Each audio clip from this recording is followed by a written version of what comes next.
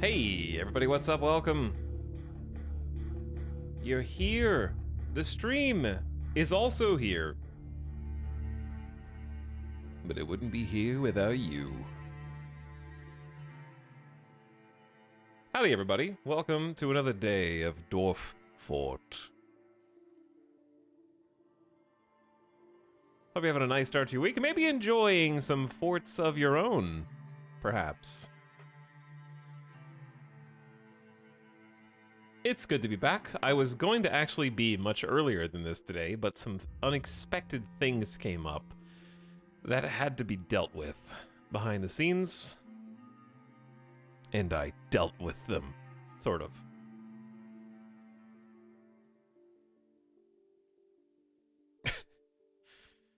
My dwarfs are drowning in booze. I'm gonna make a booze swimming pool for my dwarfs. They can just go and backstroke whenever they feel like they need an escape from digging in the mines. Anyway, hope you guys are well. Thanks for coming back. We're going to be having to make a decision as to what we want to do today. Like, the Dwarf Fortress aspect is already set in stone. Do you see what I did there? Do you see what I got? So many more of those. But we have to decide if we want to chisel out a new fortress, you know, or if we want to just polish the one that we've already been working on. You following me so far?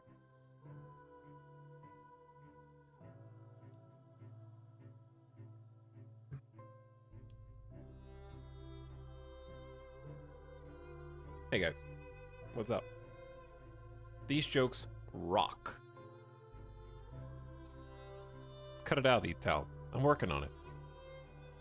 I've got a veritable quarry just waiting to be dug into of references. There are some gems in there.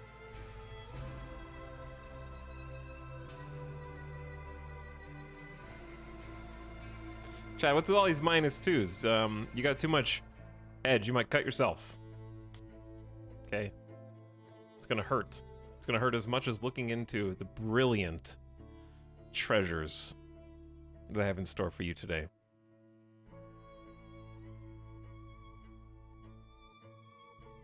Yes, I'm picking up on it.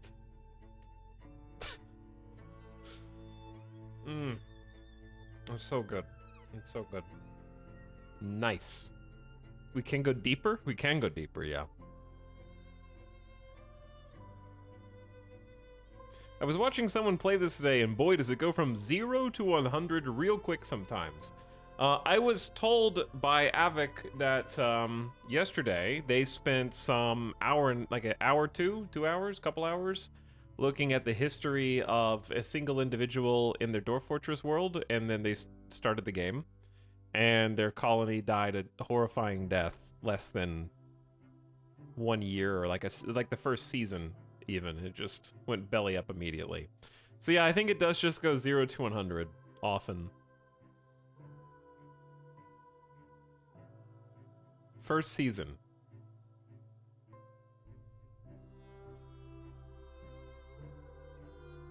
Skill issue. But yeah, had a lot of fun yesterday. Enjoying immersing myself in a new world. Sometimes it can be a little overwhelming because I am like 99% confident that I have ADHD. And trying to focus on learning something for like 7 to 8 straight hours is a challenge, regardless of the game.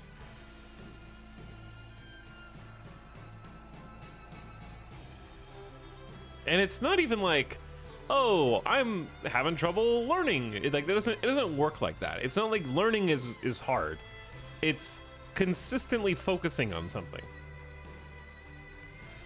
This is Far Cry 3. We accidentally listened to this yesterday, I think. Did we listen to Far Cry 3 yesterday? The playlist just happened to play the same song again, and I just didn't want to change it. I watched the VOD and thought how annoyed you sounded by the end. Did I sounded annoyed. I don't think I was annoyed at anything yesterday. Like nobody in chat did anything wrong. Nobody did anything bad. I think the back seating was pretty chill. The game, I did have to step away a couple times just because when reading it the way I describe Dwarf Fortress right now is like reading a Wikipedia page for like 8 straight hours. And sometimes I just need to stand up, clear my head, and like eat a little snack for some dopamine. Like occasionally the dopamine receptors in my brain need to be stimulated. It's very overwhelming. Yeah, and that's another thing too, is like you can throw a dart at the board of Dwarf Fortress and that's an entire gigantic well of information, game feature knowledge that you need. So sometimes it's just nice to like refocus, and I was definitely not annoyed. Maybe tired, perhaps. I was tired. Wow, I can't believe you got Dwarf Fort to work on Steam Deck. Staying focused is hard. It's part staying focused, and the second part is I think intimidation at the breadth of the things that you need to be focused on. Because it's like, oh cool, what does this button do? Oh no, I clicked on a menu that tells me all about the justice system in Dwarf Fortress. Not only do I not need to know that information right now, I'm interested in it, and I want to know more about it, but now I'm spending time and energy learning about something that I can't actually use yet. And Dwarf Fortress has that in spades. And I think RimWorld does too if you've never played it before. Where if you're brand new to RimWorld, you open it up and you go, hold on, double walling the freezer reduces the amount of cool air that naturally leaks out from your stockpile. Like just little things that you need to remember but won't until you've just done it so many times. The difficult thing to learn in Dwarf Fortress is to know what to ignore when starting a fort. Yeah, I think that that's a good way to put it. And I think it has that in common with Terra Invicta from our recent play history. I find it helpful to sleep on it when learning something kind of massive in breadth. Yeah, I definitely feel refreshed today. Got some good sleep. Didn't play much Snap because I really don't like the featured location. I love the location, but I hate the fact that it's featured and is in 40% of games. So I got my token card, and that's it. Did my quests.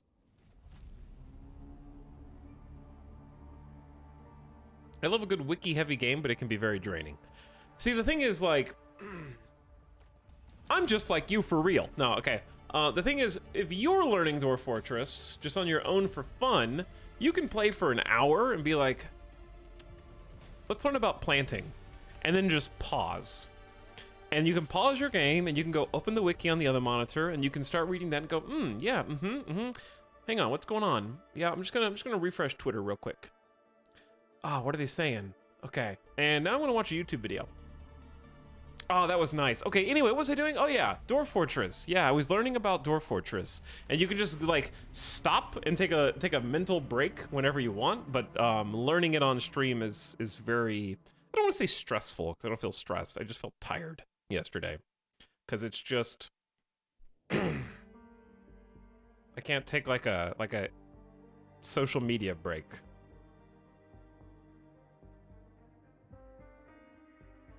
It's very dense, yeah, it's very dense. But it's all very rewarding to explore.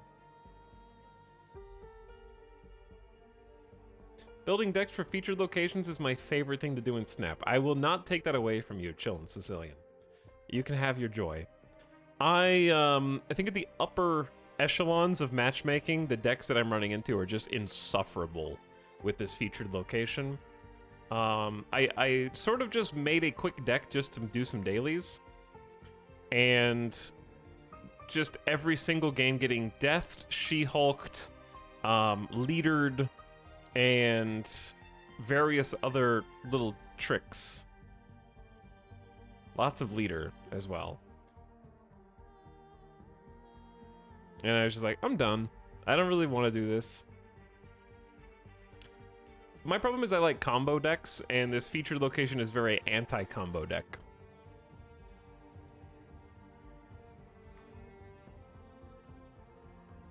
Looking up fun on the Dwarf Fortress wiki is great. Why are you trying to goad me into doing this? It just comes up with losing is fun. This article section has been rated D for dwarf. That's a good rating. This article's so way too long. Fun is the essence of Dwarf Fortress.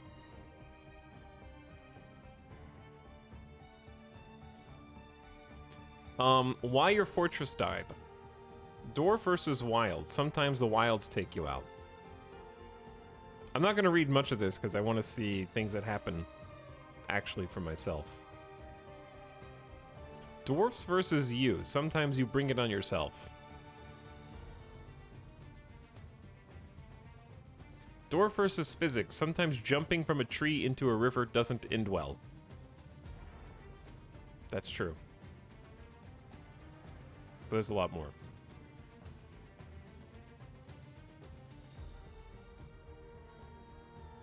My brain is so tired from work today, I can't wait to turn my brain off and watch Good Things Happen to Etal. Yes.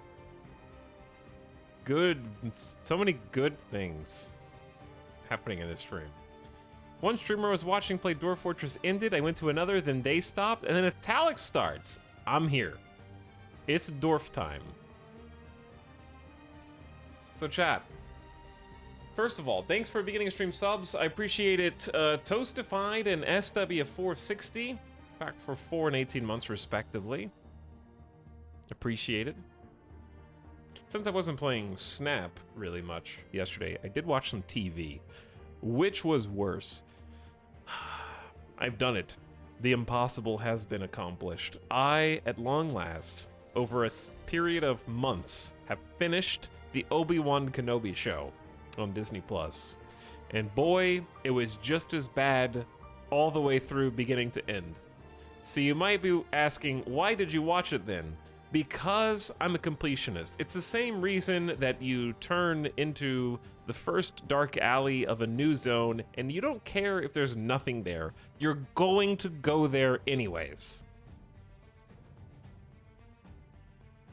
If I start a show, the only way that I'm going to stop that show is if it gets deleted. Or if it's mini seasons. When it's only like 6 episodes, I have no excuse. Like, if it's like 4 seasons and I don't like it, then sure, I can drop that. But if it's like 6 episodes, I'm gonna finish the show. I watched it and I cannot say I recall a single moment. Andor time. I do want to watch Andor, but I also want to watch the actual movie first. The movie whose name escapes me because my brain stopped working. I have seen the movie. Rogue One, yes, Rogue One. I have seen Rogue One, but I want to watch it again. I think Andor is the best Star Wars show, but I enjoyed Mandalorian Season 1 more. That worries me because I didn't enjoy Mandalorian Season 1. Andor is not bad.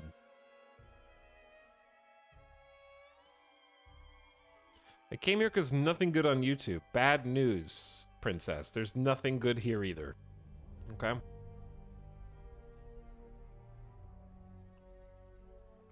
Rogue is so overrated? I don't think it's overrated. I think it's perfectly rated. It's rated exactly where it is. People are like, it's not the best, but it's good. That's not overrated. If you ask anybody who likes Rogue One and says, that was a really good movie, if you ask them, what do you think about the original trilogy compared to Rogue One? They'd be like, oh, the original trilogy's better. Like, it's not that nobody even thinks that it's the best Star Wars media. They just think like, oh, it was good. Like, it can't be overrated.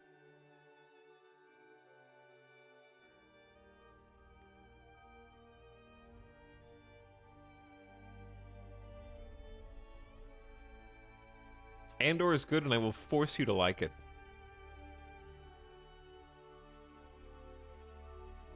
I mean, I'm gonna watch it. Here's my question. How do they get away with so many episodes? This is like, I'm curious how all the other shows are like 6 episodes. I'm surprised that Disney signed off on, it was like 10 episodes or so. Cheaper cast by having a good writer. Speaking of shows, I also finished Moon Knight, and that final episode is so fast that I was having trouble keeping up. The 5 episodes that lead up to the finale are perfectly paced. It's a amazing introspective look into what I think is a very interesting main character, and then the final episode is like, oh my god, what is going on? There are kaiju! What's happening? Like, I was watching it with Alice, and it was just like, I'm just eyes wide the entire time, holding on for dear life. I still enjoyed it. Like, I still very much enjoyed the whole show. It's one of those finales that it clearly needed at least 1, maybe 2 full extra episodes. So I'm actually going to blame Disney. I don't blame the staff or crew at all, because the parts that they did include, some of it was head scratching and felt very rushed to try to cram everything in. Last episode is me trying to finish a uni essay 2 hours before deadline. The Asylum episode was good. Yeah, that was basically a perfect episode. Which is hilarious because there was no action in that episode, and it was a perfect episode. And then I can have 2 opinions on a thing. The finale was like, oh, the executives reminded us that this is a Marvel superhero, and we really need some Marvel superhero shit going on, okay? It's contractually obligated superhero stuff. But also, the superhero stuff that they did put in was, I thought, well choreographed, well shot, well lit, well edited, and interesting action. Like, it was competently made, let's say. It just felt like they wanted to have a different ending, and then they had to sort of tweak it because there was a bit of nonsense happening at the end. Too many scenes with bad CGI? I watched Moon Knight on a 4K TV with HDR, and I think I came away with the complete opposite opinion. I actually thought that Moon Knight had some of the best CG in the Marvel Cinematic Universe. That's just opinions, though, so I'm not gonna tell you that you're wrong. But I thought that the animation for the Egyptian characters in Moon Knight was better than Shang-Chi and the Eternals, which I just watched before that. The show was pretty high effort, all things considered. It was definitely made with love. I think Moon Knight's still my favorite. Moon Knight is my favorite Disney Plus show right now, and I would say Moon Knight has potential to become my favorite MCU character if they actually include him in stuff. The first thing that I said to Alice after the show was over, I was like, they need to get him in a movie now. Like, they need to put Moon Knight, like, Steven is my favorite character. Steven's my favorite character for sure. We're gonna have another Steven in the MCU. More Steves. Steven. Too many Steves and Stevens. But yeah, he's my favorite. Steven is my favorite MCU character at the moment, and I think the acting was fantastic. The SCU, the Steven Cinematic Universe. That blanket is alive. There's a dog in it, yes.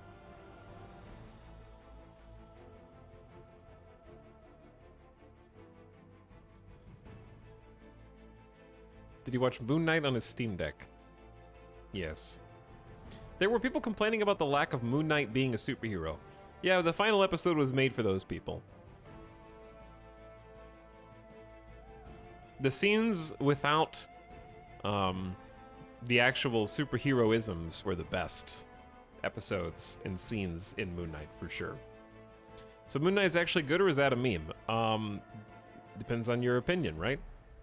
For me, it was a fantastic show with a very rushed and head-scratching finale. 5 episodes of mwah, chef's kiss and 1 episode of that was good, but I'm confused. Like it was okay, but I'm a little not sure what I just watched. So happy I have all the time to just watch too much stuff and not get stuck in high expectations. Sometimes I have low expectations, like another Disney show that we just mentioned, Obi-Wan Kenobi, and I think it's completely awful and not worth watching at all. So I'm not just Disney fanboying. I do like superheroes more than the average person based on chat's reactions. Like, I would have actually been better off in my life not having watched Obi-Wan Kenobi. That's how bad I think it was. It made me a worse person. It had a negative impact on my soul. Some shows are just okay, like that was pretty good. I'm glad that I watched it, even if it had some tragic... Like, for example, Ted Lasso. We're past the Ted Lasso rants, but Ted Lasso season 1, I was like, wow, this is an incredible work of art. And then season 2, I was like, wow, this is a dumpster fire, and I am pausing in the middle of episodes to rant about things I hate about it. But I'm still like, don't think it made me a worse person.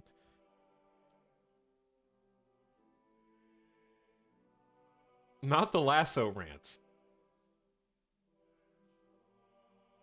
Wasn't Moon Knight already canceled? No. They did have they had a full season.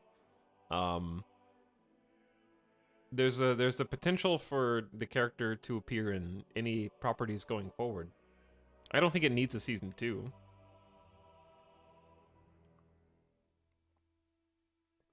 Severance is great. I did very much enjoy Severance, yeah.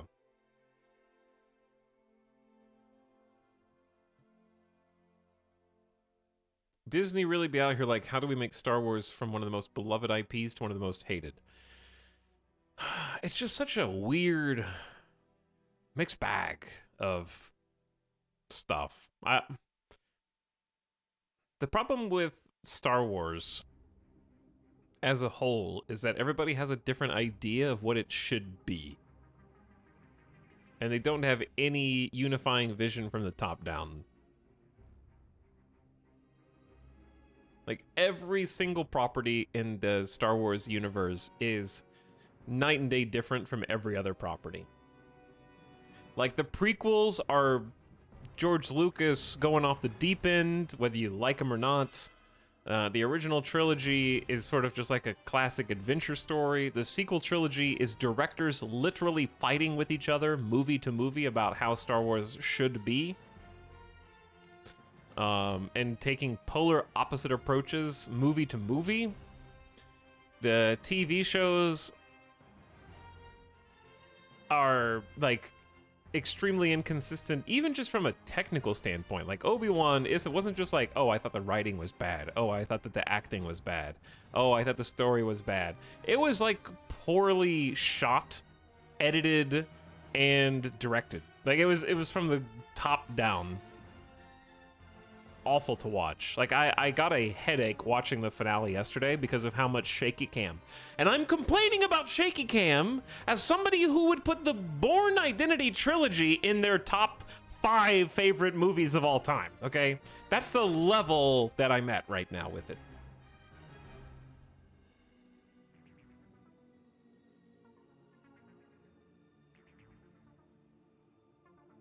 Shaky cam overload.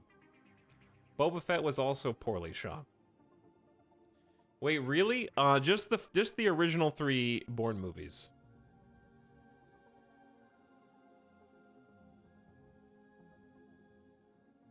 I would not watch anything past the original 3 Bourne movies. Because the thing about Bourne is, you're going to watch it and be like, oh, I've seen this movie before in other movies, but that's because of how influential it actually was at the time. It was very much a progenitor of a lot of things and tropes that we take for granted now. Hello, Town Chat. Happy afternoon. Hello, Matt. What's up? Watch Hardcore Henry. I've had that on my Netflix queue for a long time. Chat, you might be wondering, why is he still talking 30 minutes into the stream? Are we going to continue the Dwarf Fortress? Yeah, hell yeah. Hell yeah. But I've been generating a 500-year world in the background, so I've just been kind of talking and chatting, waiting for the number to count up to 500.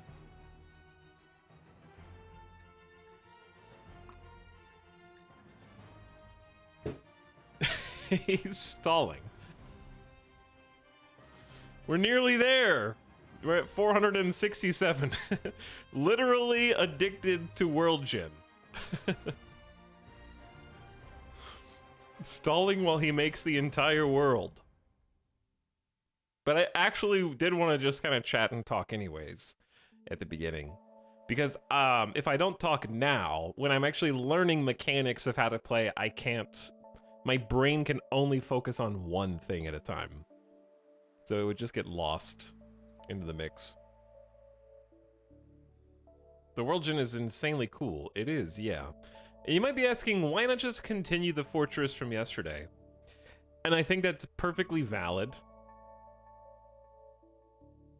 And I do want to, but right now, my joy comes from creating a new world. I don't know. That's just what I felt in my heart.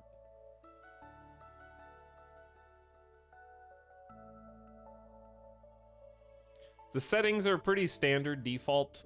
I just did medium world with 500 years of history, which we're almost done with.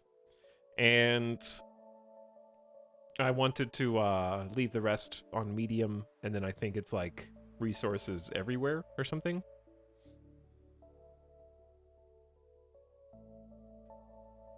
Hey there, Italic's Beard. Hello. What up, Felix Felis? Thank you for the 21 months of sub. Who says, fuck Disney trans rights. I agree with the second part and the first part, but the first part, the asterisk on Disney is, I don't mind enjoying things that a megacorp produces because I can't live in a cave. I'm a man in a capitalist world, baby. And I don't want to be a hermit on a deserted island to avoid entertainment. He's too addicted to Marvel Snap.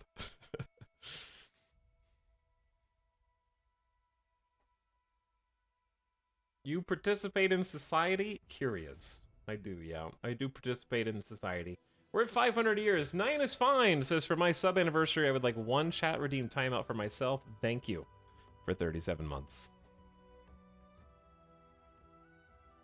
Welcome back. Thank you for the 37 month sub. 9 is fine. And Crazy Cherry has resubscribed for 3 years. 38 months total. Thanks for the 3 years, both of you.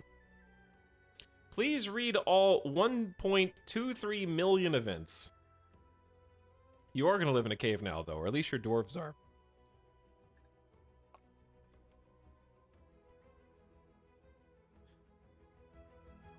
This is the microtransaction debate again.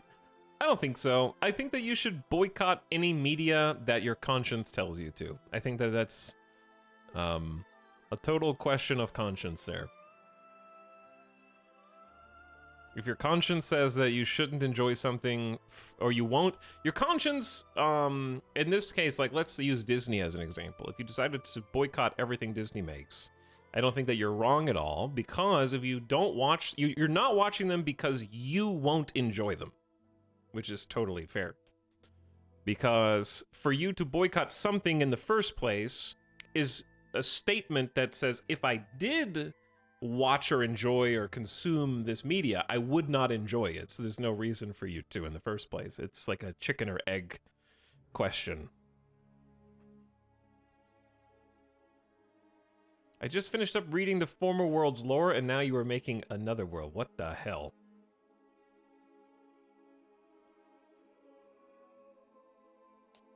What is the first real event? We're gonna take a look. I want to do some perusing of the legendarium.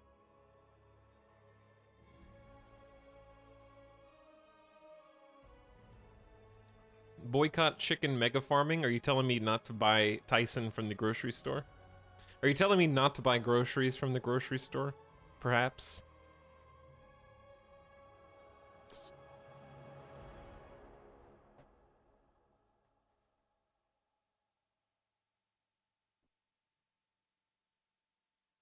Just don't buy a chicken mega farm. Okay. I'm gonna have to cross that off of my to-do list for my legacy, though. I was planning on getting a chicken mega farm, but I've decided not to. Grow your own chickens. But what if it was a mega base? Would that be okay? All right, do we have audio for the game? We do now. Here's the thing. I did like the fort yesterday to an extent, but I think if I jump back into it, I would feel overwhelmed. So I'm doing this actually less because I have an addiction to... Oh, who am I kidding? I love making new worlds. No, but seriously, it's just like... Learning the mechanics is helpful with repetition. If that makes sense. Tax, you've been playing Dwarf Fortress for 2 days. How hard is it compared to RimWorld? Well, the problem is I've been playing RimWorld for 9 years. So it's difficult to compare a thing I have no idea what I'm doing to a thing I have most idea of what I'm doing.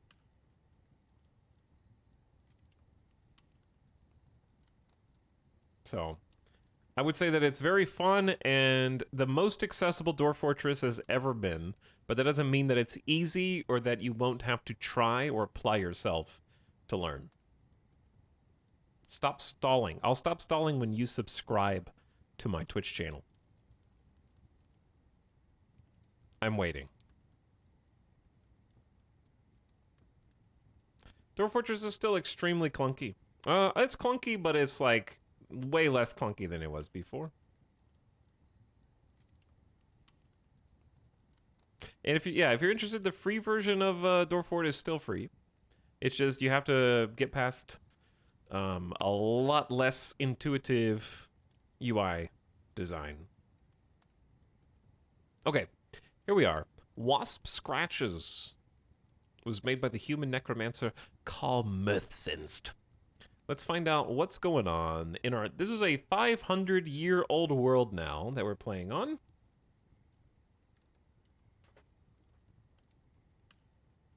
I think 500 years is cool and all, but I think we should wait for a 2,500-year world gen. You certainly can have the option to do that, yeah. Ital, you've played Dwarf Fortress for 2 days now. How do you compare it to Super Mario 64? Does this count as 2 days? This is technically the start of day 2. I don't know if... you can say I've played it for 1 day now. Hello, Lion Law, who answered the call demanding subscribers for a share in your Prime. What's up? And Minotaur Monk, thank you for the 17-month slub. Anatadeifist, happy 1 year. Thanks for sharing your Prime as well. Smug Drugler. What's up? Hello, Italics in chat. Hello, Junior Prime. There's a lot of people writing italics in chat right now. I saw someone make a 15,000 euro world in 4 hours. It used to take an entire week to make.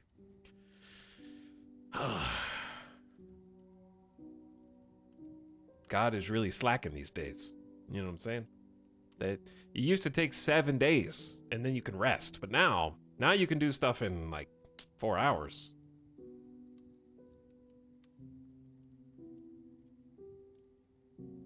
Let's go into the Legends mode first. 1.23 million events is a lot. I'm excited to be starting a new fort, though. Like I said, it's just good repetition reinforcement of basic gameplay principles that I need to ingrain. Same reason you would start over in RimWorld a few times.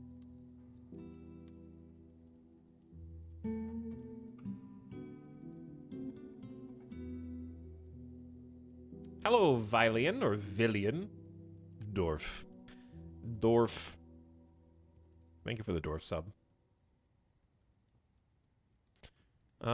Okay, so we have a 500-year-old world, and I want to find the one of these interesting historical figures. We have Subil Yeldsucker.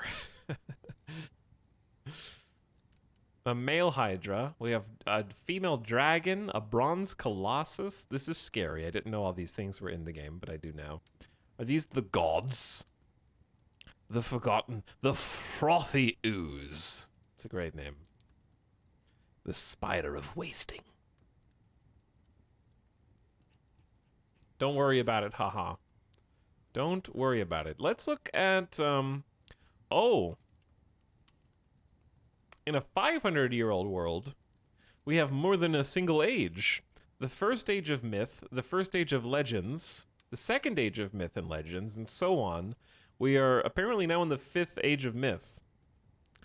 I can't believe that they're making this many sequels to the Age of Myth. Okay, get some original ideas. The first age of myth was a time when living gods and mighty beasts still held sway. The dwarf Uvash. Channel point! Channeled pointed. Chat, channel points is the first ever recorded dwarf.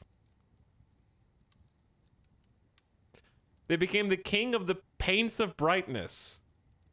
Okay, I have to know all the history of Uvash channel pointed. There's so many channel points. The apocalypse is upon us. Give for Uvash. Okay, let's see Uvash's history.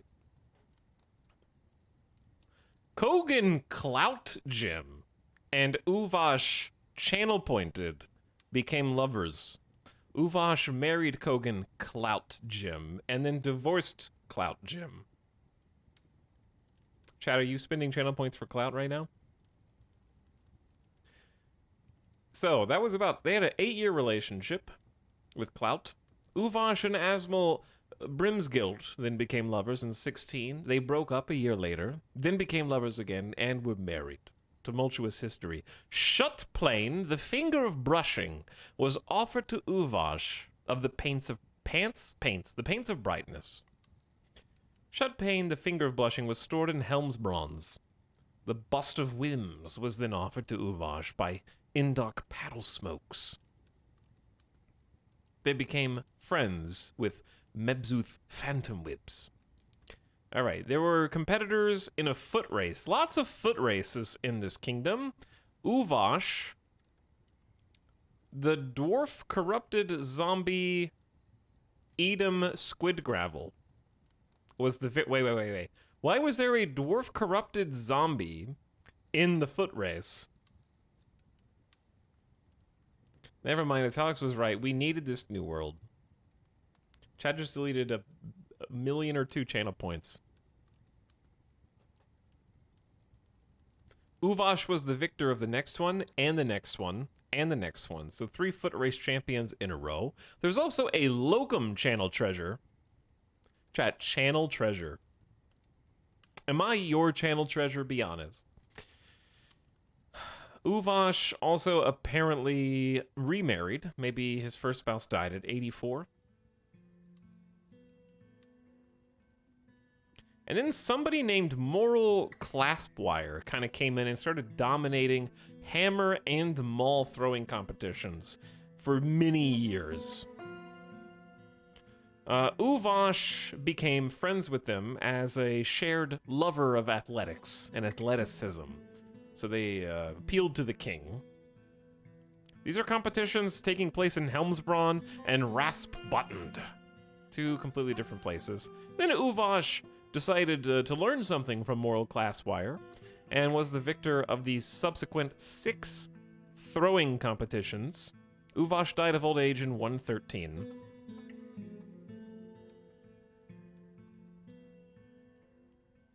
And then we have some related historical figures,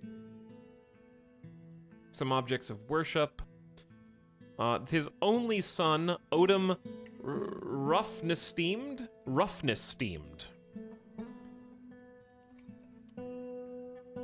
Unfortunately, he was struck down by the Cyclops Kimmer Esteemed Paints, the gravel of indignation in Helmsbronze. Well, that's unfortunate.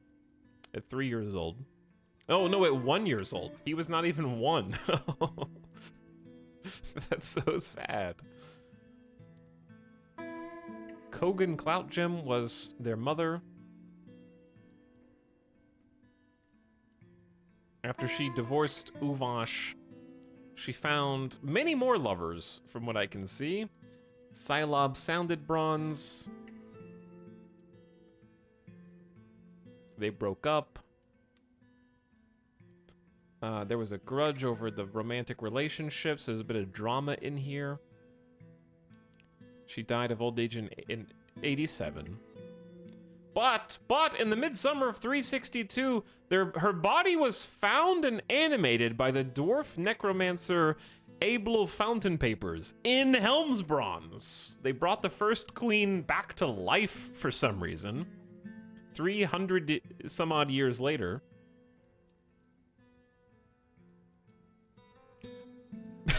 He was born, this necromancer was born in 153, an only child, and became friends with the human corrupted zombie Ona Comet Splashes in 159, probably sealing their future as a necromancer.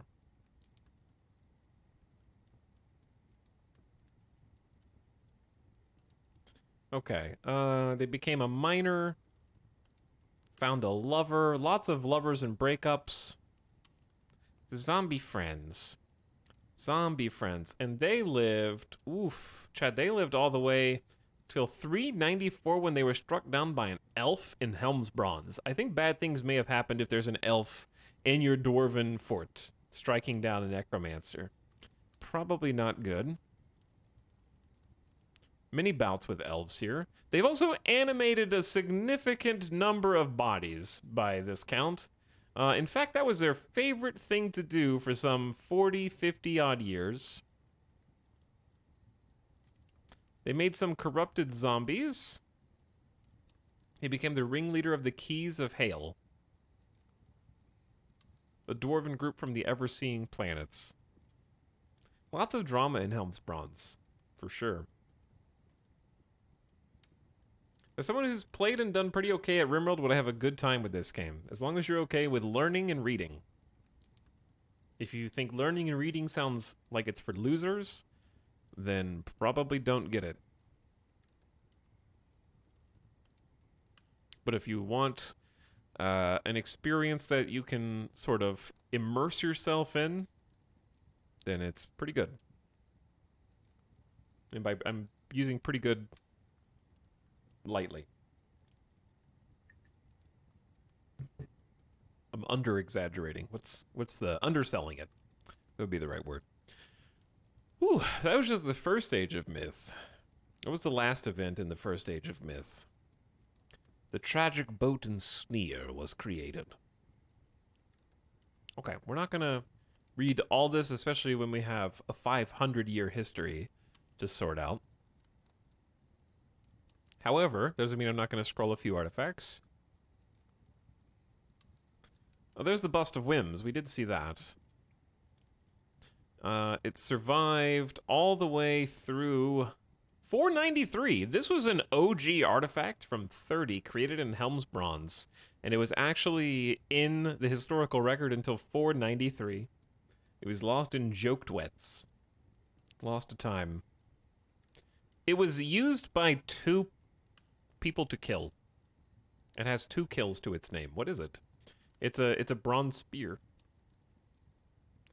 This is how legends are made. Nobody bothered to make any art, did they? Not. Oh yeah, there is 0 art, huh? Tax, I know you were talking about audio alerts earlier. There's a new workshop mod. Yeah, it's cool that there's workshop integration, but I'm okay with just the vanilla experience for now, and I'll probably end up modding it later. Got this at launch yesterday and have 25 hours into it. Render, it's time to sleep, okay? Your eyes are already closed. You're just typing with memory alone.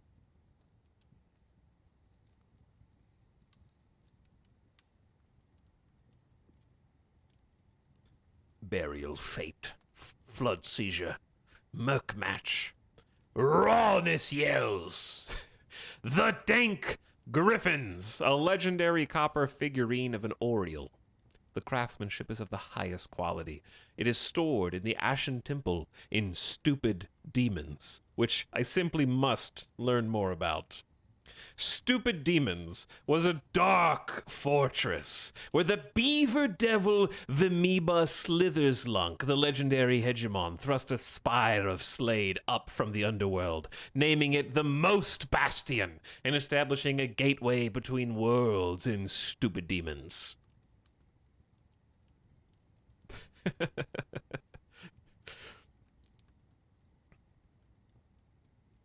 Okay, the Beaver Devil ruled from the Most Bastion in Stupid Demons. Let's visit there someday, yes. The Goblin Stozu Lefamin became a bard. There was an animal trainer. Mastering Stupid Demons was created as a book in the first year. This is a very ancient and venerable place. There were some criminals and goblins. Other goblins and rocks were struck down there. People continued. Elves and goblins alike settled in Stupid Demons. Lots of history here. Let's fast forward.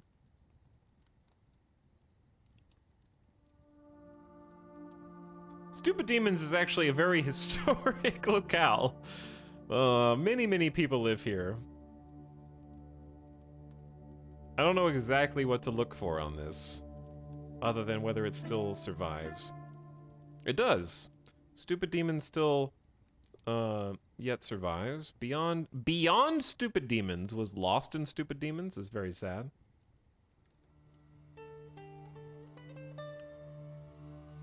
My god, that's a cursed site. Is it? Oh, there's just lots of murder? Lots of murder, yeah. Tons of murder. Okay, that was worth looking at alone. There's so many good names. Theodore Ballsacks? I'm sorry, what? You can't search for anything on here, so it's... I'd have to look,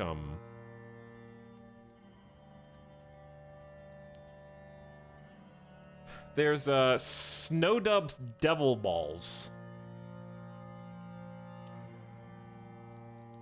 Nathub Ball Sleeves.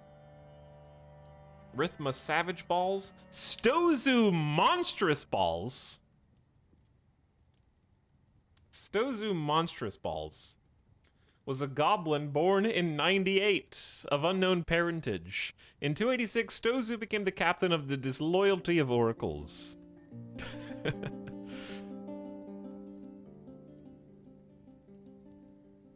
Okay, I don't know if he's still alive.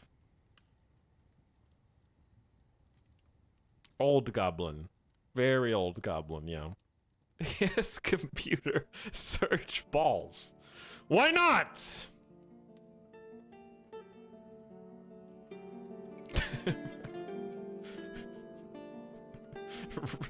Okay, it's just someone writing Rithma balls in chat.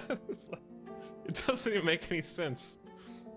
Rithma Savage Balls was a human born in 204, the only son of Quinbor Telemaze.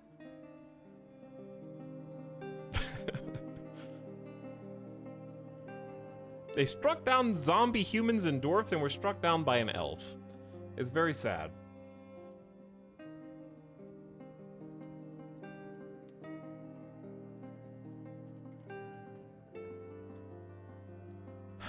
Cutsmob Stupid Doom, female goblin. Became a bard in Bean Cruel. Was murdered by Nako Gleamfiends in Earth Spiders. I don't like the name Earth Spiders.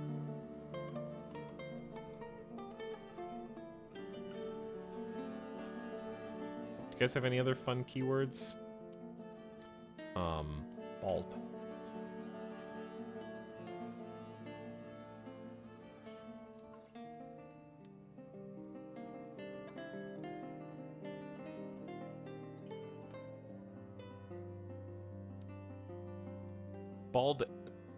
Bald escort. Fell baldness. Sinful bald. Olno sinful bald. He was the eldest son of Gazru hated phrase. Struck down by the elf putrid one, Ami waxed esteemed. Shaft is a strong dwarven name. Glisten shaft.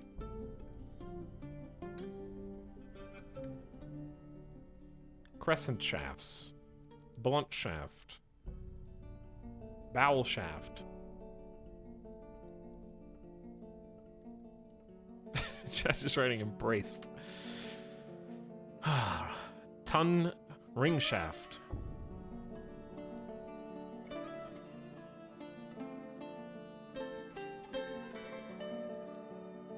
Your lovely shafts!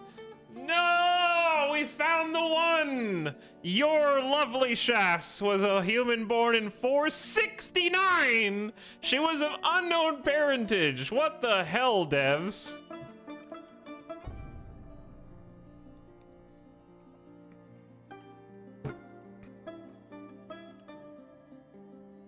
They became lovers with Isdi Blade worshipped.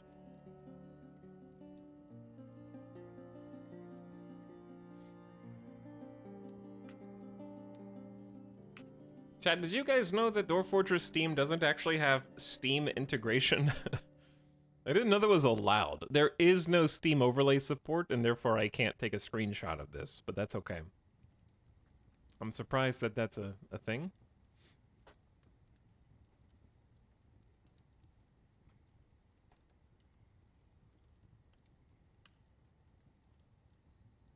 S Windows key shift, but then I'll never find it.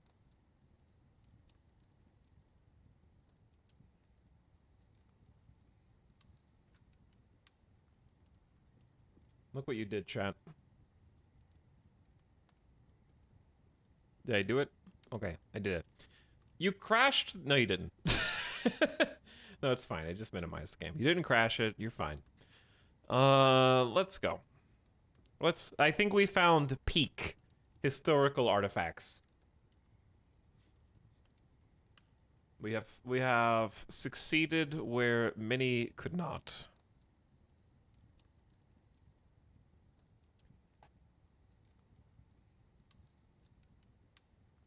Okay,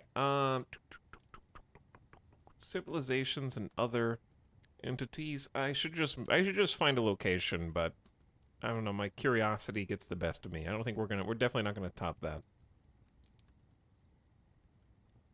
We'll have to just come across it randomly by playing. It is a beautiful, beautiful historical world. I agree.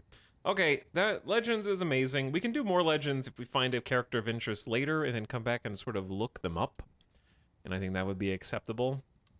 But let us simulate a few weeks, pick a fortress location, and see if we can repeat what we did yesterday, except reinforcing the knowledge that we have already acquired. Because I can definitely consistently get us to making our own food with farms and making our own booze.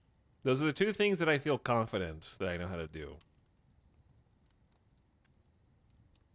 I will skip the tutorial and we will examine the map. Welcome to our latest and great chat. We're going Glacier Ice Sheet. Start for our campaign, no doubt. This is a very nice world. I actually know how to handle aquifers now because there's a game tutorial about it. So what are all of these sort of structures? Human castle, human monastery, monastery, monastery, monastery, monastery.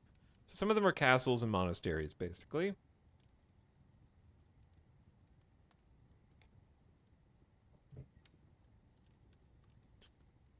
We just want to look around the map. First, we have some interesting places. The Gulf of Trades is authentically named. Whisked Hills, the Beak of Pastimes, the Tan Dunes, the False Hill, the Abated Beak Tower, the Mired Forest, the Swamp of Ores, the Just Plain, and the Branded Fields, the Gilded Hill in the middle of this body of water, the Mire of Decisions, the Murk of Weakening, the Strategic Hills, the Hill of Defense, the Curled Hills, many hills, the Relieved Hills, and the Amazing Dune, the Dunes of Blunting, the Forest of Bending, the Steamy Dunes, steamy, the Future Walls, that's a cool name, the Velvety Forest, the Fair Hill, the Impervious Jungles, the Grizzly Hills, the Desert of Imprisoning, the Allied Fingers, and the Desert of Perplexing, the Stainy Forest and Pleated Dunes, the Foggy Jungles and Crazed General Hill, the Worker Jungle of Catches, the Mortified Hill, the Walls of Neutralization, the Horn of Orange, the Doused Murk, the Prairies of Sieging, the Bomb of Dimensions. There's a lot of... Are those ruins? I think they're ruins. The Desert of Skunks.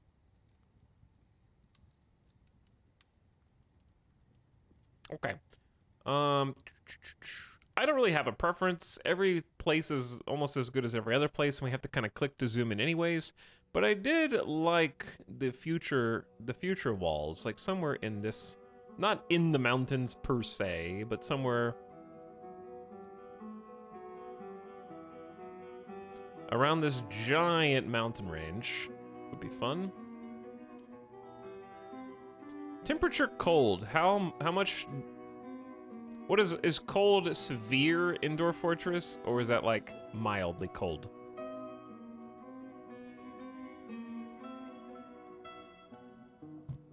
Ooh, there's some evil here. What if you go on an island? I don't know, you just go on an island.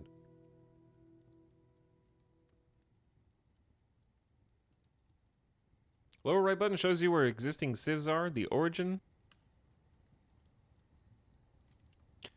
The rhythmic treasury of dwarves are all of these in blue.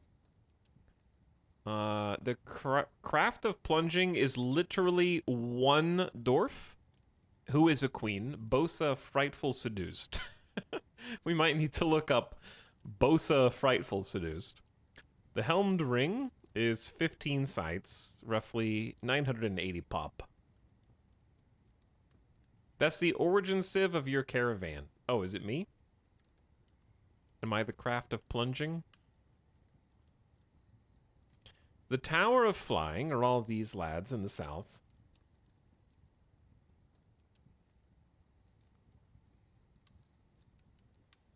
Picking an origin civ is fun mainly for the name.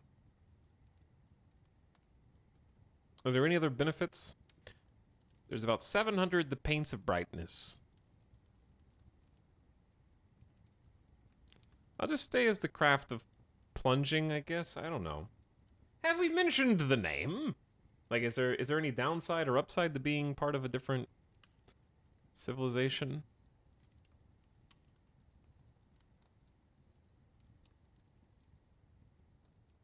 They have different flavor items like religions and instruments. Okay. I'm just going to stay as the craft of plunging. Anyway, how severe is cold versus temperate in terms of difficulty?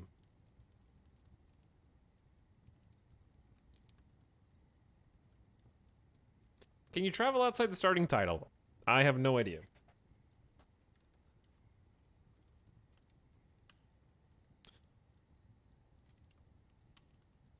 The queen will also probably come to your site as migrants. Like, will she be the only colonist, or will she come with others? Hey, what's up, VR Josh? How's it live up to the original? I never played the original, but it's extremely intuitive for new players, if dense. It's just a lot of content. It's like reading a Wikipedia for 8 hours. But I mean, it's the same game at the core. It just doesn't have the adventure mode yet. The back end is all Dwarf Fort. It's the front end and the user experience that's completely changed. So if you like the gameplay of the original, it's still clunky, but it's comparatively night and day. Which if I manage to select a location that I like to live in, we might actually get to see. Chat doesn't seem to know. You're all underground anyhow, right? Yeah, we will be underground. I guess I could just pick somewhere cold, and if we die, we die. That's as simple as that. Okay, let us embark. I think having an aquifer makes up for the lack of a river, and I have no desire for a heavy aquifer after seeing the annoyance that is a light aquifer. I did like our map yesterday. There's almost no... There actually are woodland trees here. Okay, possibly somewhere down there. Possibly somewhere... I do like being around a mountain range. We got the Horn of Orange, the Spines of Shearing, the Bob of Dimensions. Who lives up here? But yeah, I did like our little tucked-in map location last time, where we were sort of buried, nestled into a valley. It was really fun.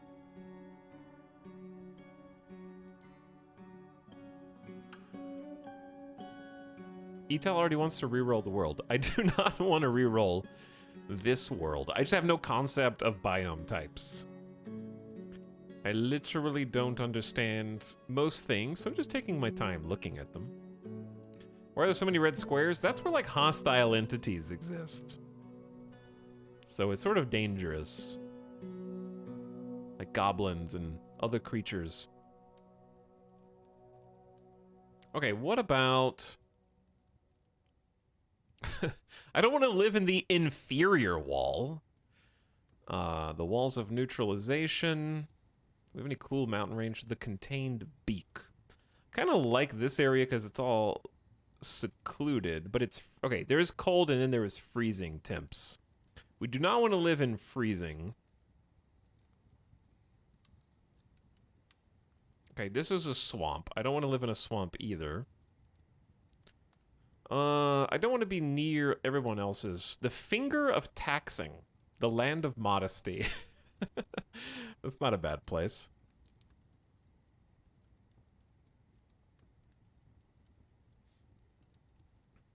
I'm gonna buy this. Forgot my paycheck came in today. I don't need to eat this month. Food is overrated. Your starter civ can also be at war by default with humans and elves. They would never want to go to war with me. Yo, what about the Sweet Wall? I like the Sweet Wall. That's a cool name for a place. Okay, somewhere around here, but not near... Who lives here? Oh, these are Dwarven Mountain Halls, Rockseed Mountain Halls, Dwarven Hillocks. The dwarves are populous here, but almost non-existent on this side. What about... There's no trees here, but what if we click embark? Then we can have a grid that comes up that sort of tells me if there are or aren't trees where I'm looking, because, like, In this spot, there are 0 trees, which is going to make my start a little harder. You can probably live without trees, but... Oh, that's haunted. We should live in the haunted lands, right?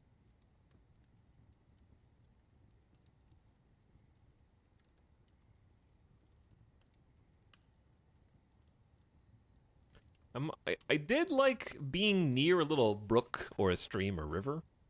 I don't know if the extra fish actually add up to anything significant. What do we got down here? I like that you can actually tell that the trees are frosted with snow and ice in different locations. I'm also just sort of admiring the map and looking at different, like conifer forests, badlands, temperate shrublands. Trying to see like what all. Ooh, we got taigas, tundras. When you get a little further south, actual glaciers. But yeah, the art is super nice. It's very obvious what you're looking at, whereas I had no idea what I was looking at. With the older version. It translates really well. Okay, what about, like, maybe... Everybody's on this river. I'm looking... I enjoyed having 1 foot in the forest, 1 foot in the mountains, 1 foot in the river. So I think that's what I'm sort of looking for, even if it's just a brook. I'm not going to reroll the map, chat, okay? We're not going to reroll the map. The Horn of Oranges. Let's look at you.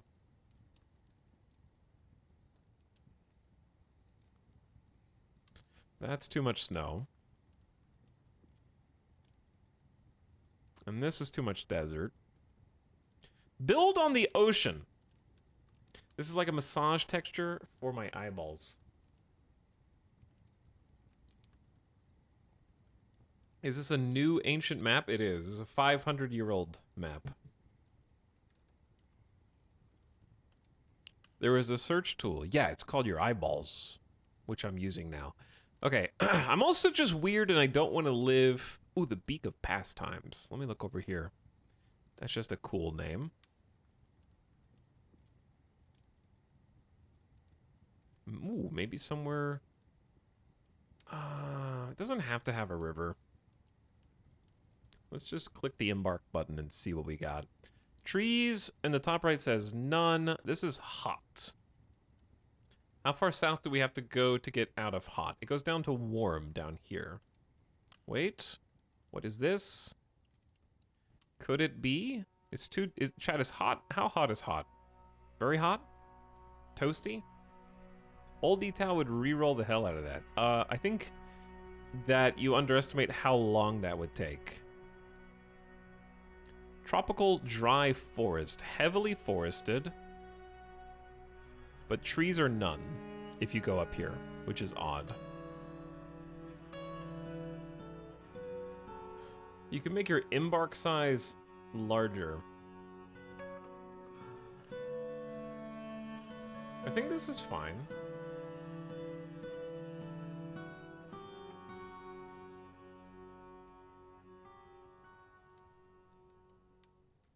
Yeah, this has, almost no trees is the thing that I'm sort of concerned about here.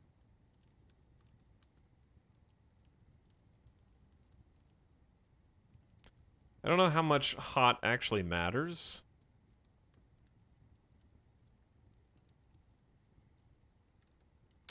We have to go too far into this to get to the heavily forested part. Larger embark equals more fun or can be very CPU heavy later on. I believe you.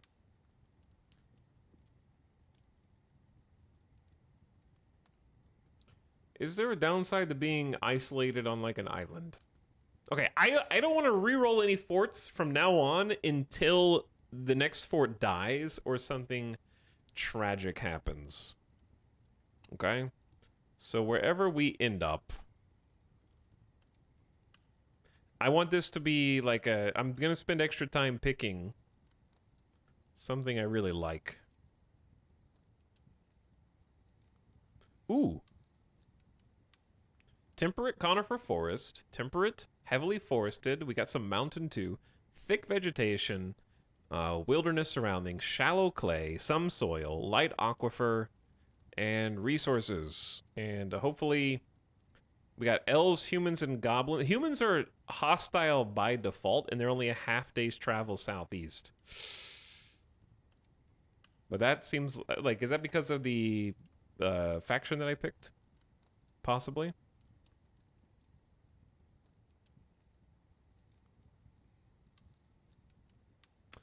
Simply destroy the oh, it's the goblins are hostile. You're right. The goblins are hostile. My bad. Definitely gonna reroll soon. Shut up, Elon. You don't know. Okay, that's a spot chat. There's only a light aquifer. We dealt with that last time. Pew. Start immediately with default skills, equipment, and animals. We're just gonna go normal, normal. Pew. We're gonna reroll. Okay, let me rephrase. We're not gonna. We may reroll the location, but we're not gonna reroll the map. A dwarven outpost. You have arrived after a journey from the mountain homes into the forbidding wilderness beyond. Your harsh trek is finally ended. Your party of 7 is to make an outpost for the glory of all Rigoth Toth Tot. There are almost no supplies left, but with stout labor comes sustenance, whether by bolt plow or hook, providing for your dwarves. You are expecting a supply caravan just before winter entombs you, but it is now spring. Enough time to delve secure lodgings ere the dingoes get hungry. A new chapter of dwarven history begins here, at this place, Doronet, Diamond Late. Strike the earth. Okay, first of all, pause. Second of all, oh my. We're living in a sandstone fortress. This place is covered in boulders of sandstone.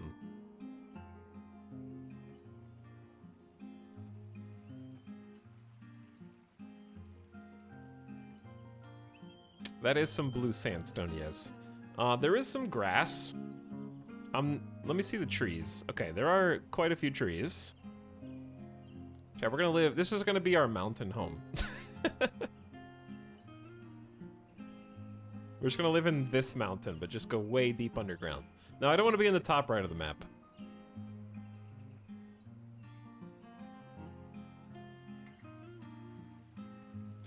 Oof. Glorious boulders. We will never want for rocks. Indeed, we will never want rocks. Okay, where do we want to try digging first?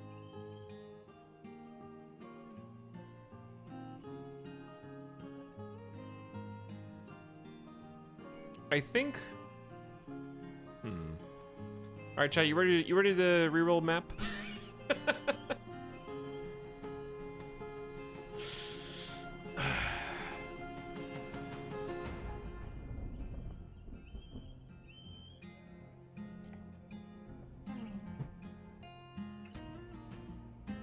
The music for this game is fantastic. I agree. Yeah. How do you drag and pan? Middle mouse button. It's one of the first tutorials. Every map is the same once you're 6 layers down. I don't think that that's true, though. There's aquifers, there's magmas.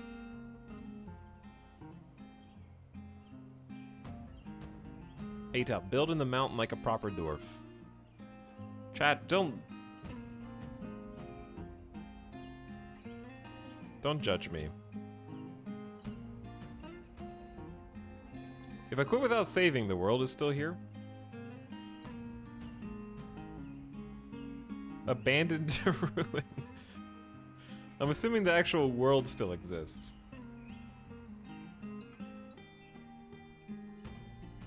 I don't have to have a reason for not liking it, okay? You don't need a reason. You're not my boss.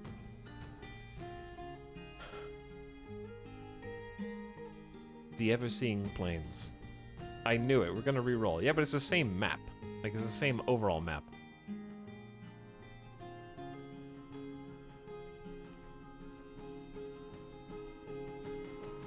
All maps are technically viable. I just didn't like it. Because the last one was actually just so good in terms of how it looked aesthetically.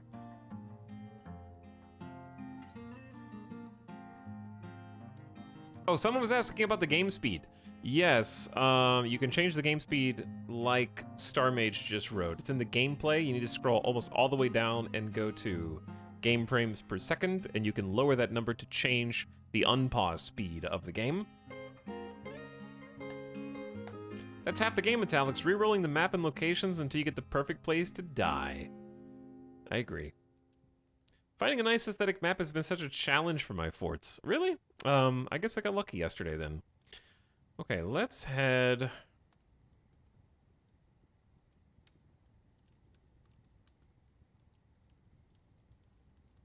I think I have my heart set on some form of mountain forest biome transition. Where was I a moment ago? I'm gonna laugh if I end up going to the exact same spot by complete accident. But there's so many civilizations already, sort of on the fringe of places that I want to go. That's all desert. What is this? A human fort?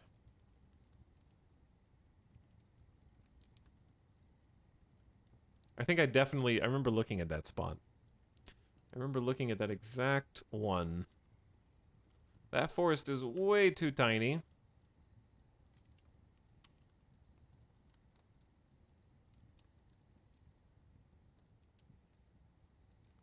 He knows about the embark button. He just wants to find a spot manually. Yeah, I just like looking at the map. I enjoy this portion of the game. I find it relaxing. Just browsing. I don't have to stress about my dwarves yet.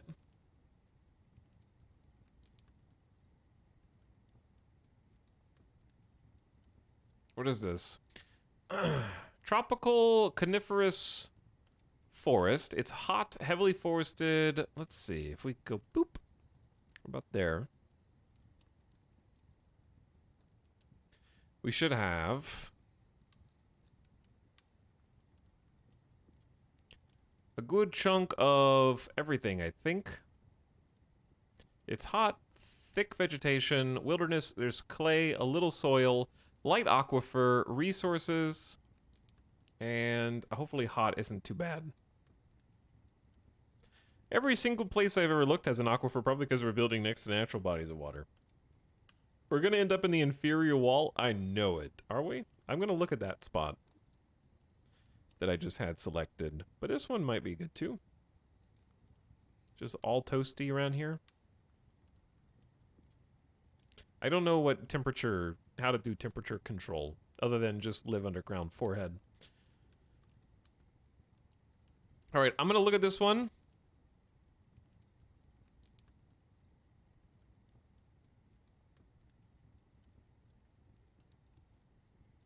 Okay, there's more soil here. Let's just look at this one.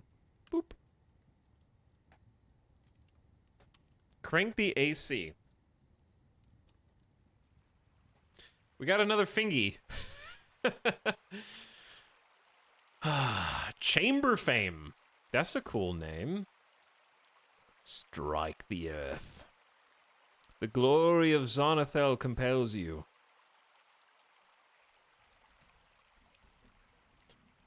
Okay, ton of forest here. We have this nice kind of curve. I like this map better already. The fastest character creator. Yeah, I mean, it went pretty quick. Yeah, I like this one better. Okay, we're gonna do this one. It has a nicer vibe. I enjoy the aesthetic. Here are our brave companions. Why don't I go ahead and queue up some work for them to do, and then we're going to read about them, because I want to know their personalities. Even if we can't follow, I want to see who the main character of this initial group is. So, see if I can remember what I learned from yesterday, shall we? What I'm going to do is sort of pick a fairly arbitrary spot up here. It's not too far from the wagon. How deep the maps go? They go very deep. We're at elevation 41 right now. And you can go down to like negative 66. If I recall. Nope, more than that. Maybe it's positive 66? Positive 66, negative 125 or something? Oh, you can also hit F1 to just go back to the level. It goes up to 66. Yeah, okay, I knew the number 66 was important somehow. Anywho, I want this to be my Dwarven entrance. And I can chisel it out even more later. You can also just dig straight down, which is perfectly fine. But I did enjoy having it be like a flat entrance and exit visually.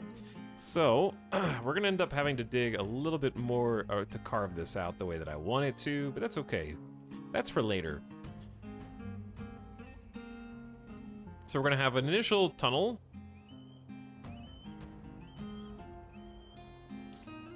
I would say at least 15 blocks in length.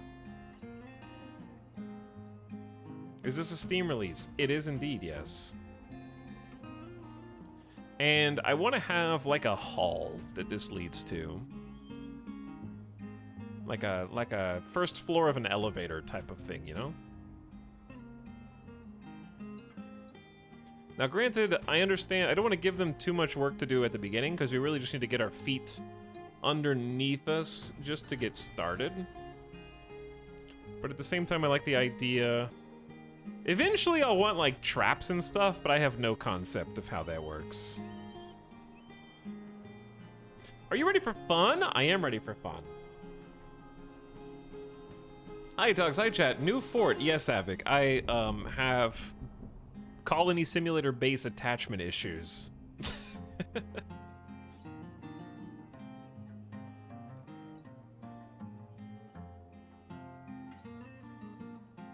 Has he unpaused the game yet? Bro, we just rolled this map 90 seconds ago.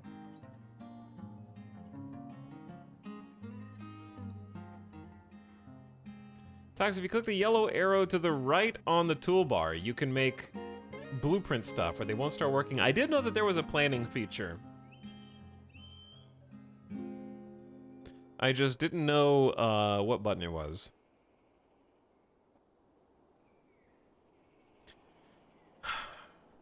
On the one hand, I want to go deeper, which I think is appropriate for any dwarf. One thing I would like to see in the Steam release in the future is when you're dragging, like a little counter of how many cubes you're going in one direction versus the others.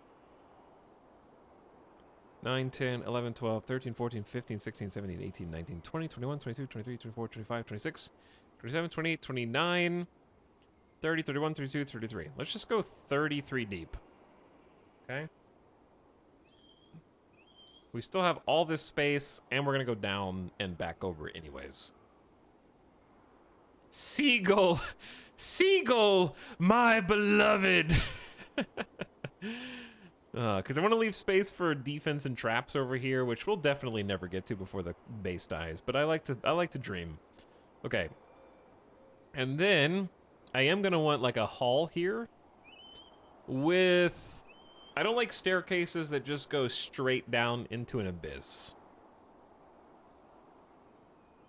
We can probably just go ahead and unpause, actually, because I want to learn about the dwarfs, but they're just going to take a while to dig this anyways.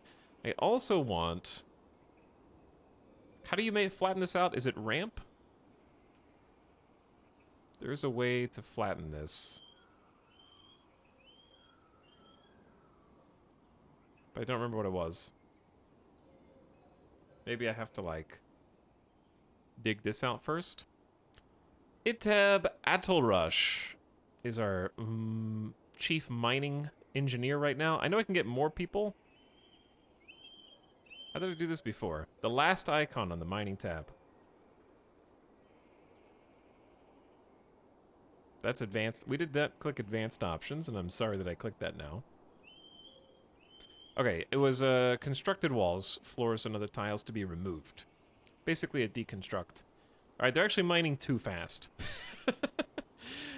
Alright. If I was gonna make fancy sort of meeting hall 2 hangouts, this time I'm gonna let multiple people dig. Slow down! Yeah, I'm gonna let multiple people dig this time. I wanna make like a fancy shape. Because this is gonna be a key meeting area to try to get them inside faster. What is... Chat, is this the edge of the map? Oh no, I'm at the edge of the map. I knew that. I thought that the map kept going because visually it keeps going, but it actually doesn't. I see the error of my ways now. It's okay, I caught them before they went all the way over here. He already dug too deep and too greedily. Let me cancel my plans. Time to No, it's not time to re-roll. I'm just gonna change my ideas.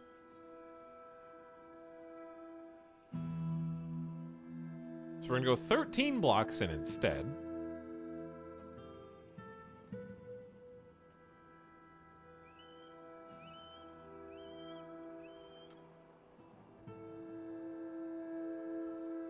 Unlucky. Very lucky.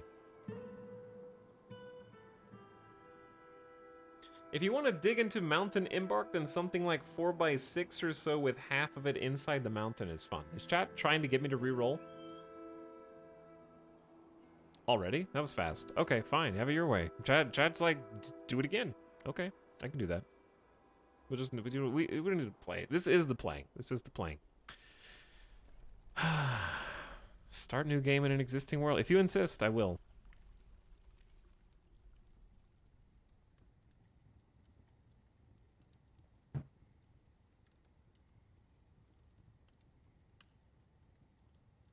Send a message to my friends saying, I got Dwarf Fortress, so I'll see you in 2024. We used to joke that that's when Dwarf Fortress would actually release. Here's the thing. Statistically speaking, viewers enjoy, whether it's RimWorld or Dwarf Fortress, seeing new colonies. So if I just always reroll a colony every 30 or so minutes, I have the most engagement possible on the content creation platform of my choice.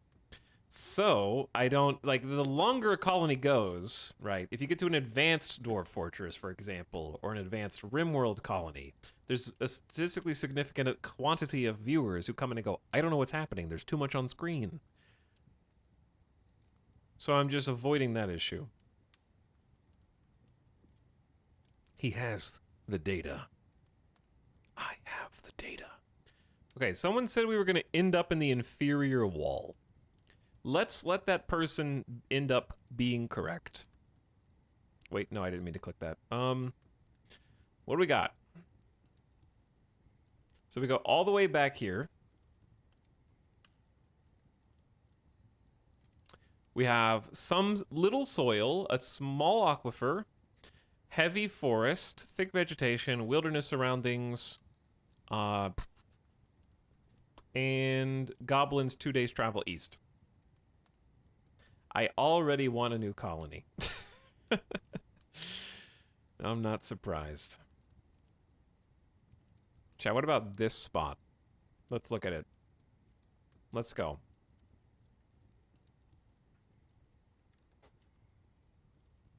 Let's see what it is. Mirror Lure. Strike. I like the last name better. We need to reroll. Just kidding. Oh, this actually doesn't look anything like what I thought it was going to look like. Where the... We are, like, already...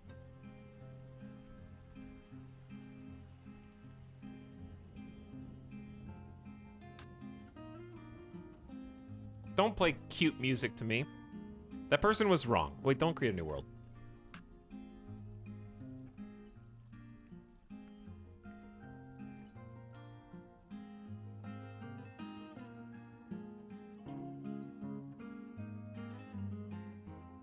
Select it, spit on it, and then reroll, baby! He's still in the embark reroll creator. He's mad with power. Neuron activation. Hell yeah! By the way, I missed a bunch of subs. Schnoodly wants a new colony for 28 months. Hello, Order of Dagon. What up? Marshmallers. Thanks, Dagon and Marshmallers. Asta says E. Kieran Kyle says nice. And Wolf Spider, thank you for the bits. Every time he starts over in the same world, he advances it 250 years. I don't think that's true.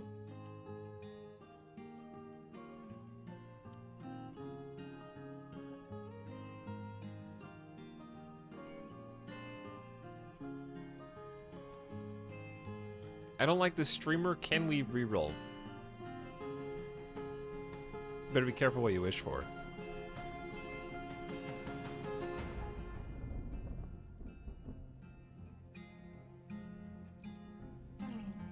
I'm gonna give you chair streamer from now on.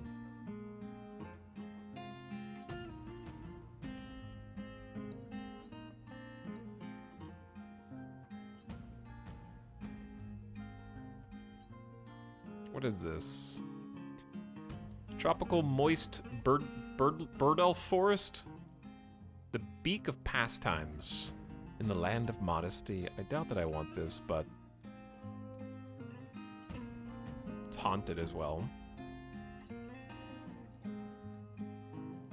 Dude, chair stream hype. What is this? Merc freshwater swamp. Ah. Okay, so it needs to be a slightly more mountainous than it was.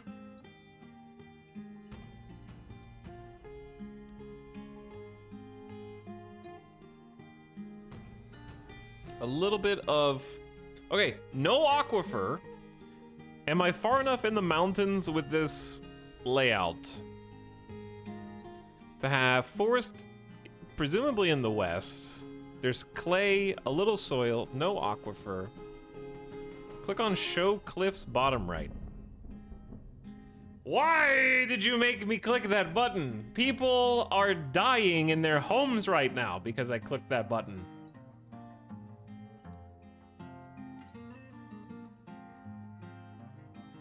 Flashbang. I don't know what this means.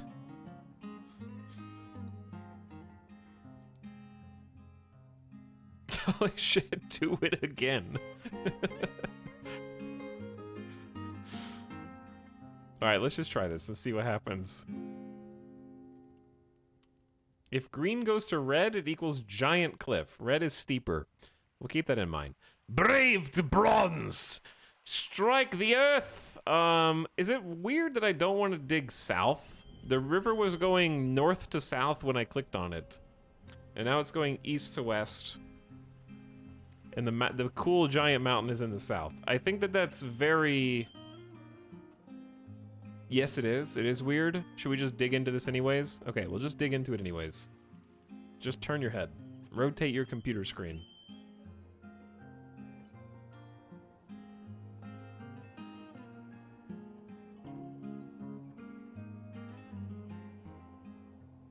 Alright, I'm just gonna go north to south. We're gonna start here.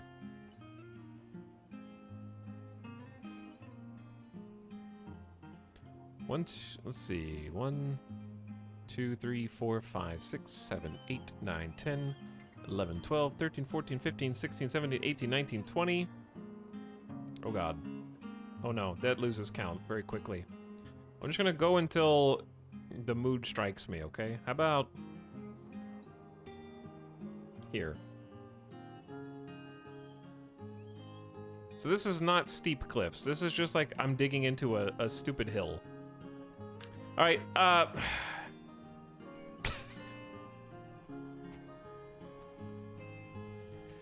okay, red equals cliff. Red equals cliff. I understand now. Look for red.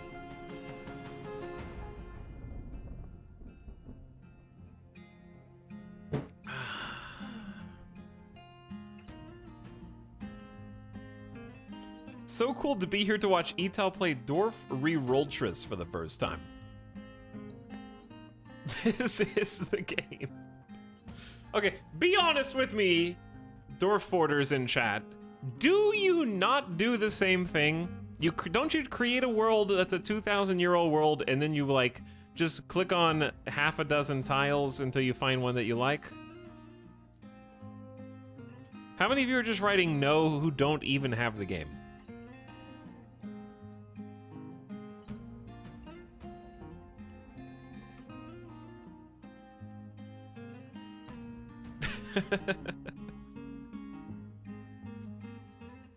I usually use a search function to narrow down sites first, but I do re-roll a few times. Okay, I'll use the search function.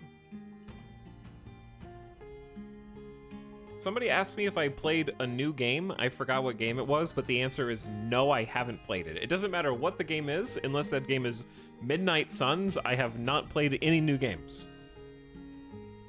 Until now, which you could argue this isn't new either. But I do plan on playing new games, hopefully this weekend or weekend. Okay, search function. Here we go. Let's use a search function. Temperature, medium.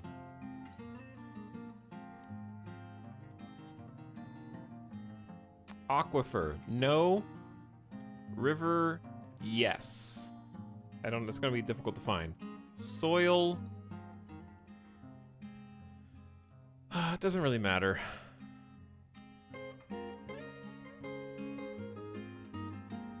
Trees, is there one for trees? I guess I can just find that myself.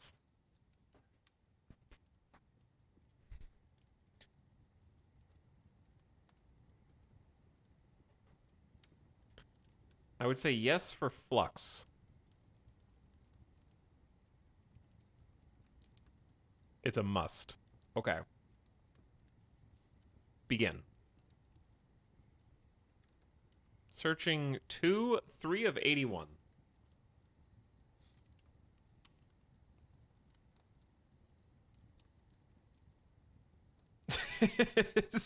Is there a no east to west river and no south hill option?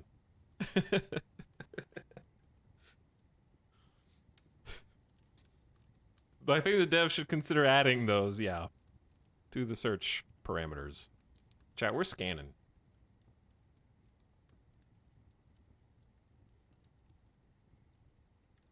I was probably supposed to pick some elevation, yeah? But it does actually show us the process of making our copy.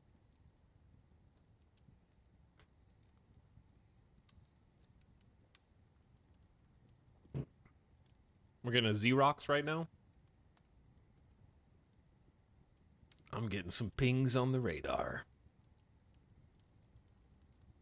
I don't know what the yellow and green means. I would assume that the yellow is no match and green is a match for what you've input.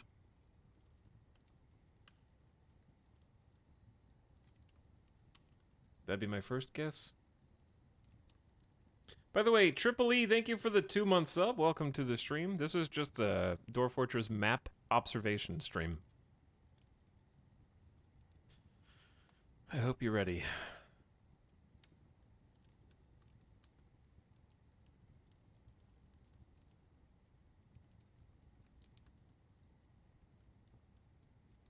Okay, trees sparse isn't... Let me see the elevation map again. Oh god, so we're looking for red? Is that what you guys said?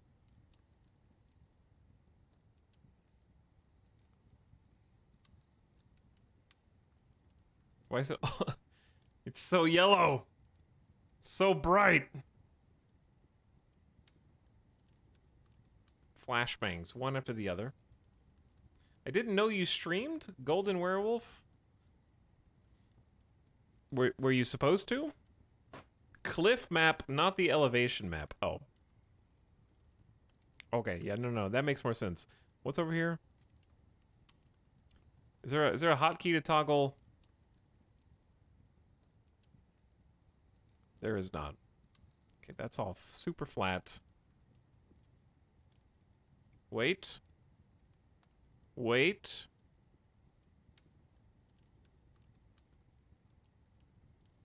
This cold. Chat is cold here. It's cold. It might be too cold. I'm scared of the cold.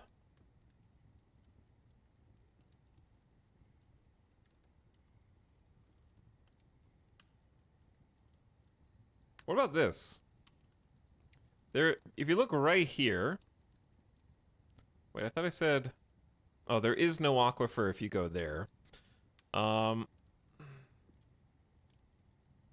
It seems like there's a steep something. There's a light aquifer where that is. Just steal their spot. I'm really close to Dark Goblin Pits. Super close to the Dark Gobbo Pits.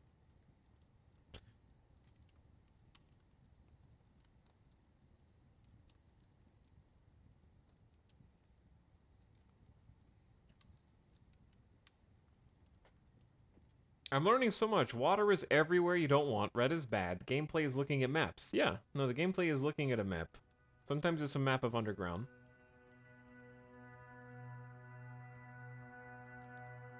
That's where I would build. Where? Right there? I have no idea where you were just thinking about. What this? Temperature cold, trees none, that's not good. Surroundings sinister. Is sinister worse than haunted, perhaps? Because it certainly sounds like... Did we already try one of these? I feel like I already tried this.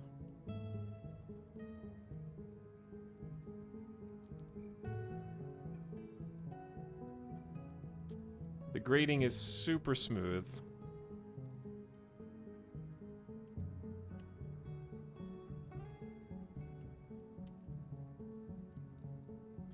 Woodland trees, let's see, the cliffs, super smooth. I just want a cool, like, cliff face. Ooh, what about this? This actually might be sick if I can get some trees.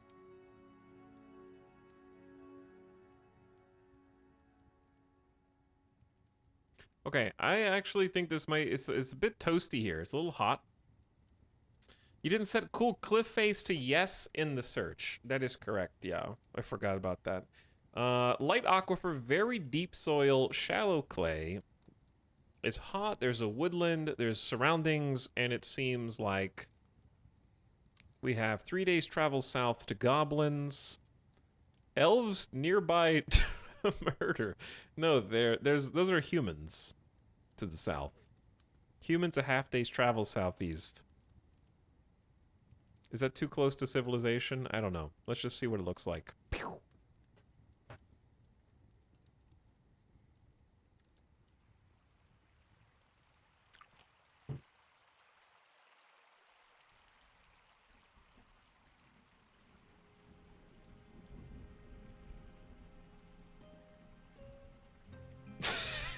Okay, I was looking for mountains, like the mountains were too close to the edge. I'm not even being funny. I'm not even doing memes. Like, that was just not at all what I was looking for.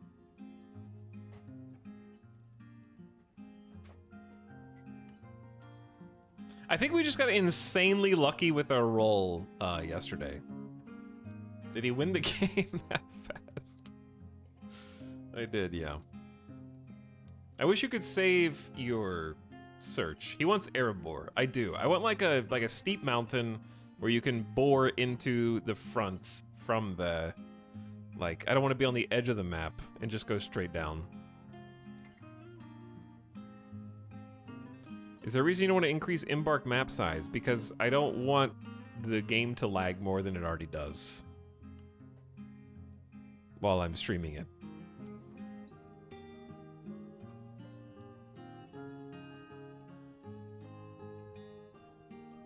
You need Helm's Deep.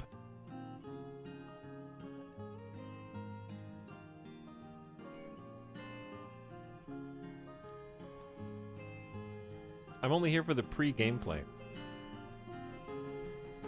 Good.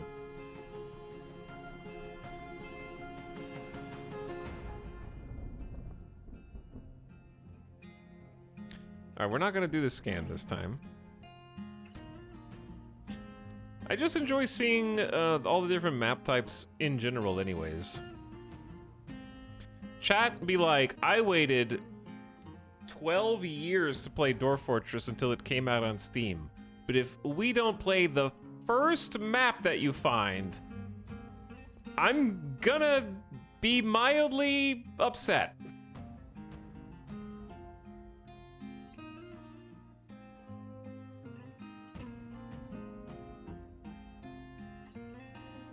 Damn straight. Pretty miffed right now. Oh, it does actually keep your filter. Oh, wait, no. Is that just green? I think that's just really green.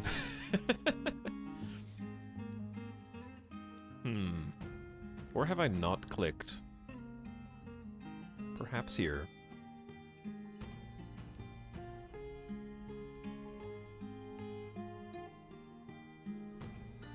Clay, some soil, no aquifer, heavily forested, it's warm, mostly mountainous. Let me see the cliff grade. Not steep. Oh, look how steep this is. Dude, look how steep that is.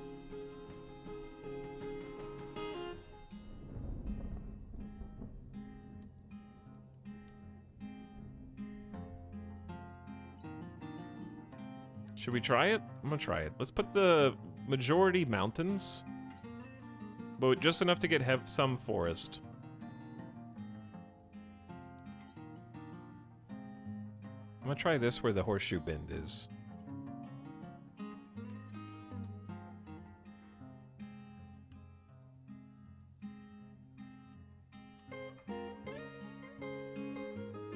Okay, I like the horseshoe bend, but I don't know if I can keep trees and mountain. We're just gonna find it out. Shallow sand, some soil, light aquifer, thick vegetation, heavy forest, warm temp. I'll just look. Let's see. What are we hang on, what were we close to? South Hill. I think it's randomized. I don't think the hills are actually like south or north based on the map. I think they just go wherever they go. From what I can see. Nope, it's a South Hill.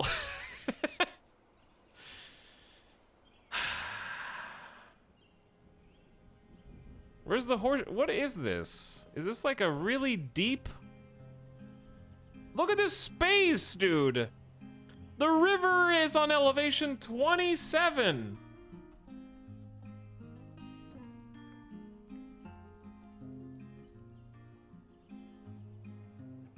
The god of waterfalls. And it goes all the way down the hills here. Think of the bridges across the chasm. I mean, that would be pretty sick, yeah. The bridges across the chasm would be pretty sick. Dwarves love waterfalls. I like how chat goes from like, oh my god, again to, that is the sickest thing I've ever seen. This is the waterfall, by the way, right here. And then it just goes straight down to elevation 27. There's some carps down there. I think we have to keep this one because chat likes it and it's very unique. Okay, but I need help deciding where to start digging.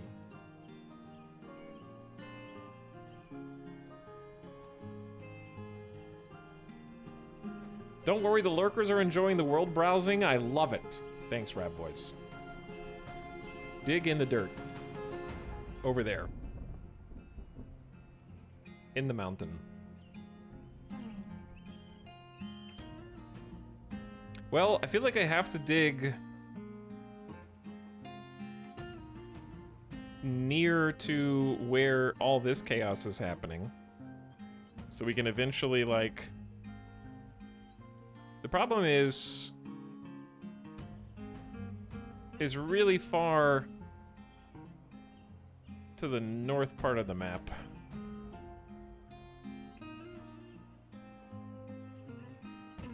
Dig in square H129.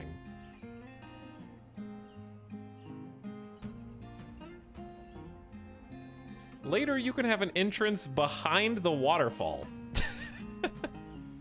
Like down here? Like the water level's here, and we have an entrance here?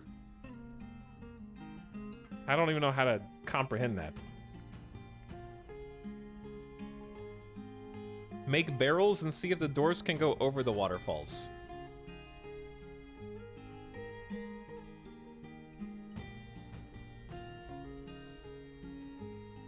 Chat, can you humor me one more time? Can I save this and we try to find another waterfall that's not at the tippy top of the entire map?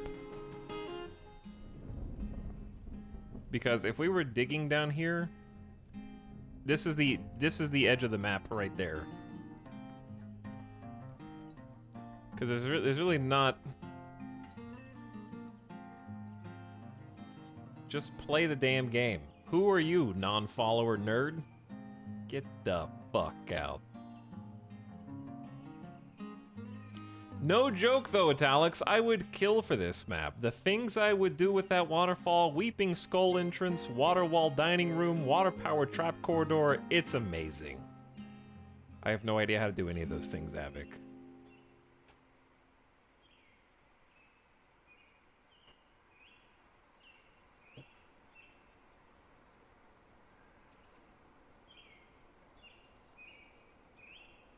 I think maps are persistent, so if you go back and pick a few blocks north, it should look the same. You could just readjust your embark in the same place. Will they be the same? Because that would be ideal, to just go back to the same place.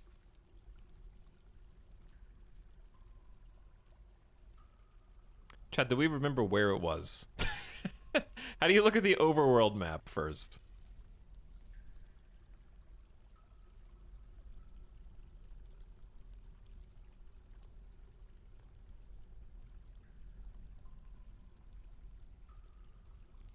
This button. The world created at the beginning of the game is active, and others may take an interest in your outpost as it grows. Stolen artifacts and kidnapped citizens, can be recovered by preparing missions from this screen. You can also cause trouble if you'd like to raid your neighbors. Raids are created by clicking on a site not belonging to you. Okay, I am... Which one am I? Center on the fort?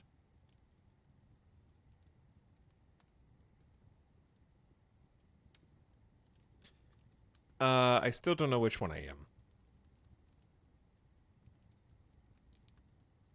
Oh, that'll probably help.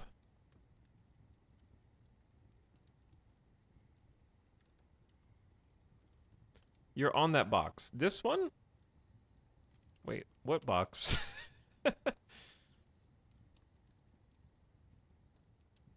Bit southwest of that one island in the lake.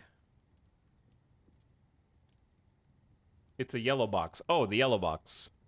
Okay. Yellow box. We are the land of modesty, the faithful forests.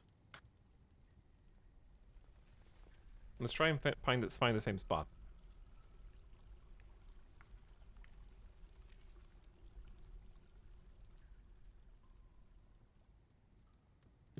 Oh my god, I love this game. Hello, Commander Cornflakes. Chat, if I just never have a perfect map, I never have to learn any more of the mechanics. You understand. It's to protect my brain.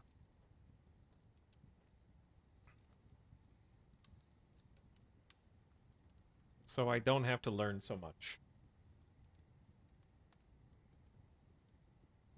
Came for the content, stayed for the reroll. Hello, Golden Werewolf, Tursidine, and Commander Cornflakes. Thanks for subbing. But yes, I'm looking for the perfect map. Something that if you've been here for RimWorld, you understand is no small undertaking.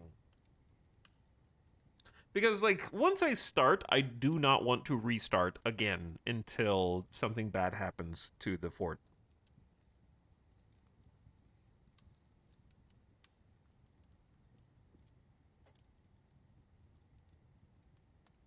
Okay, so it was over here, yes?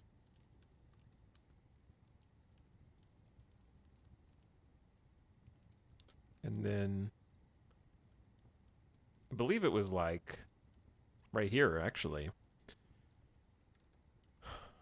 But the exact place that we clicked I think was this.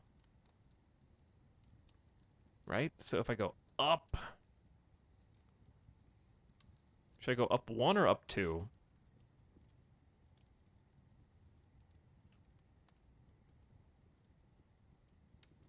I think this is the spot. Was it? It might have been like... Chat, I need to see a clip. The perfect location. We don't have it. 3, take it or leave it. I don't remember where I clicked. I don't want to restart again if I picked the wrong one. I feel like this is up 1 from where we were. Let's see. Am I right? Or did I screw it up? Clip it quick. Oh, this looks right. A dwarven outpost. You have arrived. After a journey from the mountain homes into the forbidding wilderness beyond, many times, many times, your harsh trek has finally ended after your caravan leader played too much dice and rolled too many times. Your party of 7 is to make an outpost for the glory of all of Iridzuthan. There are almost no supplies left, but with stout labor comes sustenance. Whether by bolt, plow, or hook, provide for your dwarves. You're expecting a supply caravan just before winter entombs you, but it is spring now. Enough time to delve secure lodgings ere the cougars get hungry. A new chapter of dwarven history begins here at this place. End Idenast. Paddle saber. Strike the earth. Chat, we did it. Look. We actually have room to go up, room to go right, room to go left, and you guys were correct. It is the exact same. Look at this waterfall, dude.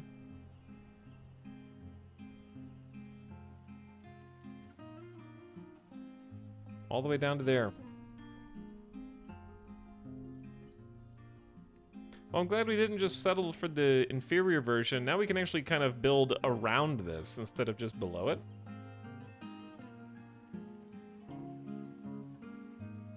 This map seems amazing. I am looking forward to ruining it. Looks awesome. All right, see you next stream, everybody. Oh, hey, see you next time.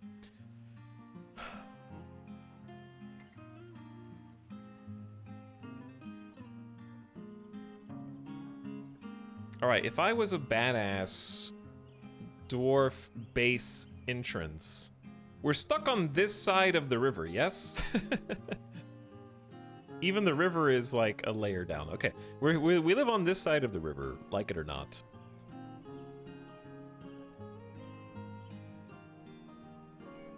So we're just gonna create, I think, a stair.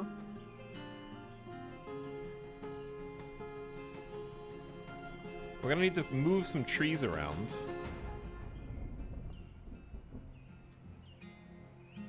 Chat, should we put the staircase open facing, like Dwarven style? You know what I'm saying? And just have the staircase go all the way down to the... No guardrails? Hey, Tal, came from Splat, have this. Hello, Colrus, what's up? You could chop a tree and make a bridge. Okay, let's do that then. I have no concept of if any tree is better than any other tree to chop. I'm gonna chop the ones that are not next to the literal edge so that the wood doesn't just fall in, which I'm assuming is what's gonna happen. Let's go ahead and cut this one, the ones next to the river. If the wood falls down, that's fine, I think. Like if a little bit of wood falls down, but most of it should probably be there. Guardrails are for sane people, not dwarves. All right, this is too many trees probably that we need, but I want to make some bridges, and I do want to make like a gargantuan staircase that just goes down the open face of the mountain. Surely no accidents will befall my dwarves. So let's start. I'm gonna say here. And I know that you can go literally straight down, chat. I just choose not to.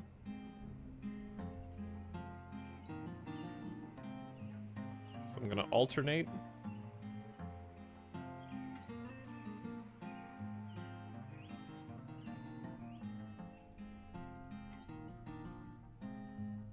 Okay, and this is gonna be damp, which is a little spook. I guess that's just because we're close to the water, though, right?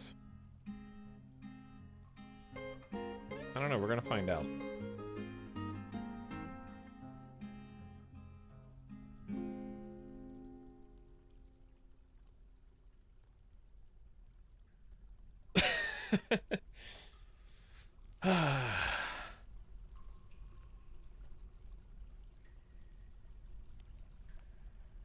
You will make it constantly flood your stairs forever, but then it just drains into the river. So, just don't slip.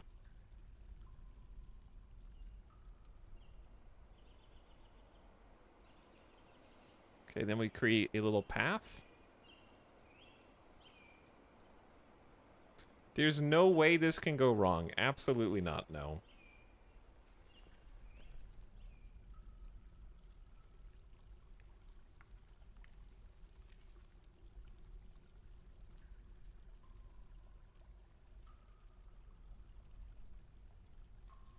Okay, this is gonna be super cool. I don't know what level I want to start, necessarily. I'm gonna unpause. Let the people get started. I don't know what level I actually want to start proper building on. But there's our first little staircase in the sand. You can see the waterfall over here, just moving around. It's flowing. Got some logs already. Some pear wood. And if I wanted to build, I don't know how to make a bridge, so we're gonna learn. Construction. Bridges can be used to span open spaces or placed above water or magma. They can be connected to levers and raised to block access. Oh, that is sick.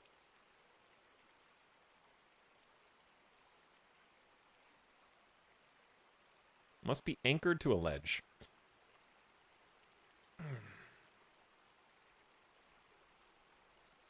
Set the draw direction below, then select the corners of the bridge. Okay, so draw direction is going left.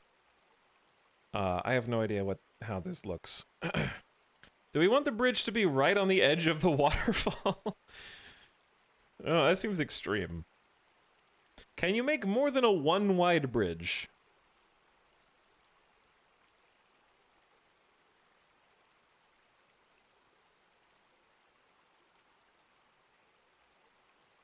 Okay, the answer is yes. So how much material does this take? Well, let's say I started it... I want to see the water, I think visually. So let's do 1, 2, 3. 1, 2, 3, 4, 5, and start a bridge here. Out of sand, pear, wood logs. Alright, and that'll get us started with just a very rudimentary crossing. We can also cross the span.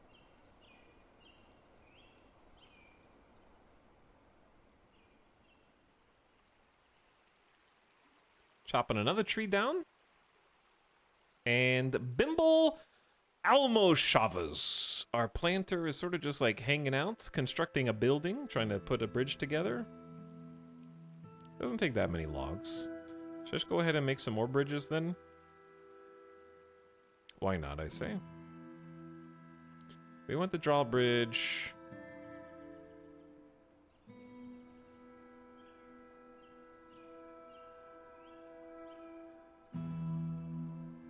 It's not really a spot that necessarily is flat enough for this.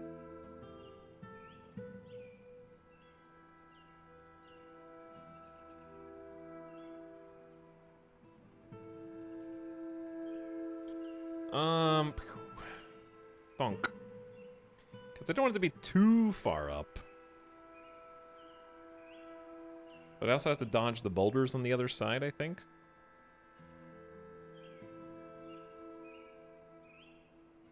How many spaces away is this? 1, 2, 3, 4, 5, 6. And then down 7, down 8. 1, 2, 3, 4, 5, 6. Yeah, I'll just do it here. I like this spot. Am I building this? Chat, which way is the bridge coming back? Am I building this right?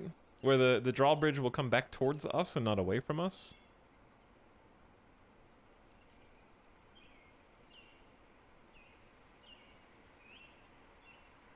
All right, let's start with those two crossings. Behold. I don't know if I want to call it the sky stair, but we do be digging down into the abyss. It's beautiful. Hey, look, a bridge. Okay, so now we can access the other side. When do the spear throwing or foot racing events happen? A fantastic question. How many times have we restarted chat? Those times don't count yet. Technically 0 if you want to count times we've actually played, you know?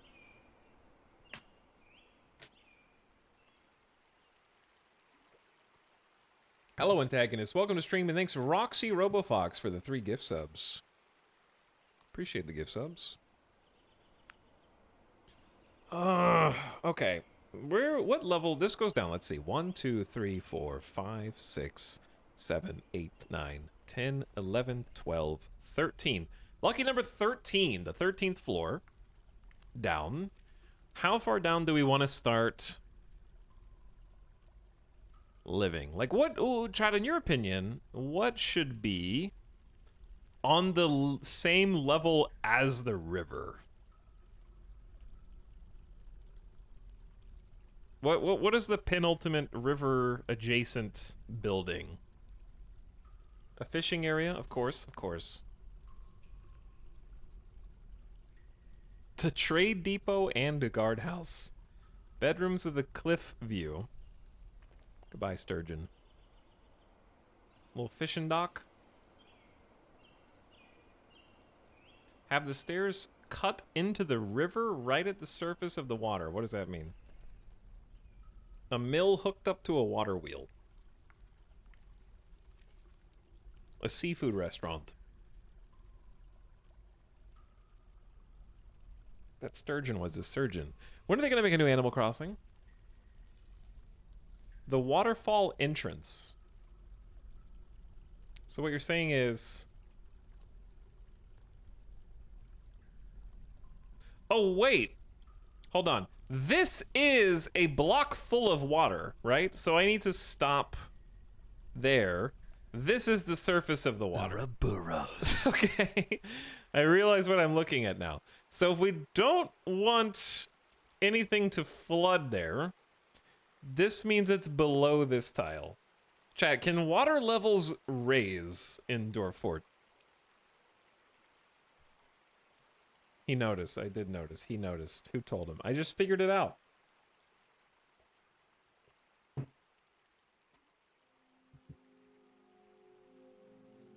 Okay, when I say water levels can go up, I mean through natural means. Like, do the seasons yield higher or lower? Or otherwise the water would just have to go in. Yes, but they probably won't here. High and low tide? It's a real world. Not really. Because I just want to build a path that goes behind the waterfall.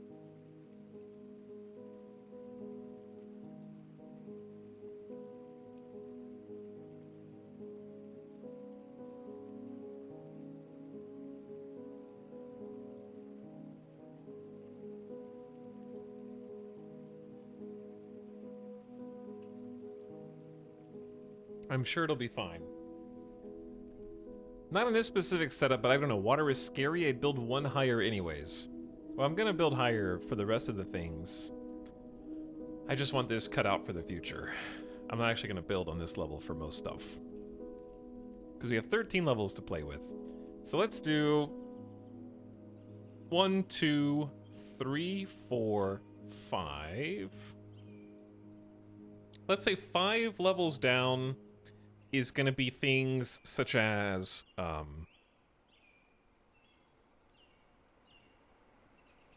let's do 6 levels down is going to be some housing, just some group housing. How many did I have? 13? Okay, we can do 7 levels down. 7 levels down is going to be housing. We're dwarfs. We want to go deeper. Okay, so let's do some housing here. And I am going to assign some more mining dwarfs.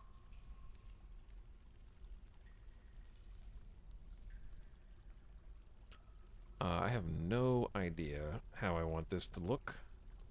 A mall food court on 5. So we're going to do housing here. Below that, workshops. Below that, stockpiles. And then we still have 1, 2, 3. 3 levels before the surface hits us. I think that's reasonable to start. I'm not going to give them any individual bedrooms yet. I'm just going to make a nice little group area first.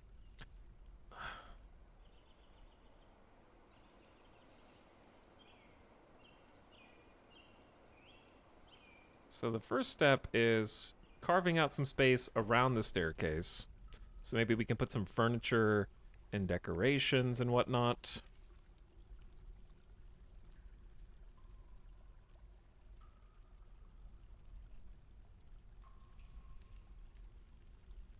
Chat, I'm shortly away. Please keep him from re-rolling or murdering the dwarfs. Please re-roll the map. You guys want me to re-roll the map already? Wow. I didn't think you disliked it that much. You don't like the badass waterfall?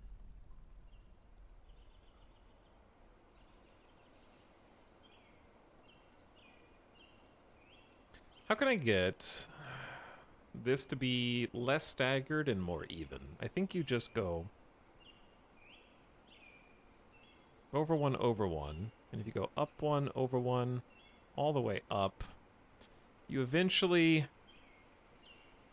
sort of line up all the way to that, and then your walkway needs to go in.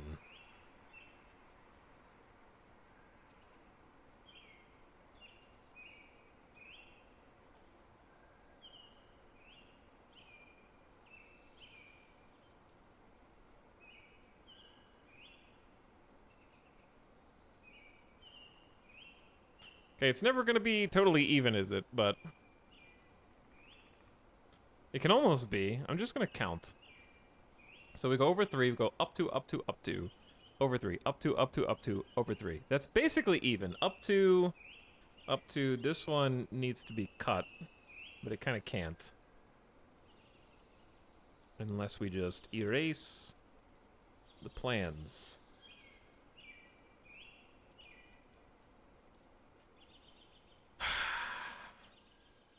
I want to build a cliff face something. I'm trying to figure out, chat, should we have...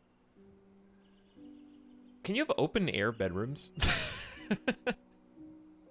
Won't they be all damp and moist and humid and stuff? Don't we need like some walled areas? You can make windows. Ooh, you can make fancy windows. How about we have the fancy dwarf living areas on that side, and on this side, we're just gonna have a fancy walkway.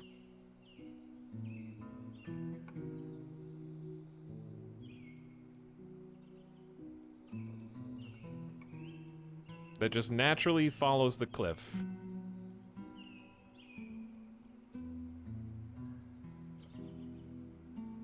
Not too far. Okay, and I want that walkway to be at least 2 wide, maybe 3.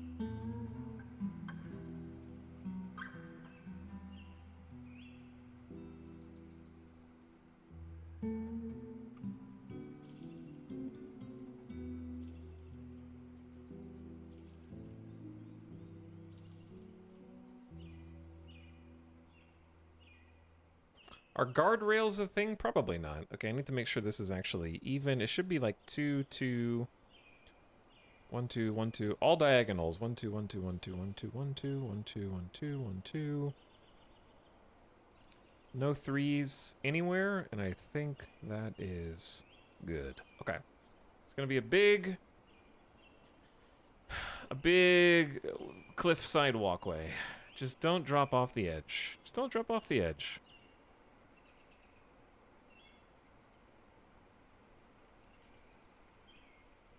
Now, for like a little nice dwarf living area.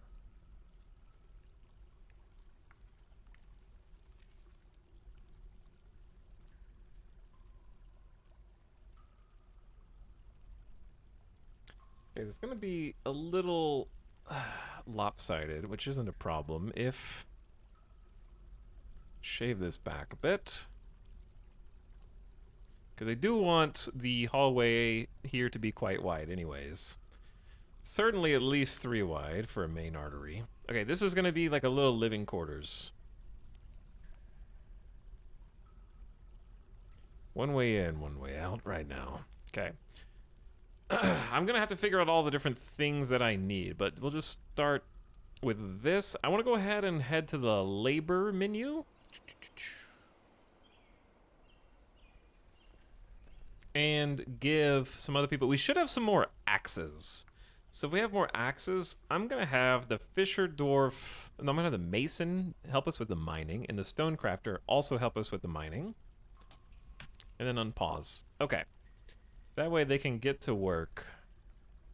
Because they have quite a lot to dig here. We also need a stockpile, so I'm going to go down to this level. This is where I want the stockpiles to start.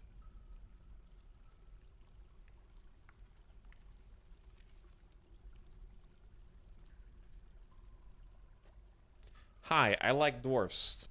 Me too. Beat the W. Me too.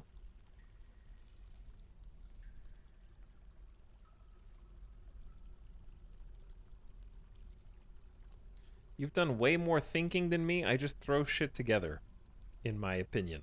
Or laugh. I can't tell if that's supposed to be laughing my ass off, but it was LMO.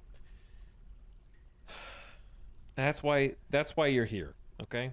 Not thinking is what brought you to me.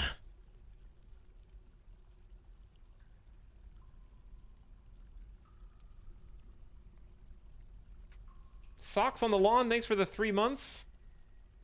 Appreciate the sub. And Classy Doge nodding at the dwarf chat. Elon posting as well. Thank you for another sub. Very nice of you. I want to check on the dwarf's history before we get more pop as well. But this is supposed to be, I think, where we're going to do the stockpile. Yes? Because this... No. Stockpile down here. So, chat, are these cave walls wet because there's an aquifer here, or because it's just sort of close to the river? I mean, it's a giant waterfall, so I'd be really surprised if there was actually... Maybe both, laughing my ass off. Possibly. Is there any way to tell the dwarfs to override the fact that they stop when they get to a moist wall? Because right now they're just like, I have to keep re-queuing up every order in command. I should probably just be switching to the planner.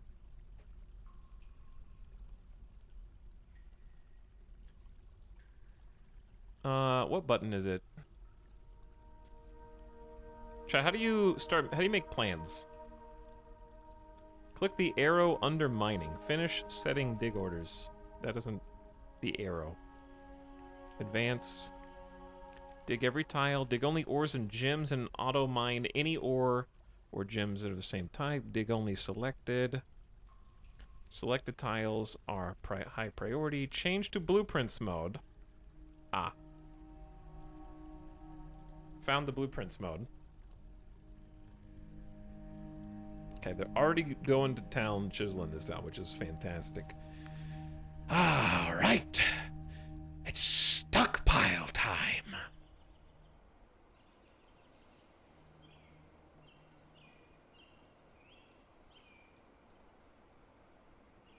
So, number 1. We definitely don't want any open, cool walkway, because this is the stockpile floor. It doesn't need to be that crazy.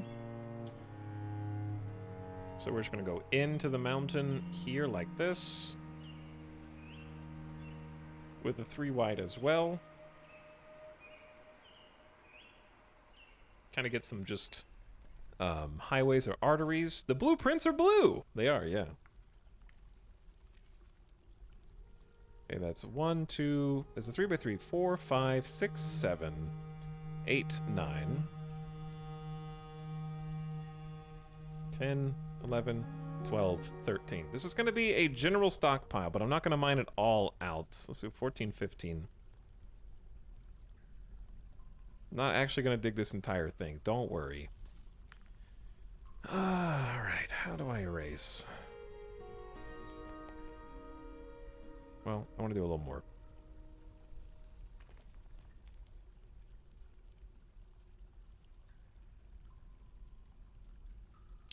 Start with a shape like that. General stockpile salute. I want many ways to get in and out of here. Oops.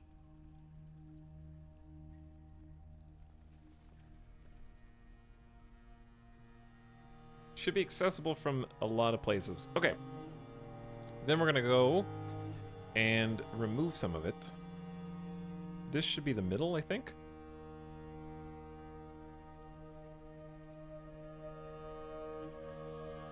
Yep, that's the middle. And we're gonna have sort of a spiral staircase that goes up and down from here to the workshop production floor, more or less.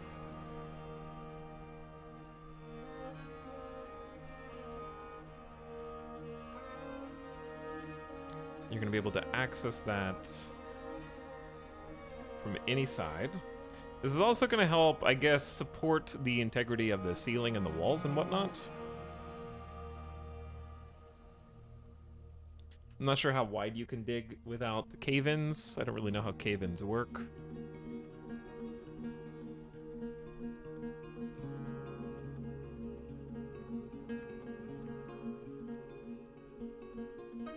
But I also think it'll look cool. And we can have actually some different individual, independent stockpiles if we want.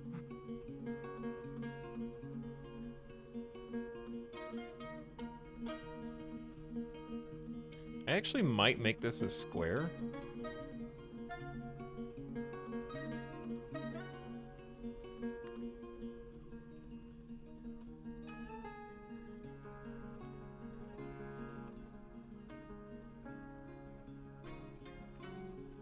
A square? No, that's illegal. It's a cool square, though. Bro, you found my crosshair. Thanks. You're welcome. Okay, so stairs, right? We want like one staircase to be here and go up.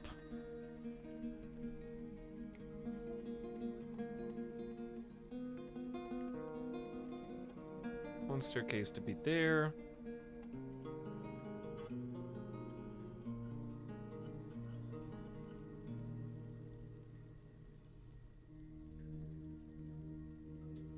Alright, actually I want to be on the opposite side. Okay, and then here we're gonna go down. Gonna be our little cool spiral staircase. And I'm just gonna go ahead and mark these for future generations.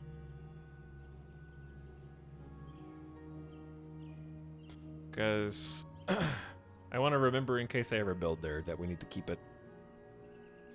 Ooh. Very nice. Now, do we want to dig all this out right this very second? I don't know, maybe.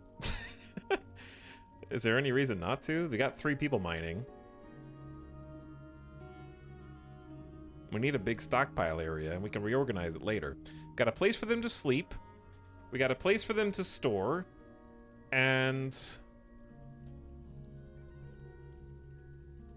we're gonna have a place for them to...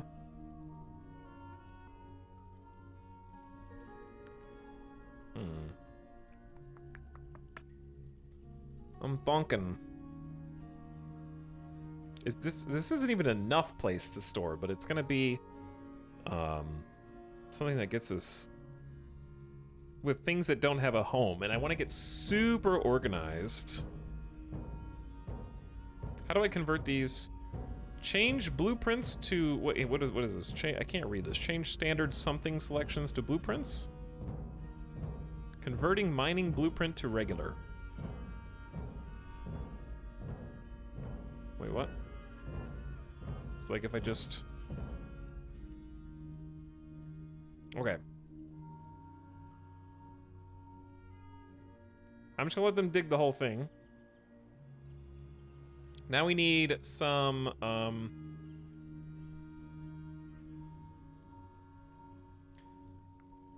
designations for the dwarfs to have somewhere to, Start putting things together, you know?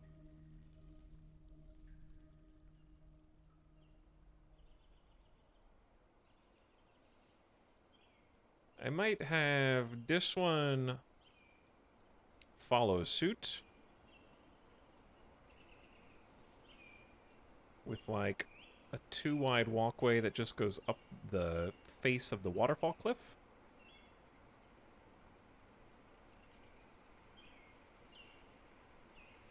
Chat, will there... Hang on. Is this going to be open space and I'm going to have to create a floor? Or will there be a floor naturally? There should be a floor naturally, right? We're not digging out the floor.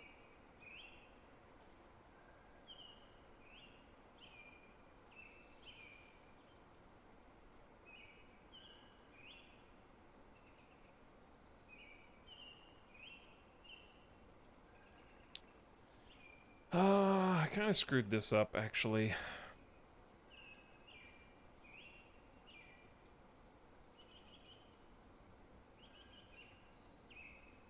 But it's fine. It's just going to look a little wonky. Unless I copy it on both sides, and then it's probably fine. Do I look like a dwarf? Maybe. No, actually, we need to fill it in on this side. This should be a wall. We can just put a wall there or something.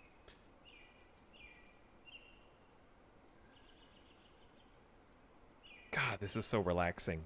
Before I have to micromanage everybody's complex wants and needs. Just designing my mega dwarf base. Alright, they're free to go. They definitely got their work cut out for them.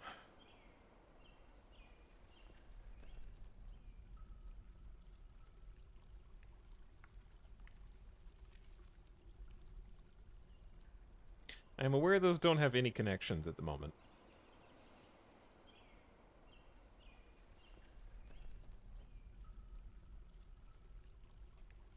Randy taking a vacation in a waterfall fort. Hell yeah. Alright, our stonemason is named Zuthin Timnarmalbill.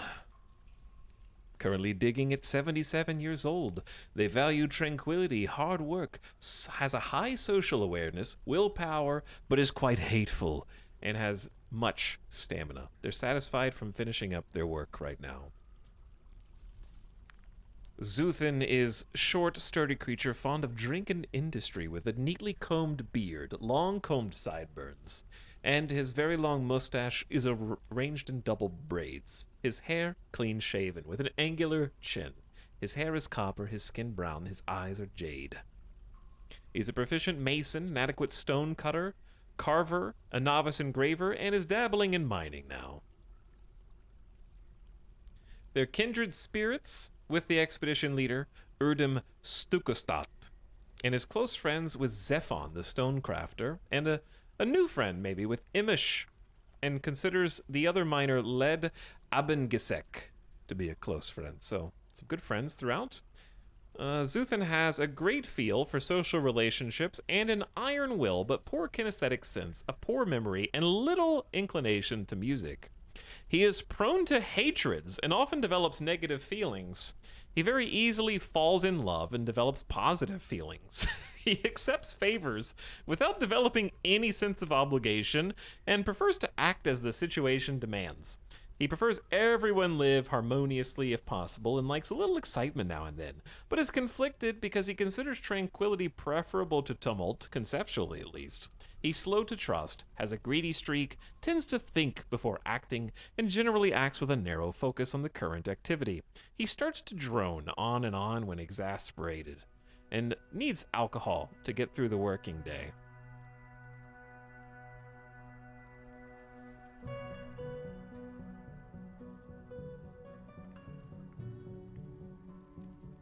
Okay, is this the water that you guys said was going to be leaking? I think it's fine because it's just going to spill into the basin below. The level that we're building on doesn't have any issue with that.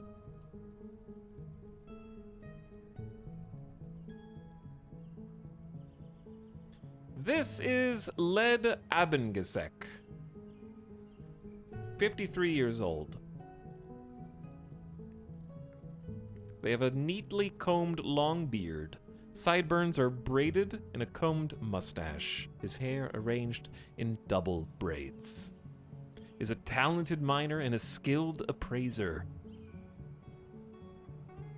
They're kindred spirits with the rest of the expeditionary force, and has great analytical abilities and a very good sense of the position of his own body, but a questionable spatial sense. Led feels a strong need to reciprocate any favor done for him. He doesn't generally think before acting and feels envious of others. He tends to ask others for help with difficult decisions and feels lustful. He doesn't cling tightly to ideas and is open to changing his mind. Moved by art and natural beauty, but rarely happy or enthusiastic, though he is conflicted by this because he values parties and merrymaking, at least in the abstract. He tends to form only tenuous emotional bonds with others. He does have a sense of duty and can handle stress, and is brave in the face of danger, but he is stubborn. Needs alcohol to get through the working day.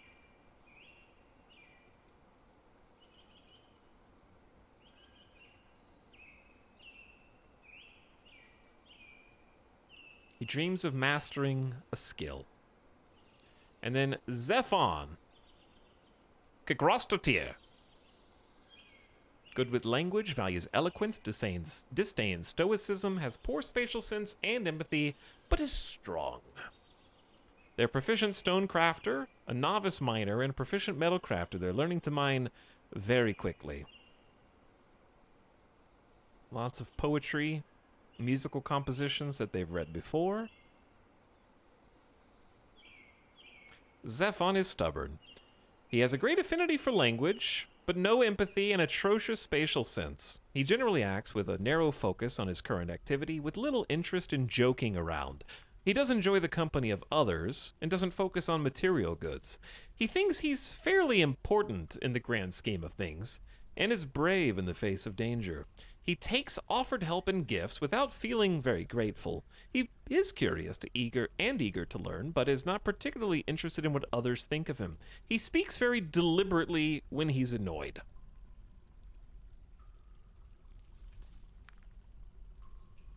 They're digging things out right now as we speak. Now, who's on the surface? Bombwreck has already been doing some waterfall fishing at 81 years old. A proficient fisher dwarf. Close friends with Bimble, the planter, and also the woodworker Imish, and Zephon, the stonecrafter. Lots of friends here. Bombwreck has a deep well of patience and very good focus, but is meager with social relationships, or meager ability, and not much inclination toward music. Not very creative either. She drops any activity at the slightest hint of difficulty or even the suggestion of effort being required. Bombwreck has no ambition whatsoever. She finds a chaotic mess preferable to the boredom of harmonious living, and is somewhat quarrelsome, but bothered by this because she does value friendship. She tends to think before acting and makes a small mess with her own possessions. She tends to hang on to grievance and doesn't try to get things done perfectly. She has a tendency to consider ideas and abstractions over their practical applications. She is very humble and finds helping others emotionally rewarding, but is often nervous and slow to anger. She tends to ask others for help with difficult decisions and has little interest in joking. She tends to share her experiences and thoughts with others. She can handle stress. She generally acts with a focus and does not easily hate or develop negative feelings. She inhales sharply when she is angry. Very relatable person. Very relatable.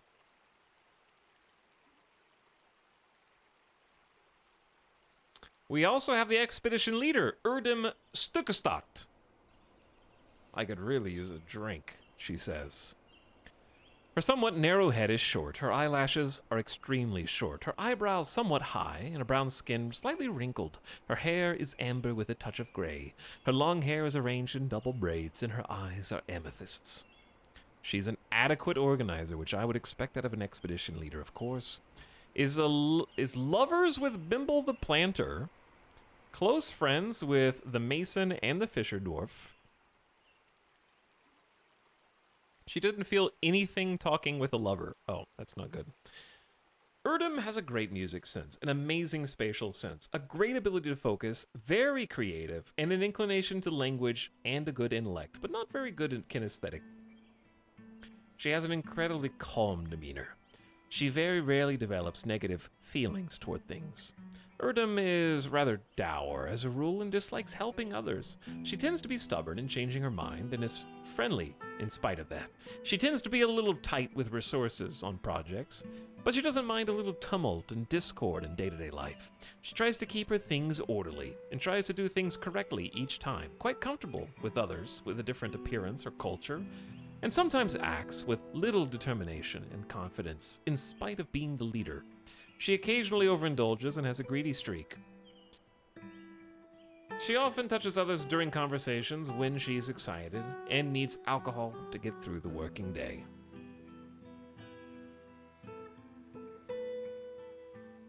About the planter. The planter is a proficient planter, a proficient record keeper, and is dabbling in carpentry. He has a very good sense of the position of his own body. He doesn't trust others. He likes to present himself boldly, even if it would offend an average sense of modesty. He is prone to strong feelings of lust and enjoys being in crowds. He doesn't mind a little tumult and discord in day-to-day life, and tries to do things correctly each and every time. He doesn't feel envious of others, but tends to be a bit wasteful when working on projects. He tends to consider what others think of him, and generally finds himself quite hopeful about the future. Pimble, I'm hopeful about your future as well. I just noticed there's a big tree. Yeah, we do have tall, big trunk trees. If you just joined, we found this awesome map. After many rerolls, we're basically at the top of this hill or plateau, and there's a giant waterfall that starts here. We built a little bridge over, and it goes down about 13 levels before it finally hits the surface. We have dug a mountain, or rather a cliff-facing dwarven stairwell where some water is accumulating right now. Though I'm hoping that that won't be a problem because it can just roll off the edge. We're going to see how that goes.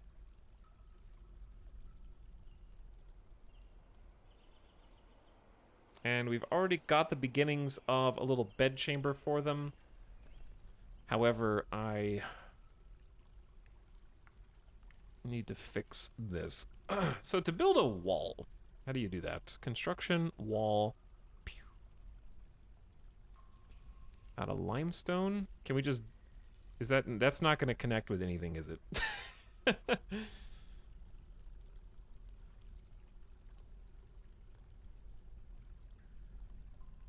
Yeah, the stockpile, we'll see how this goes. Oh, it does. It does connect. Okay, cool.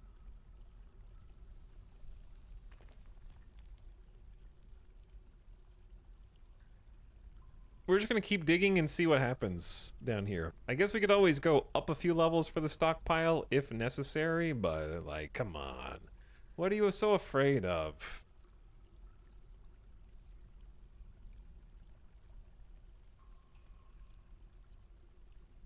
There is nothing to catch in the central swamps. So says you. I also have no idea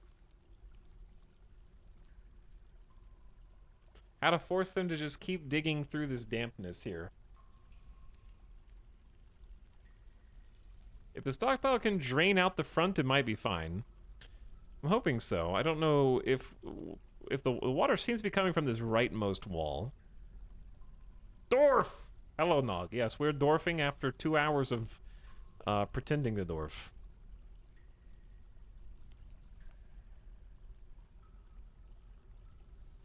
But yeah, I have to kind of like micromanage this entire bit.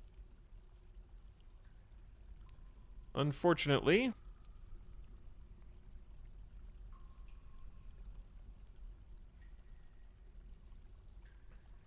Could it be splash from the waterfall? I don't know, maybe. Uh...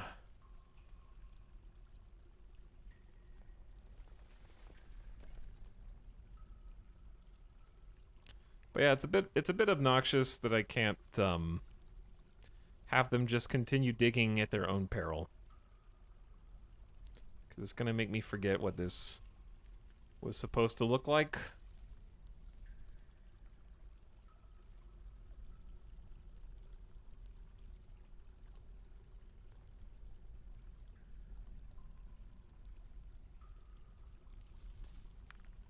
There was a way to ignore that in Classic, but I don't know how to do it here. It's fine. I just have to watch.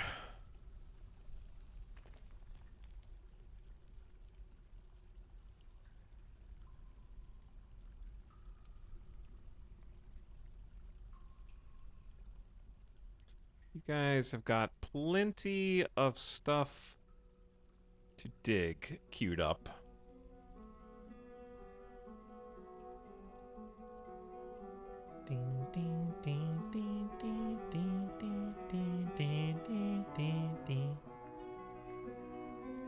Because I don't really see that much water coming out anywhere yet. Whole stockpile is just gonna be a little damp. Maybe, yeah. Luckily we have 3 people digging this time. That was a lesson learned yesterday.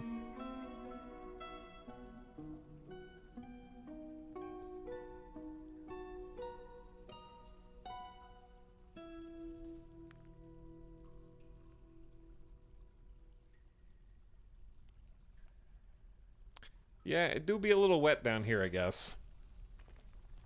Chat, can't we just eventually destroy the walls, rebuild them, and then the water stops leaking?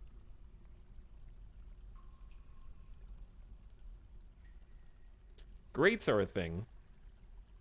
Grates are a thing. That's also true.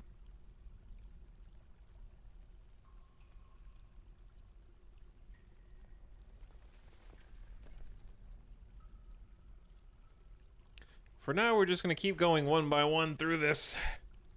Hey, Tal, how's the Timberborn update going? I think you can smooth them to stop the leaking as well. It appears there's some light flooding. We do have a way for it to escape, so it's never going to be any real danger to us, I don't think. Famous last words, of course.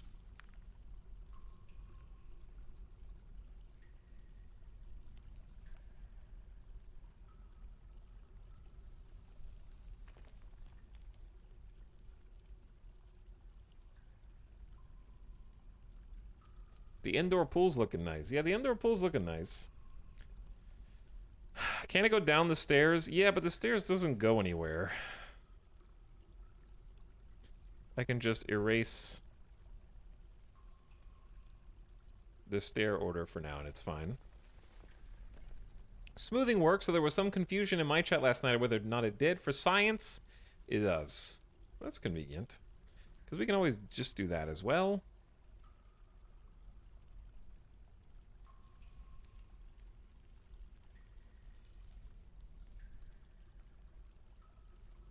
Okay, I gotta be careful here because it's gonna try... Did it do the thing? Did they build the stair up, but not the stair down, or did they just not build the stair up? Okay, there we go. Stair up, yes.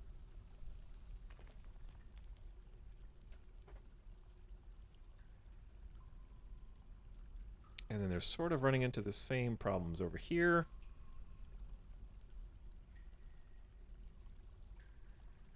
Etal and Water Part 2. What of it? We're doing fine.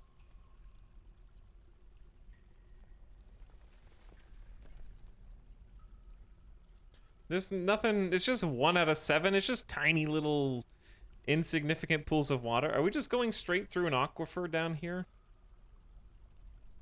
Is this entire zone gonna be like this, where I just have to like keep following them around?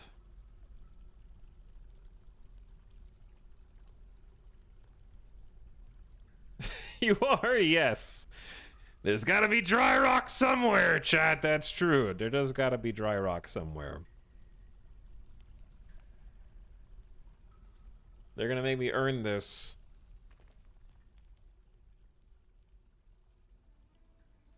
Nobody said it was gonna be easy being a dwarf.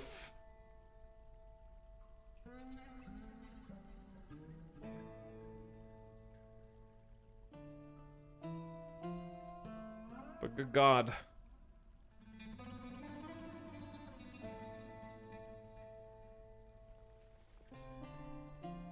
They're really making me work.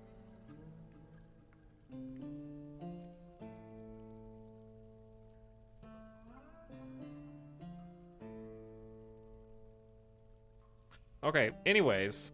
Before we continue with that... We found dry rock, did we? Oh, damn, we did find dry rock.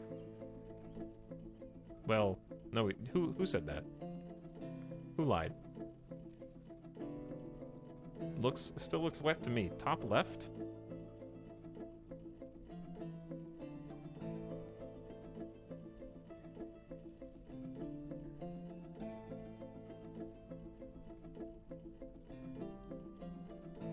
Ban them. Ban the liars in chat.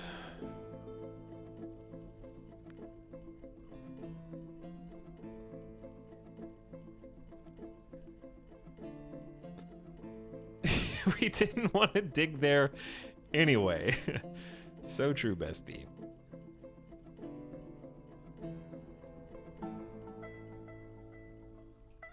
It's hard for my brain to process what I'm looking at here. Okay, we actually did find dry rock in the bottom left, I think. Yeah, we did find a little bit. Behold. Cat coming down to say hi and see how the construction is going.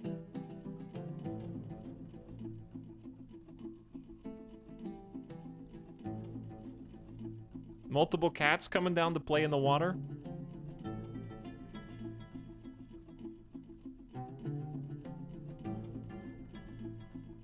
Okay, I forget how this is supposed to go. So go 1, 2, 3, then the thing. We're getting there, chat.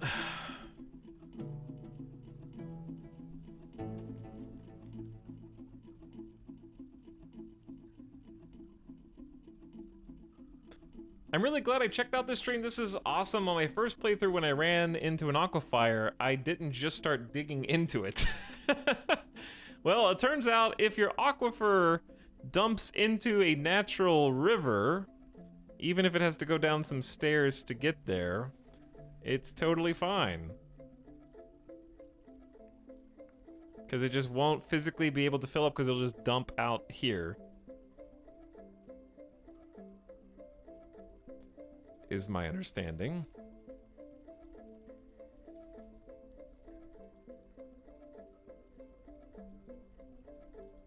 Okay, I can't tell where my plans begin and end here. I think it goes all the way over to this.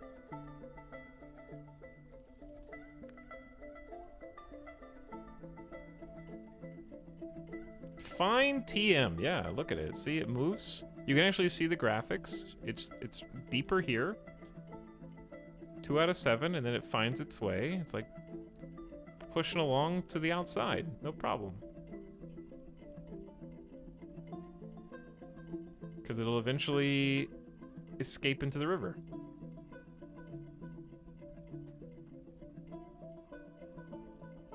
A fortress of fish!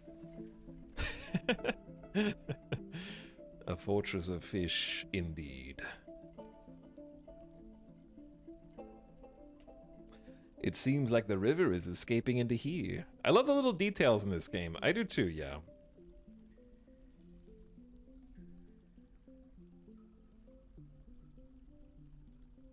Though I wouldn't mind a little more control over the danger level of my dwarfs and what they decide to ignore or not.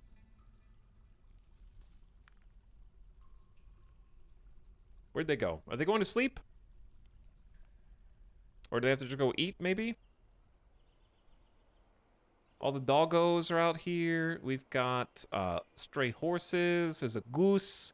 I don't think we even looked at all the people yet. The name Paddle Saber is fairly accurate for this map so far.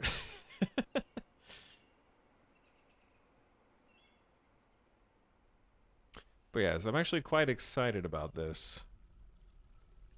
Hopefully it works the way I want it to.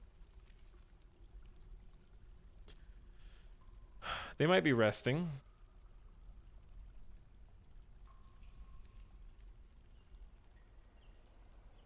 I need to come up with some areas for them to do craftsmanship and stuff. I left for 5 minutes and Etal is flooding a room. There's a bit of a leak. There is a bit of a leak, yeah. But it's very manageable so far. I'm looking forward to problem solving this later. Maybe sooner rather than later, actually.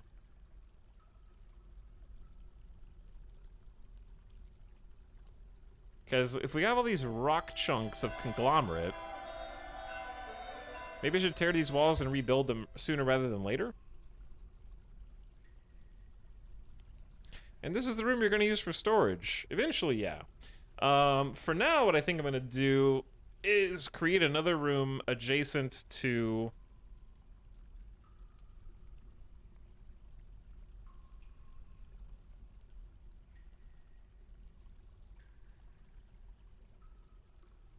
where we have everything else going on. I want this to go up. Cool spiral staircase that's just going to be something we end up building around. Okay.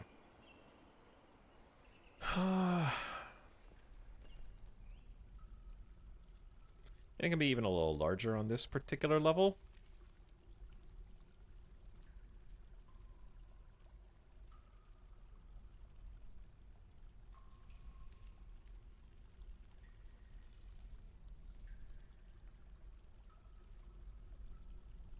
Okay.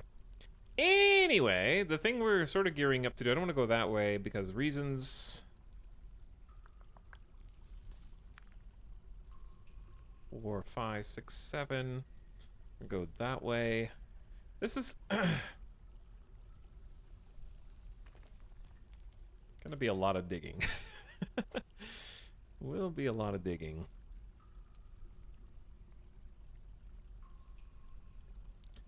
Would Streamer like a tip on fixing aquifer walls? Oh, you mean like smooth them or tear them down and rebuild them?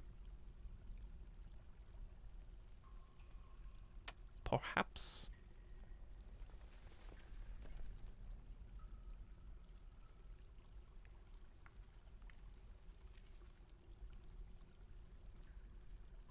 Okay, this is just gonna be a room. He knows. He knows. I already know. He is knowledgeable. Okay, the real question we have to ask ourselves... Don't worry about this. Don't you worry your silly little dwarf brains about this, okay? That's totally under control within specifications.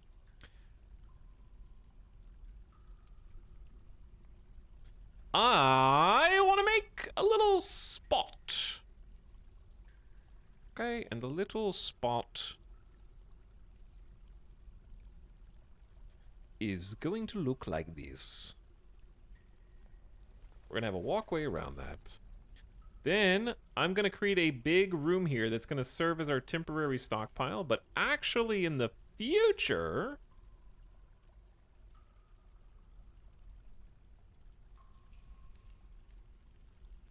it's gonna be even. So 1, 2, 3, 4, 5, 6, 7, 8, 9,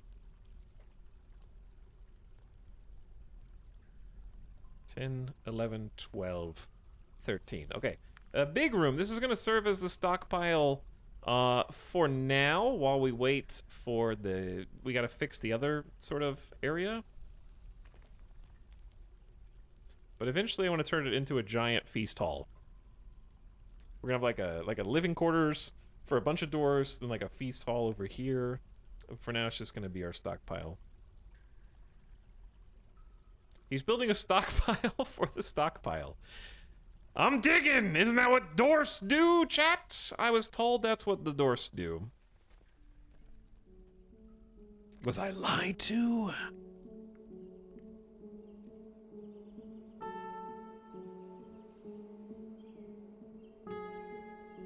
It's a stockpile for the water. Alright, I do need to take a BRB. I would leave the game on pause, but I want to see what happens.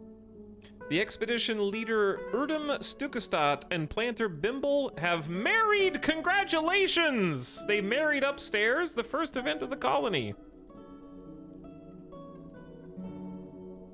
I'm gonna leave it on this just to make people come into the stream and then go, what is happening?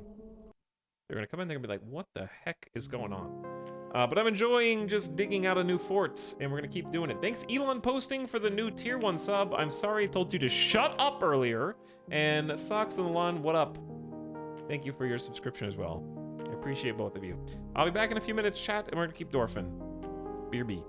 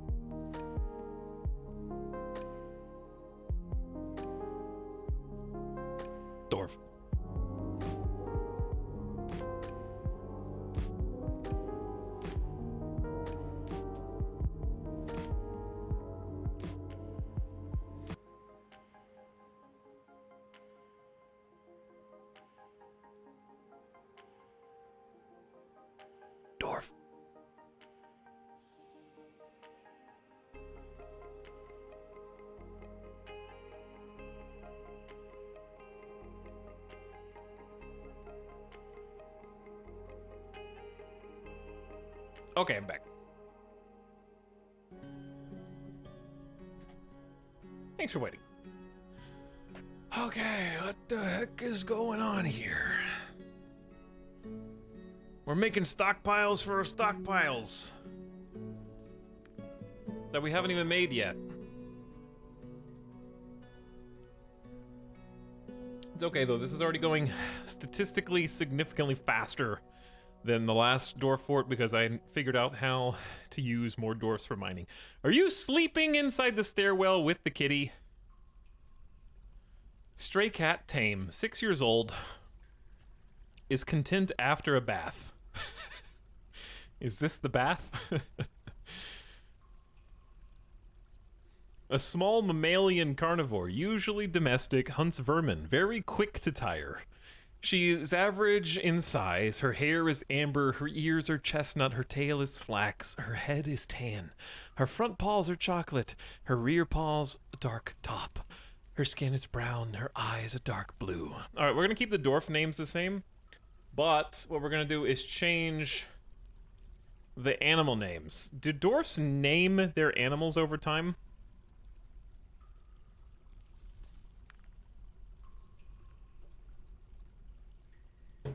Or do they just stay cat? Because I'm going to name the animals after chat otherwise. If they adopt them, cats will adopt dwarfs. Oh, never mind chat. You're canceled. You decide if they can. I decide if they can?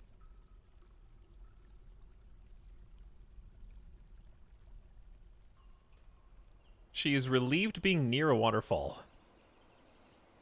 This cat has great creativity, but a large deficit of willpower. She has little time for forgiveness, and will generally seek retribution.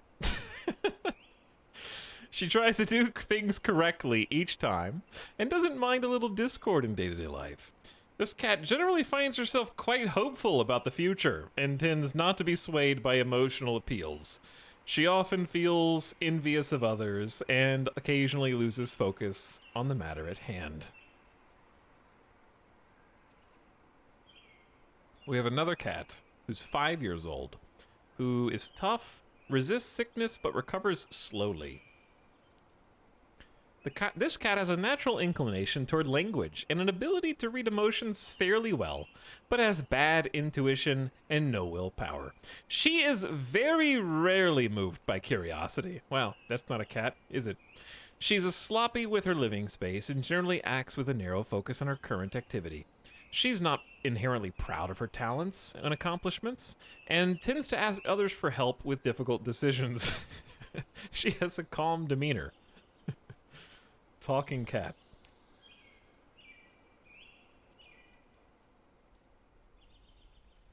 Yo, it's a talking cat, dude. Yo.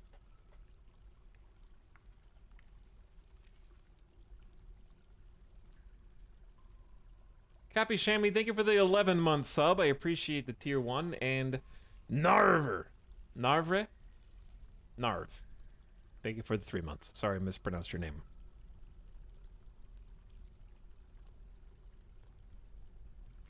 This was going to be like a little hospital area. I need my mining dwarfs to sort of focus on the stuff to the east a little bit. Which I guess that's what the priority selector is for.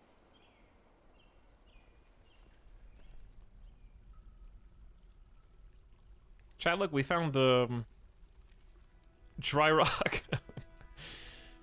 It's all the way down here. Beautiful.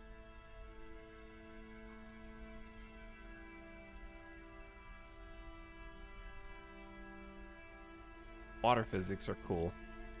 Nice indoor pool. Hey, thanks. This is going to be the future stockpile once we get it all dry.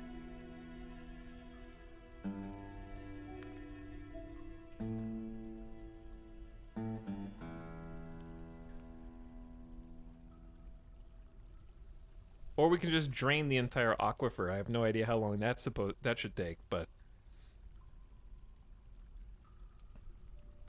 it's probably fine. I actually did like this a little closer, but oh well.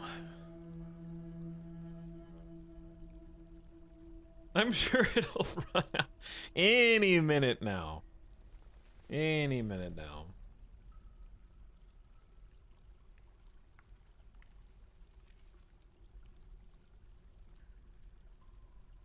Okay, luckily for us, the water that's actually the space behind this section of the waterfall is totally dry.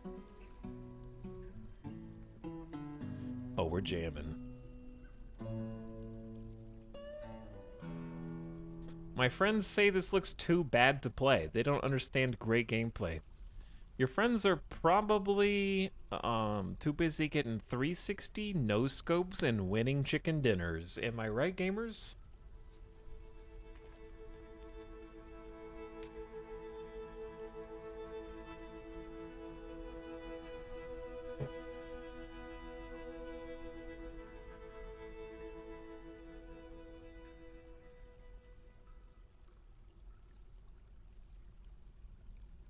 I have no idea what that means. Well, you're an SCP, why would you? I'm so hype I can give the devs money for this game. How do I make you hype to give money to me?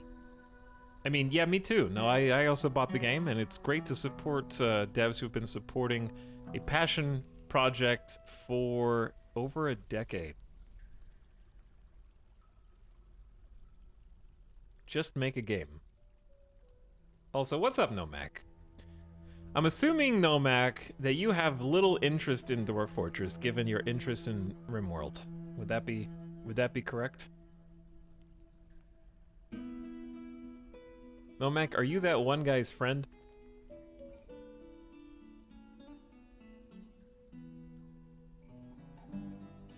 Alright, we're gonna create a generic stockpile. That way they can at least start hauling things down here. And we're just gonna click on this stockpile. Oops, I clicked the wrong button. We're gonna add a stockpile. Click accept, and then all. And then I can repaint it to make it larger as we dig this section out.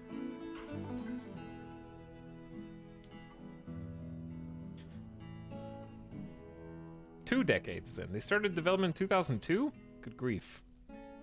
Almost 2 decades.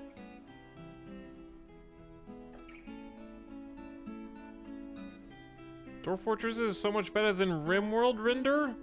That's like saying peanut butter is better than jelly.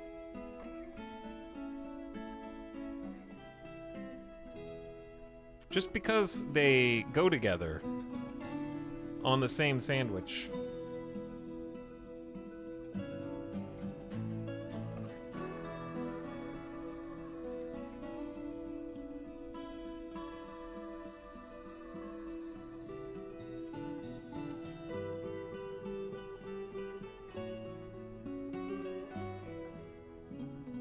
That was a bad example. Chat honestly thinks that peanut butter is better than jelly.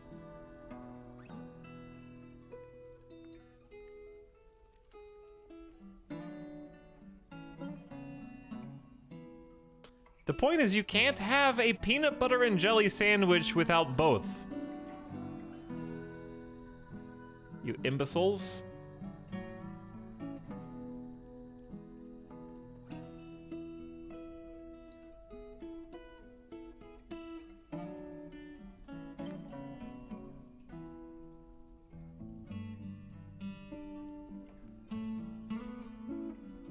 You just have a peanut butter sandwich.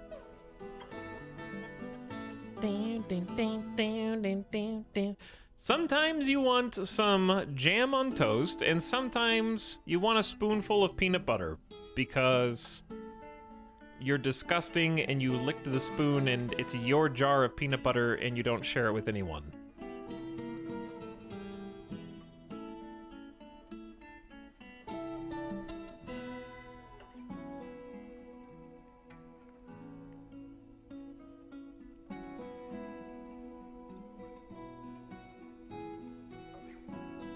You're damn right I don't share my peanut butter.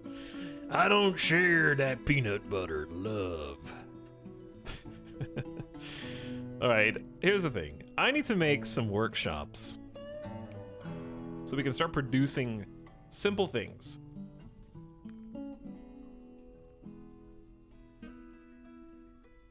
The issue is... Don't look at that. The issue is... I don't know what I like more. So I know most of the workshops are like 3x3, a good chunk of them, like the carpenter is a 3x3, but I also like the idea of having a spot for the actual workshop and a localized stockpile as well, like attached to the same room. Do you think that's a good idea, chat? I guess it depends. I have to know what I need ahead of time though for that. And some of them will share, and I don't know which ones share.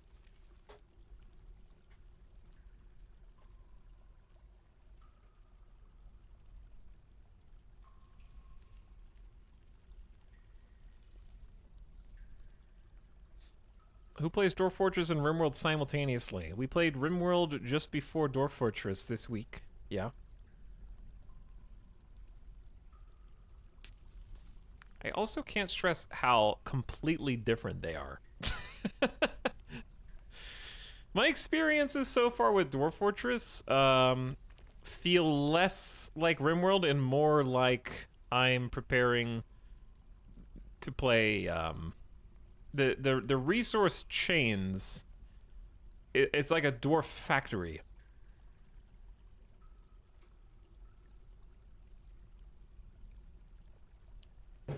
Dwarf Fortress to me is a lot more similar to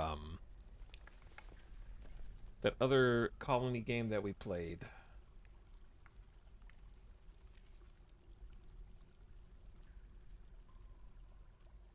Songs of Six. Reminds me of Songs of Six.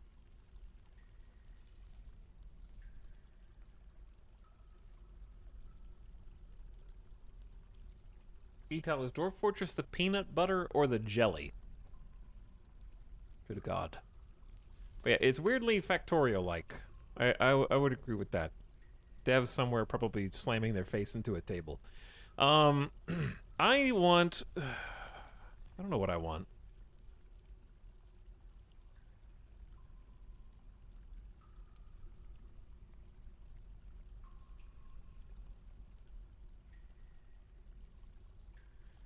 Because in theory, what I want is to make...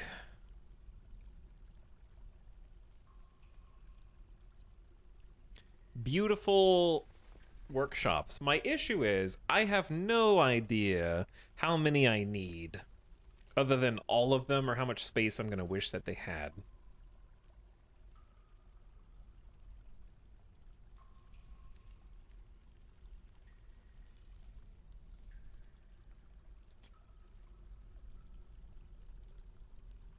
Bam, bam, bam, bam, bam, bam, bam, bam, bam, bam. Dedicated Z-level to workshops. That's exactly what I'm doing. The issue isn't where, it's how much space. I don't know if I like the idea of just cramming them into little 3x3s. I kind of want to do at least a 5x5.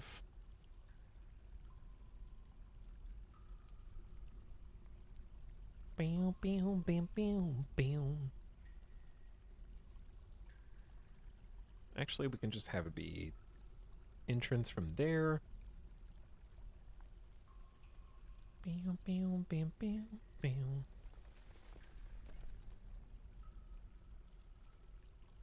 Could always make rooms for specific production chains. Yeah, that's exactly what I was just discussing, which is I have no concept as a new player over the dozens of workshops in the game and their respective production chains.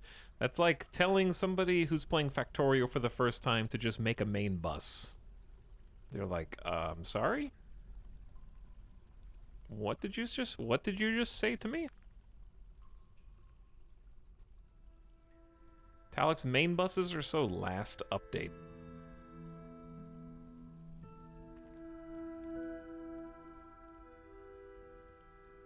Make a real-world train network.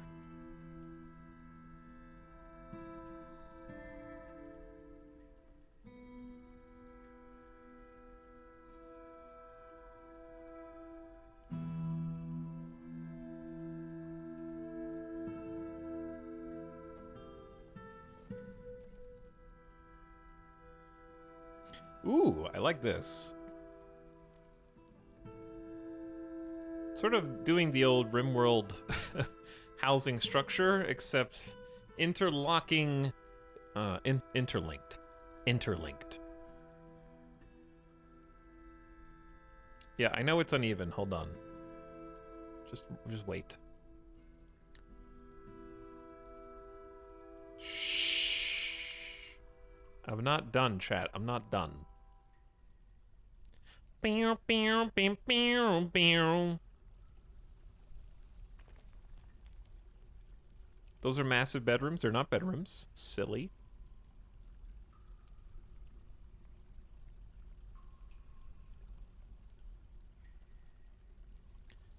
Bow, bow, bow, bow, bow, bow.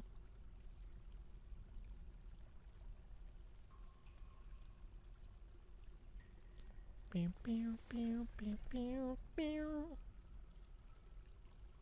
Just disconnecting some of them to sort of direct where they end up. God, this is perfect. This is perfect, chat. I love this.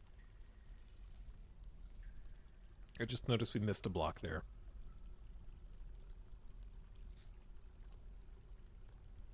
Bow, bow, bow, bow, bow.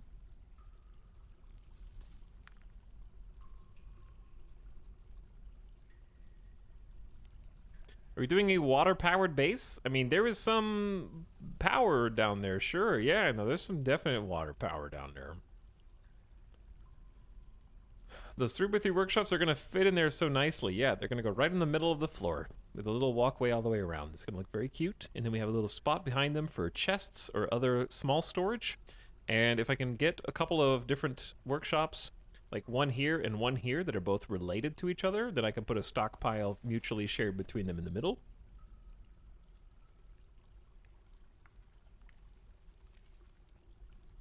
Okay, they're moving the Oh, I remember what I need to do. So, the early game problem is your mining pawns will also, they'll prioritize hauling.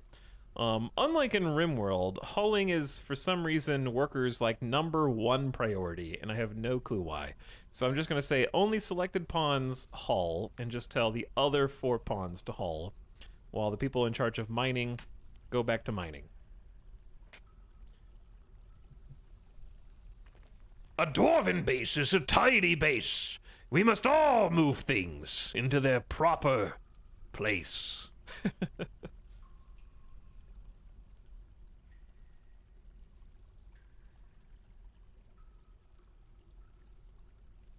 Bow, bow, bow, bow, bow. Bow, bow, bow, bow, bow. Alex, is the water running off the floor causing erosion? I mean, maybe, but right now this is just tiny piles of mud. Because caves are dirty, and they have lots of debris in them. So there's just little bits of mud.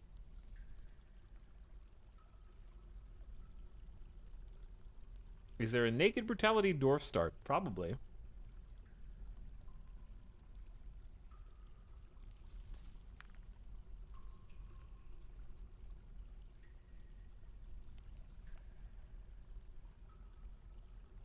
I don't know why, but the moving water looks really pretty somehow. Indeed, it does. Just the entire game looks very pretty.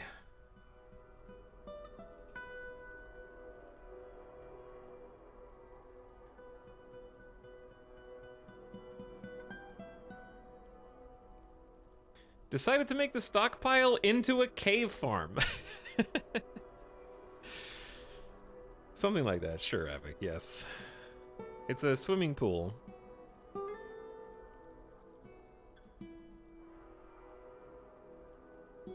Hello, Chintuasa, stop stalling with this boomer game and play Roblox already. Roblox stream incoming. So anyways, after your colony exploded in the first season, what did you guys end up doing, Abby? And how else have you been enjoying the Dwarf Fort?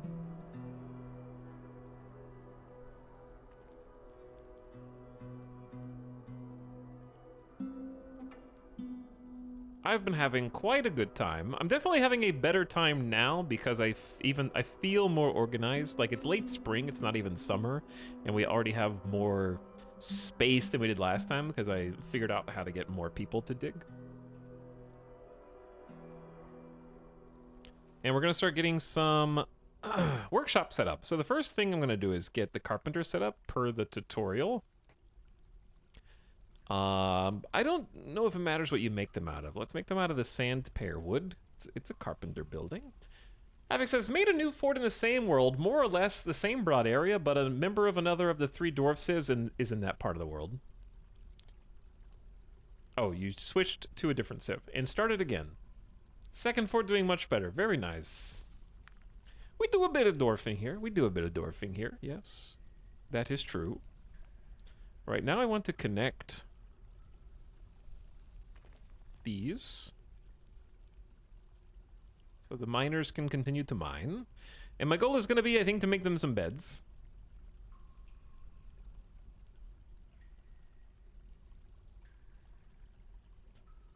Construction is nearly done. I love the detail of seeing the workshops and all the little buildings come up piece by piece instead of just poofing into existence. Is very nice. Let's make bed, make bed, make bed, make bed.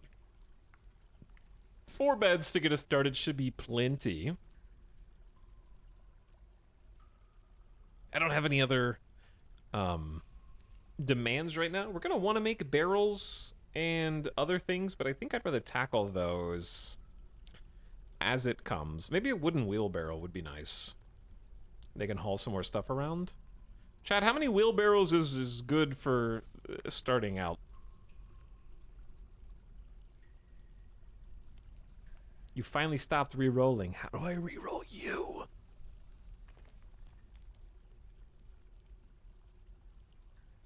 I'm assuming we start with like 1. Well, I'd have to take a look at the stock, huh? We already have Ashen Wheelbarrow.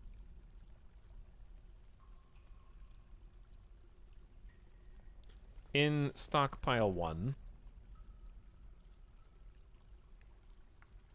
And I think that's what we're gonna use to like haul big rocks around, if I'm not mistaken. But yeah, I think we could do another wheelbarrow. Alright, we're making beds. Hello, chat. I can see you again. Okay.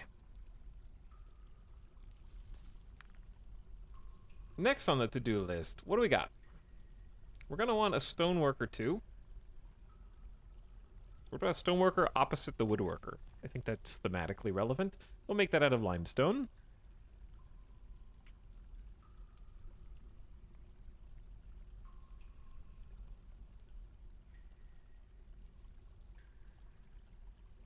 I'm sure basic sound effects will be added or modded in eventually. There already are some mods that people mentioned about adding more sound effects for audio. You can set how many wheelbarrows your stockpile uses with a little barrel icon in the stockpile. I don't think I need to do that now, but it's good to know for later. No idea how to manage that, or what good numbers are, but that's okay. Okay, as for this down here, how does one... Is smoothing a wall a task that is going to take a gargantuan amount of time?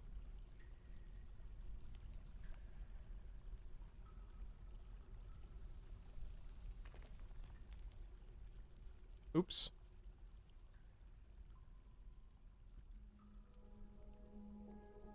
It's pretty quick, yes, and the stone cutter will do it.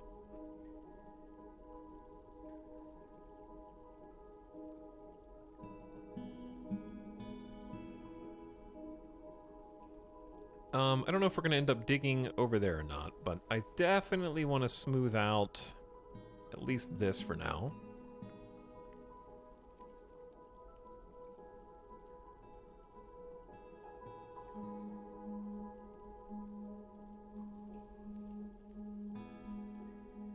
It's gonna take a while, yeah. But at least it gives them something to do.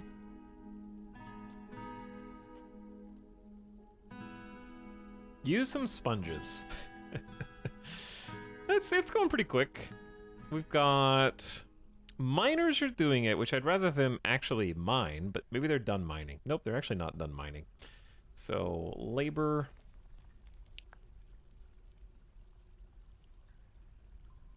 I kind of want only the stone crafter and the mason to do this.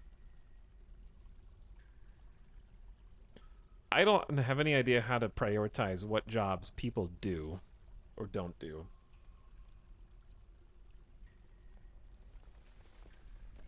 Who gave that to you? Who gave what to me? Are you where you can prioritize mining tasks? Yes, you can. That's not what I'm asking. I'm talking about all jobs. Like my miner is smoothing stone instead of mining, for example. So I've restricted them personally for the time being.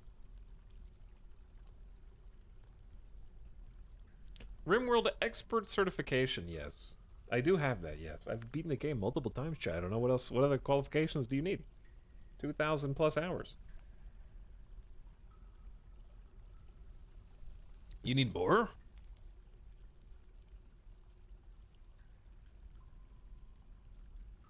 All right, we're building a stoneworker's workshop, and we've built some beds. So we need somewhere for them to sleep, yes? Why don't we place some furniture down? This is a very large room. I didn't realize how large it was. That is a-okay. Let me see the types of furniture that we can put down. This is mostly just going to be a decorative, I'm not going to say barracks, because barracks are something different in Dwarf Fortress, but communal living area. Whenever you beat RimWorld, you get a signed certification sent directly from Tynan himself. That is true, yes.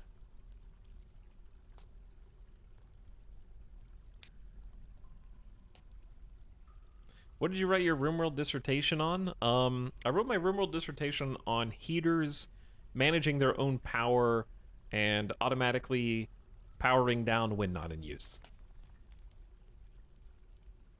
As well as water in the game world doesn't cool you off if you stand on it. We had a very lengthy series of pages on that topic.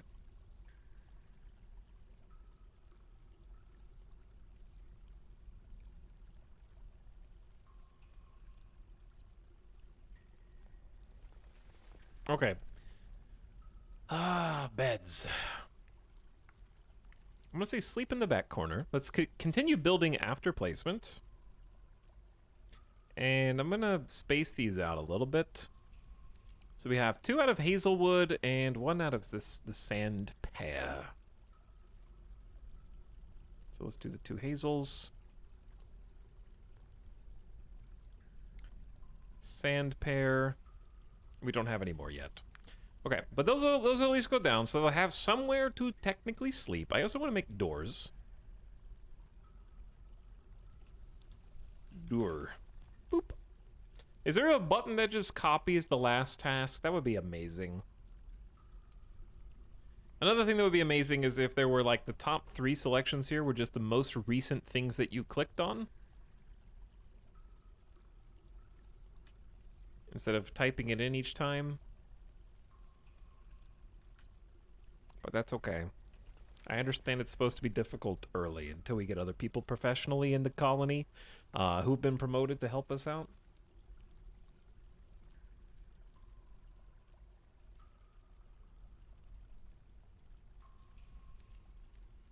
Use the work order tab, but you have that's what I just said. Without professionals, you have to have manager chat. And you can only have 5 general work orders allowed. Unless that can be increased. So that doesn't really solve what I'm saying.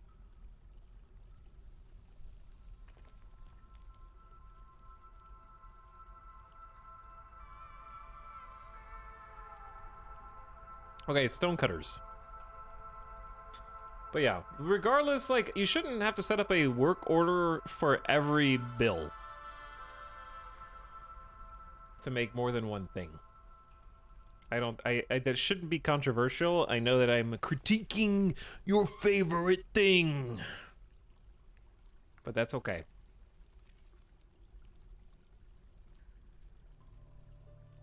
Per workshop, 5 work orders, right? Couldn't you build another workshop?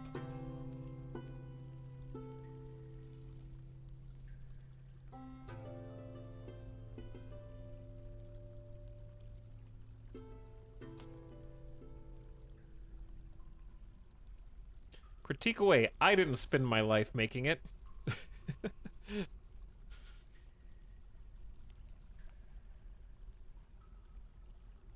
General work orders are work orders not assigned to a specific station. Okay.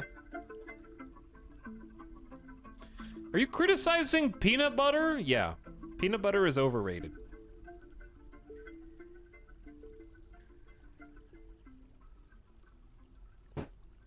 I said it. Peanut butter cookies are overrated. Peanut butter flavored chocolate is overrated.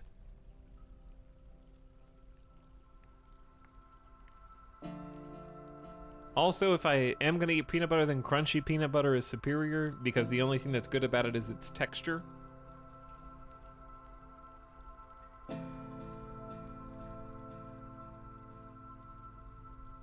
Reese's Pieces are overrated.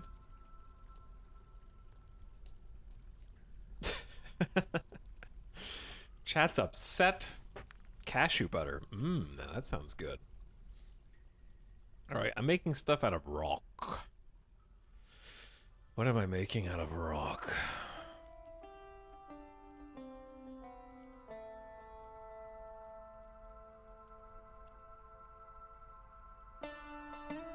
Here you go, chat.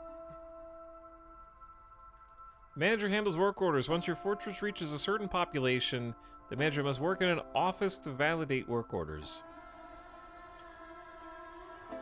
Here you go. Erdem Stukostad, the whole leader of the party, has adequate organizational skills and needs a meager study.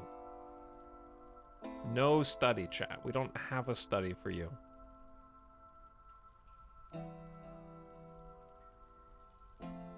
I don't know what a meager study is.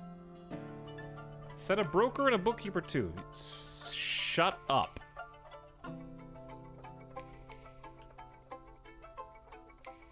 I love how chat's like, the thing you're trying to do, Ital, is easily solved. Simply make any dwarf into the manager. Okay, but now that you've made him into a manager, you will need to construct an office for him so he'll do it better. Oh, and while you're here, also, we're gonna need 2 other jobs that are arbitrary. And he needs a vase. Why does he need a vase? Time to read the offices and admin help pages. I never bother with nobles this early. Chat is so conflicted. People familiar with the game trying to go as fast as they can with the new player classic. He shouldn't be forced to dine with the peasants, so make a dining room. You seem to enjoy this more last night. Chat, if I offer one criticism on the UI on the game, it doesn't mean I'm not enjoying the game. Just chill out. You guys, like, overreact to everything.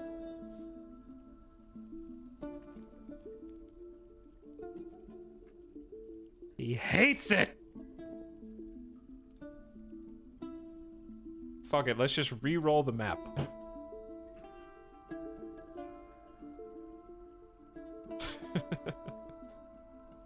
Revoke this guy's gamer license. Ital hates chat. He criticized chat.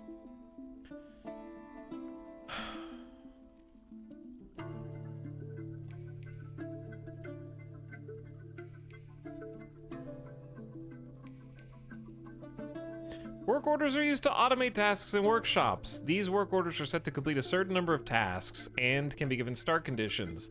For instance, you can create an order to make wooden bins if you are out of empty ones, to brew drinks if you're running low, or to make 5 statues every month. You can limit work orders to a number of workshops. You can also create work orders at specific workshops from their building sheet. The system is reasonably powerful, and you can eventually automate almost all production if you wish. Okay? They tell me what you can do without telling me how to do it.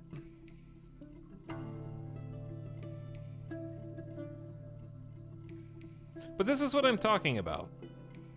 Like, sometimes too much power is not what I want. This is gonna be dirty, filthy RimWorld player here, who's used to a different UI, I understand. But sometimes you just wanna click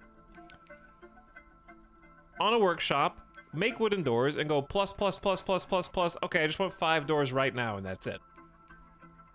Done. Over. The way to do that right now is type DOO, add new task, DOO, click, add new task, DOO. That's the fastest way to do it. A way to do it over time, long term, then power is good, because long term, you might want to set up a plus minus less than or equal to specifically for doors.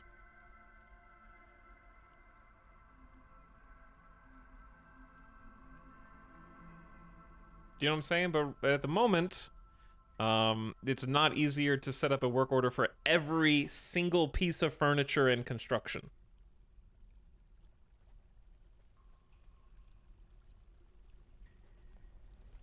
It's a totally reasonable criticism. Most people learn to spam the hotkeys for common items or rush managers. You decided to play Dwarf Fortress. But yes, from what chat's saying, there were hotkeys for this previously.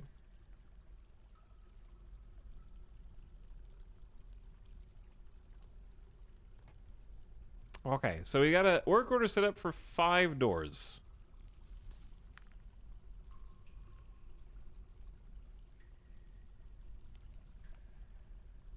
What is the number sign? I can type in a number that I want. We can also set the building material. It doesn't matter which building material.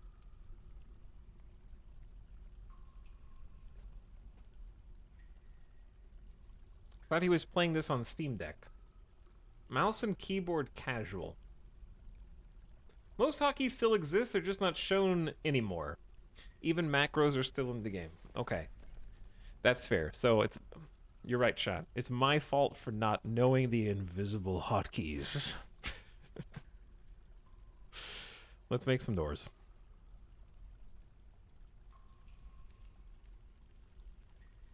Skill issue. Hotkey tricks in OG Dwarf Fortress even put playing Zerg to shame.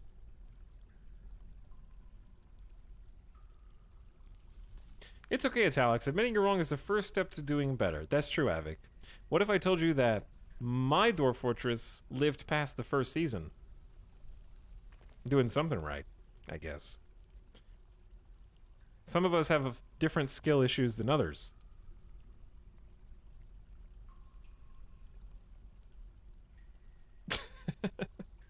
Low blow? You can't call it low blow just because it's Dwarf Fortress. Alright, what are we doing? We're still smoothing the rock wall down here.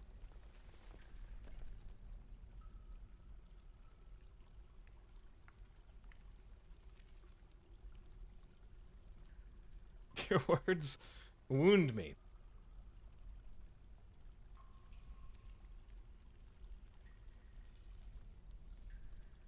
A goblin stabbed a dwarf in the kidney. That's tragic. Oh, speaking of, what's going on over here? Oh yeah. Erdem and Planter Bimble have married. Congratulations. It is now summer. It has started raining. We have workshops, we have a few beds, we have rudimentary stockpiles. We are working on trying to get these walls smoothened, because it's currently leaking water through the walls via there's a reservoir of water. It's in the walls. We have an aquifer down here, and we're trying to smoothen the walls to seal the leaks. feel like it's flooding more than before. Well, your feelings mean nothing because it's still level 1 of 7, chat, because physics in Dwarf Fortress exist, and if water accumulates anywhere to higher than a 1 of 7, it continues to move until it drips out into this river, which is 3 whole levels down.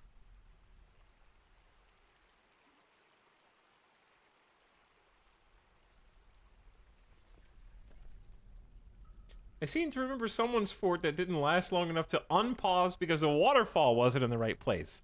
Are you telling me that there is no difference between choosing to move your fort to a different location and having your dwarves be killed? Is that what you're saying? If a dwarf simply migrates off of the map a little bit to the north, is that the same thing as getting assassinated by goblins?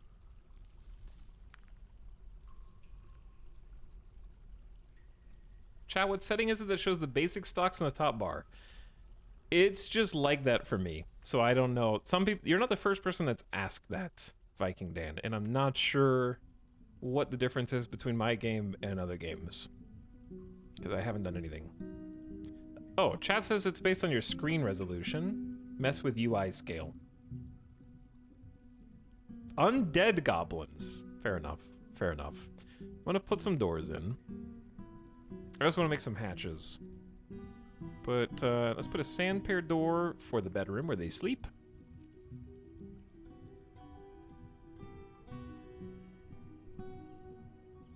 I want to put a hatch there. 1000%.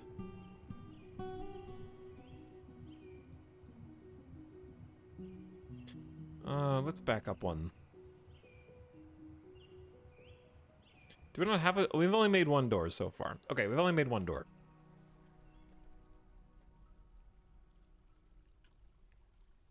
I forgot what I was doing. Oh, yeah, let's make some hatches. I want to make the hatch out of stone. And I'd like to have a second one, potentially for later. Okay, next. Perhaps another type of workshop. Make crossbows. We already got a carpenter. Chat, tell me okay, if you, let's say, obviously, right now we're just gonna have one of each type of workshop until the fortress grows, you know? I know that later when the population grows, we're gonna need redundancies. But for now, for our small fortress, what would you put adjacent to a carpenter that they would maybe be able to share resources? Or like, it would make sense for them to be near each other locally?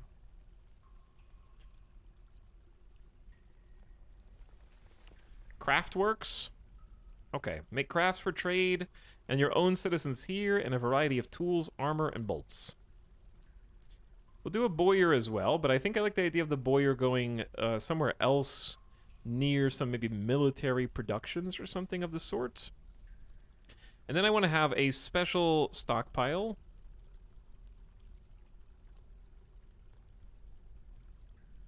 And this stockpile is going to be for wood. Okay. And we actually have 30 drink. We need to start planting some seeds. I need to find somewhere that would be able to sustain some farms. So we learned about farming yesterday and did get a farm up and running. I need to dig, like, on this level maybe it might be good, because there's sand right there. Sand is not my first choice, but it is a workable soil. There's red sand. I don't know if there's a difference between yellow and red sand as far as a farm goes. Chat, is there a fertility difference between red and regular sand? A wood furnace would be a good suggestion. I think so, too. Red sand is red!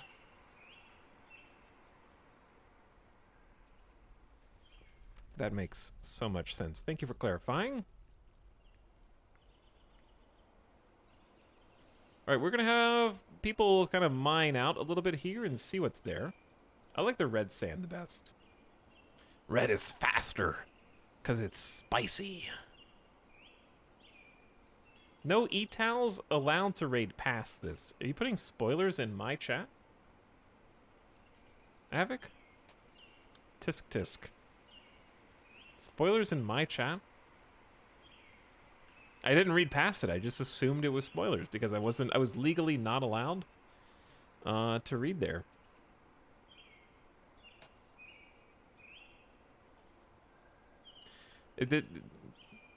I'm sorry, Avic, I believe in your channel you have to pay a certain amount of channel points to backseat. Is that true? Do you go into other streamers' streams and try to get away with it for free? Paid backseating. Okay, 50,000 channel points buys you one backseat. You have one backseat, whatever you want. The floor is yours. Can be anything you want.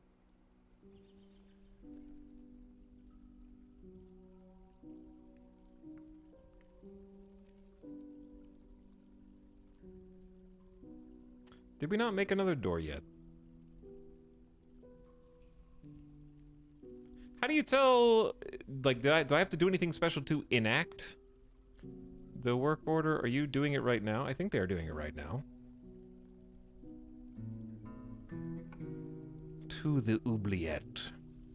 Here's my back seat, just make a manager. Dude, what? You can make a, I already did. Now shit down.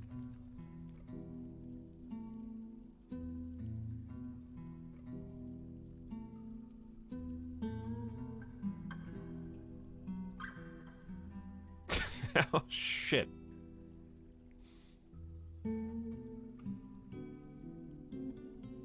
God, I love this map. See, chat, here's the thing. You guys are like, oh, he's gonna re-roll again, Omega lol. But look at what happened when we just spent a little extra time trying to get it just right.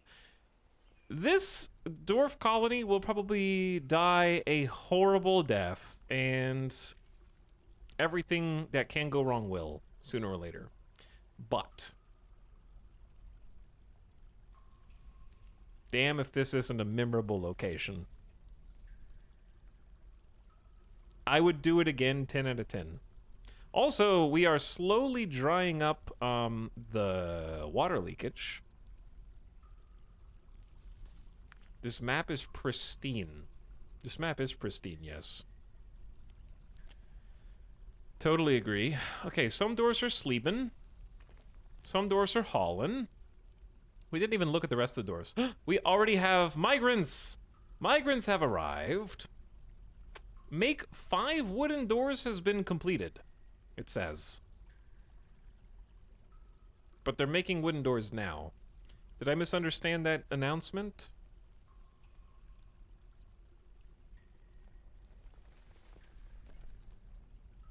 Because I can't actually build any doors.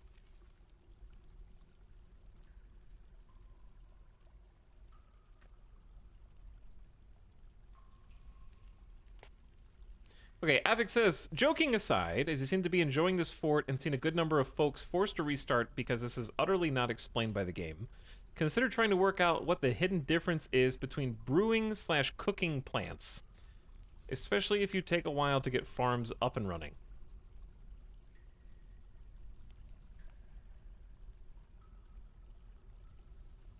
Tried to make this as non-spoilery as possible. Posting spoilers, stop this madman. Chat says, very good tip. I feel like I'm trying to solve our riddle. Good tip, now ban him.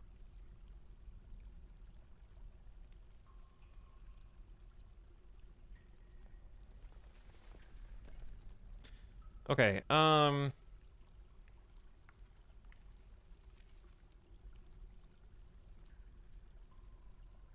consider the difference. A dwarf riddle.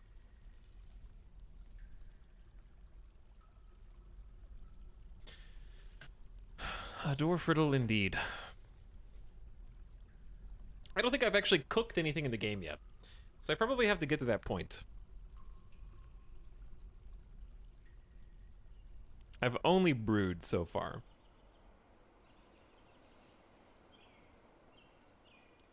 Also, I want to take a look at the dwarfs. I think Indok Tatlashik, Tatlashkib, the miner, is a new arrival with 2 children, 80 years old, an adequate miner and leatherworker. Fantastic. Let's put you to work right away then. You already are supposed to be working. We only have 1 woodcutter at the moment. Nobody to hunt. We got a proficient planter, and let's have this peasant learn how to plant stuff too. Plant gatherers. I want the 2 planters to be in charge of plant gathering, as well as the expedition leader. Stonecutters. Led as a dabbling stonecutter. We should have 3 stonecutters and 5 miners, which will hopefully be good enough.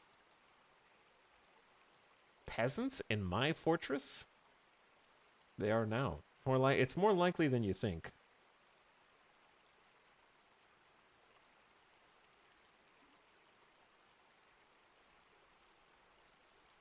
What do orderlies do? Fill buckets, apparently.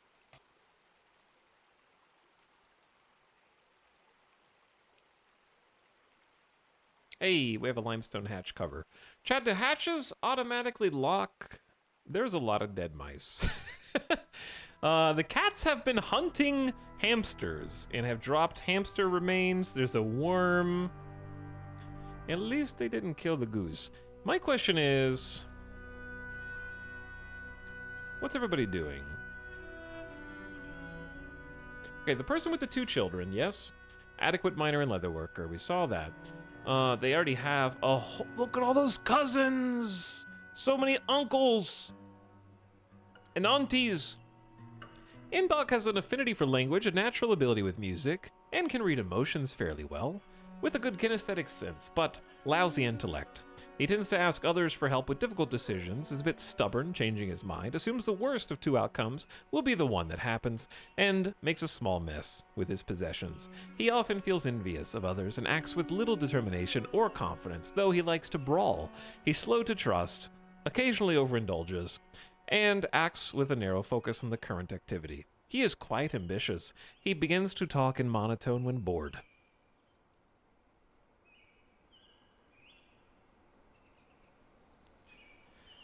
Zephon also has 2 children. Probably another one of the migrants. He has a good memory, but a very bad sense of empathy, very bad analytic abilities, and very bad intuition. Okay, well, that's less than ideal. Adequate at mining and spinning. They brought you gifts. I think the miners are currently, like, taking shifts, sleeping at the moment, and doing other tasks. Because this craft dwarf shop has been queued up for a while. Zephon has just been smoothing walls for a bit, is our proficient stone crafter, and also a skilled miner. The water is becoming lessened and lessened as we smooth out this wall, so that's going the way I want it to. And we're accumulating wood down here as well in the wood stockpile. We don't have anywhere for the stone stockpile to go.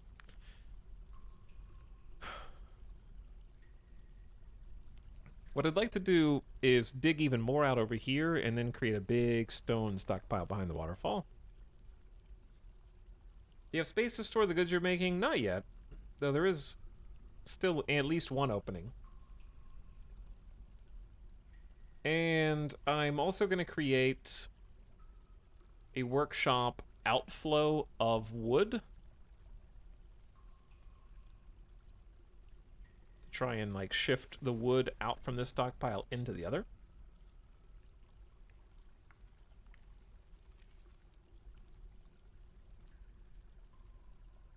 By the way, Meatwood Flax says Dwarf for 19 months. Dwarf indeed. Chat, the Craft Dwarf Workshop. What do we got? I don't know what this does. We can make things out of rock, wood, bone, instrument pieces, decorate things. Earrings, bracelets, scepters, crafts, gems, crowns, figurines, and more. Let's look at rock.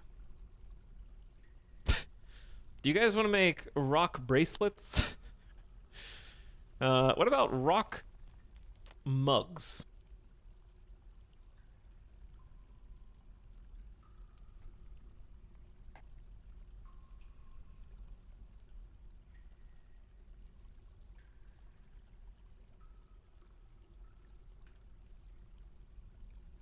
Let's make rock mugs. Let's make 10 rock mugs. Because we have 10 people. I'm proud that chat has become distracted by discussing the nuance of what it is to be a Jeff. A very high intellectual discussion there.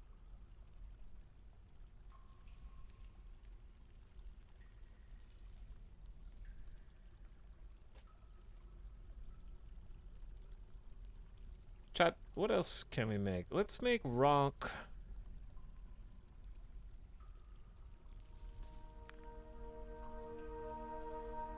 Figurine.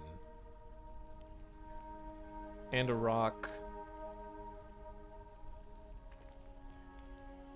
Okay, what's the difference in a mug and a jug? Is a jug just big? What does a jug do in Dwarf Fortress? The crafts option in the craft workshop will make random things to sell.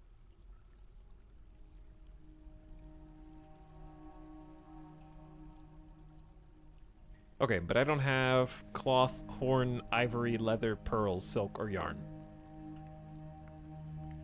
A jug pours into a mug.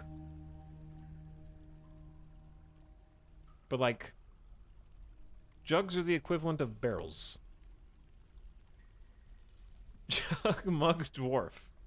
There's a rock crafts? Why doesn't it come up on craft, then? Oh, it's under the word rock. Okay, I gotcha. So we could do make rock crafts indefinitely, maybe?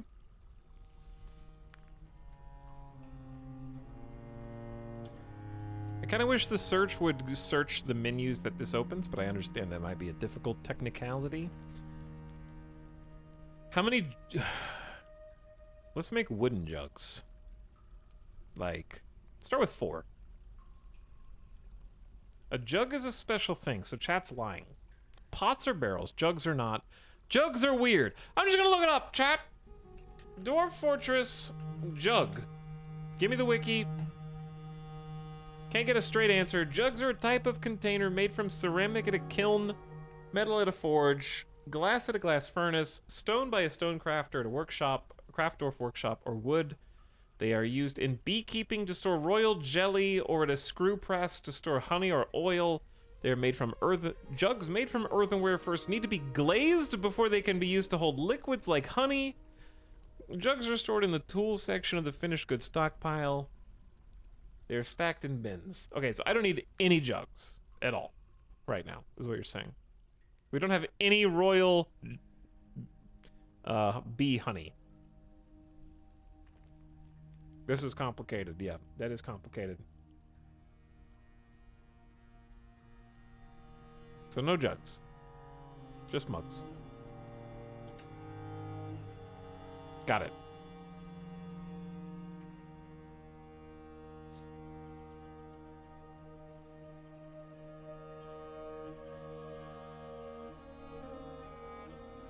Who's coming in here to help? Oh, they're still dropping off the wood. Fantastic. I like my little staircase here. The smoothing process is still ongoing. Okay, I know what the issue is. This isn't the most important priority.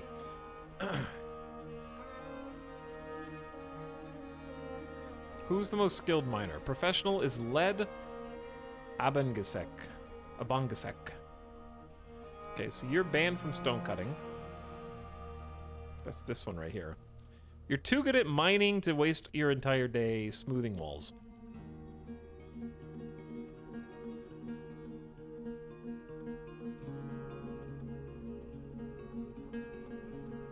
So I remember from the tutorial on planting that you can use loam, clay, or sand.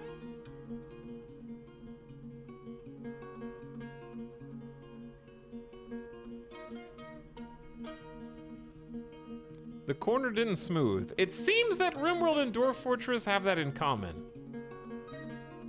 You can use mud too? Why doesn't the tutorial say that?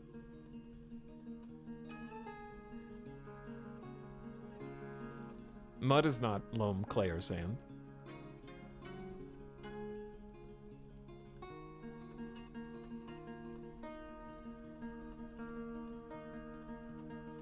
So if I spread more mud down here, I could actually make a farm.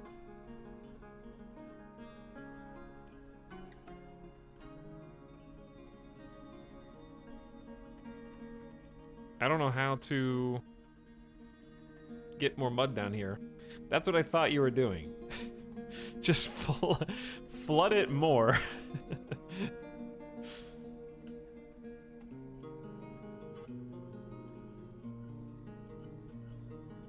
Can you gather up mud from somewhere else?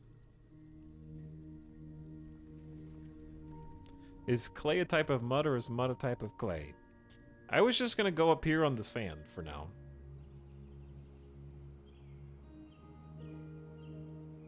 Mud only comes from water. So you're saying if I just let this flood even more, it would eventually turn into an entire mud super farm. Please figure out how to farm on muddy rock so I don't have to. I see nothing wrong with this plan. What if we just went down another level and let that level flood? For now, I'm just gonna plant on sand because we don't need much in the way of farming, okay? To get us our tin pop off the ground. That can be a big thing later.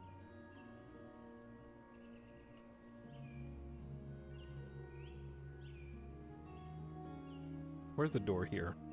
We don't have a door here. Okay.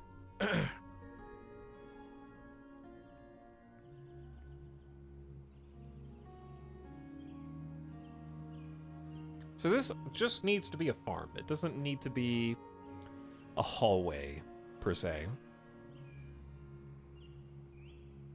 And I know from yesterday we don't actually need that much space to farm. Boom, boom, boom, boom. So what I'm gonna do is I'm gonna make too much space. But strategically.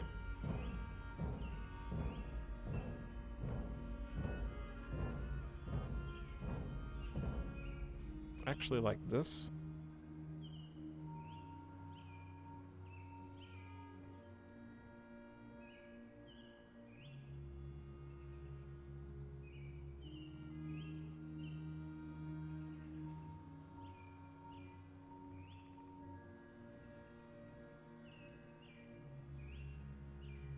Okay. I can unpause, sorry.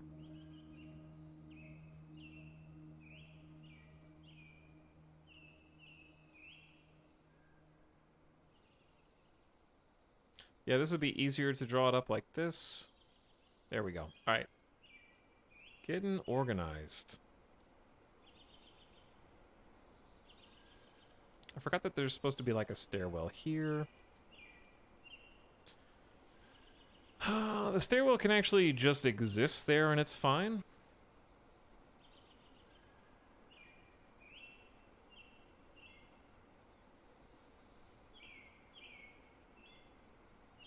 Where did Etal embark? Wow, they're digging this super fast. When you say, where did I embark? Ooh, there is a bit of aquifer over here. Potentially. On the upside, with all this smoothing, you'll have slightly leveled up stone detailer to make pretty engraved walls later. Everything adds up. We actually, this is gonna work out perfectly for now.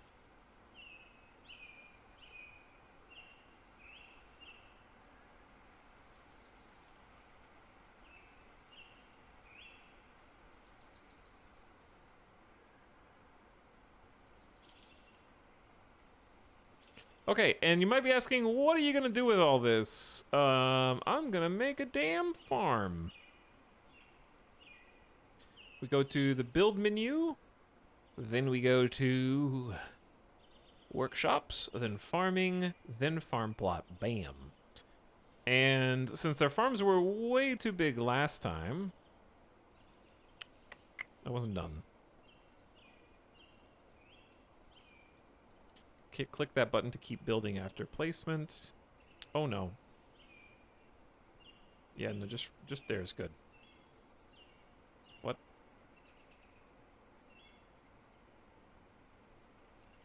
What? Oh, I get it. Hold on. I understand what the problem was. Try this one more time. I'm getting used to the controls. Farming, farm plot.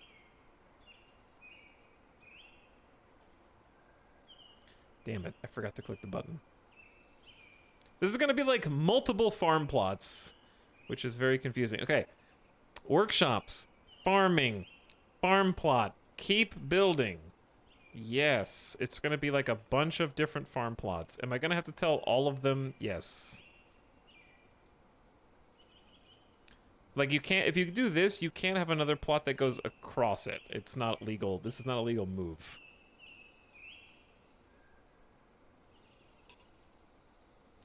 Also, there's no way to cancel the existing click, sadly.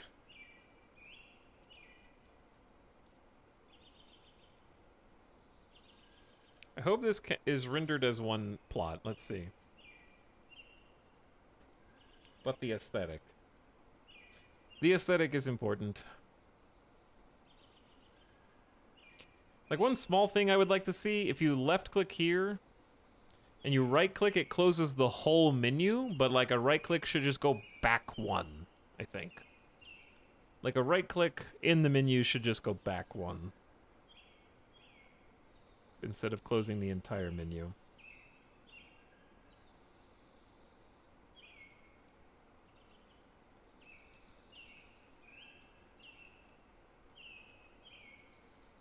Okay, some different farms going in here. It doesn't really jive with this stairwell, but that's okay.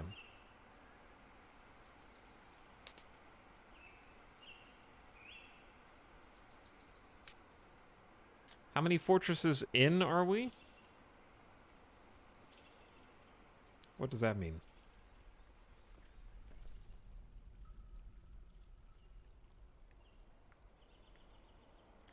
My eye.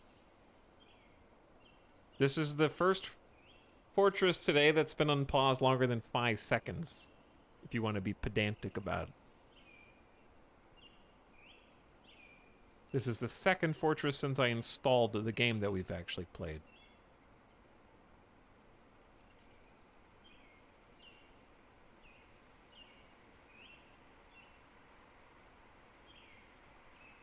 Okay, chat, it's time to make plump helmets on this farm plot.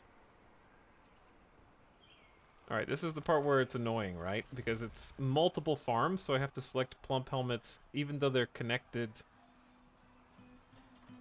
They're technically different farms.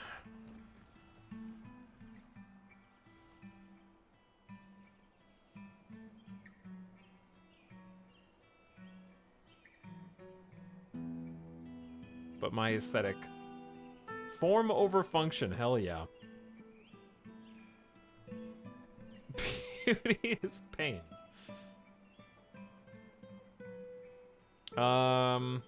Chat, backseat, what else do you think we should make? Okay, let's just take a look at the stocks. We have 5 pigtail seeds, 5 cave wheat, and 5 sweet pod. So how about this one can be cave wheat?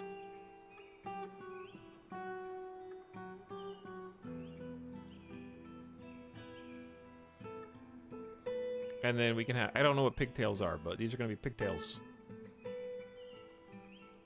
Don't forget that was just one season. I forgot.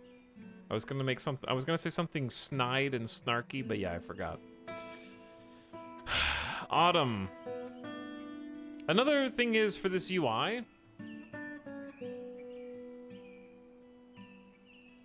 if there was another tab or something that just said all, because like, you can do dimple cups year-round, and you can do plump helmets year-round.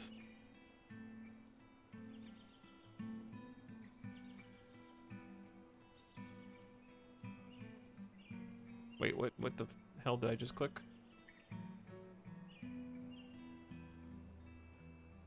And it's also difficult because they shift up and down the Chad, this is... Whew, well, I have done this to myself. Okay.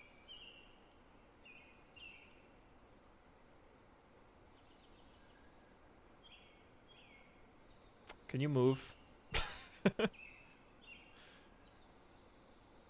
Also, the UI switches you back to summer each time you click on another tab. So you can't compare quickly by clicking. Okay, I think I got all of them, but who can say? Now we need a farm manager. Have you played Dwarf Fortress before? I have not, Miramex. This is my first encounter with Dwarf Fortress. It is the Steam version.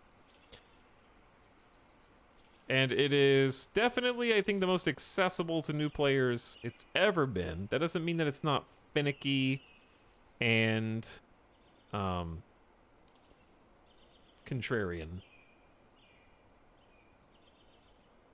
But if you don't like finicky or contrarian, then what are you doing here? That's my stream chat.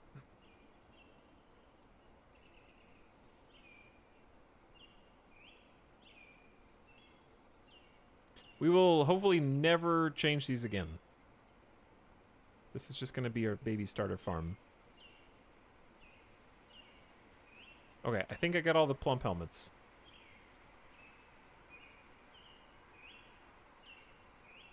It's only 5x4x4 seasons. Just 80 clicks to update. I just think it should operate like a stockpile does, where you can click on a stockpile, view it, paint, and then extend it. I think it's reasonable to expect farms to work with a paintbrush as well, and then you can just extend the same farm in the same way.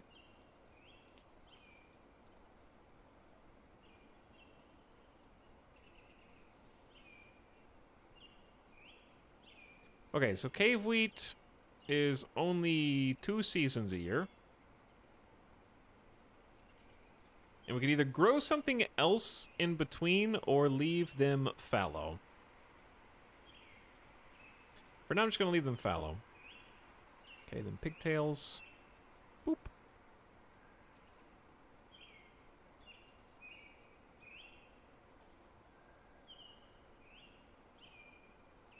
Pigtails.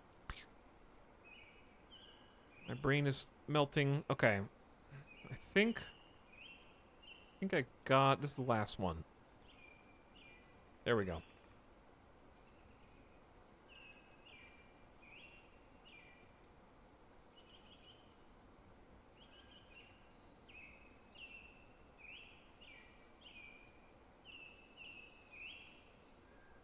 Seeing it before compared to now is a world of difference, for sure.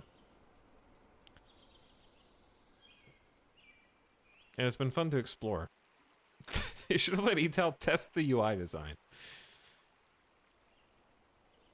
Well, the thing is, like, anything that I offer is something that someone who's already a Dwarf Fortress veteran is like, yeah, and I'm already used to what you need to do in order to do what you're trying to do.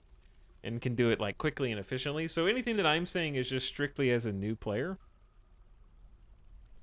And sometimes I guess that can come across as, like, if you're a developer or if you're someone who's already has a lot of experience, that can probably come across as, oh, you sweet summer child type of thing. But the whole point of all the UI updates is this, right? So I don't feel like I'm coming into your turf and making unfair demands. Like, part of the appeal of the Steam version is appealing to a new audience.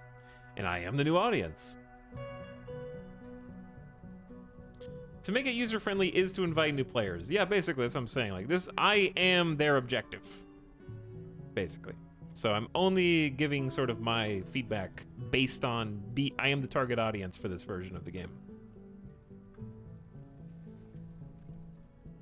Like, I didn't install the free ASCII Dwarf Fortress and be like, what is all this? You have to use hotkeys? Considering they did this just to make it user-friendly, I'm sure they're open to keep working on it. Oh, for sure, yeah. I mean, they're not even done adding game modes to the game yet. I'm just happy it's out this year at all.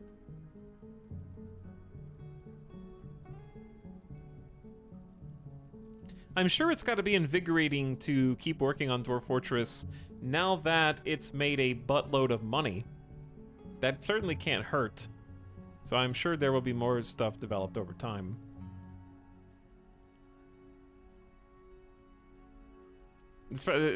I'm sure they're a little more chipper when heading into the office or their work from home office, depending on where they work.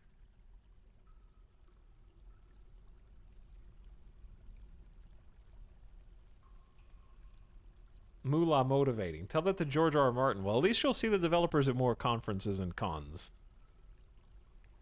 So that's the upside, right? Okay, we have more things to do. I wanted to see about some more doors. If we have them. We still... Okay, I think I just don't have anywhere to stockpile the doors right now. So, where did the wood go? I need to just chop down some more trees. We didn't really chop down that many.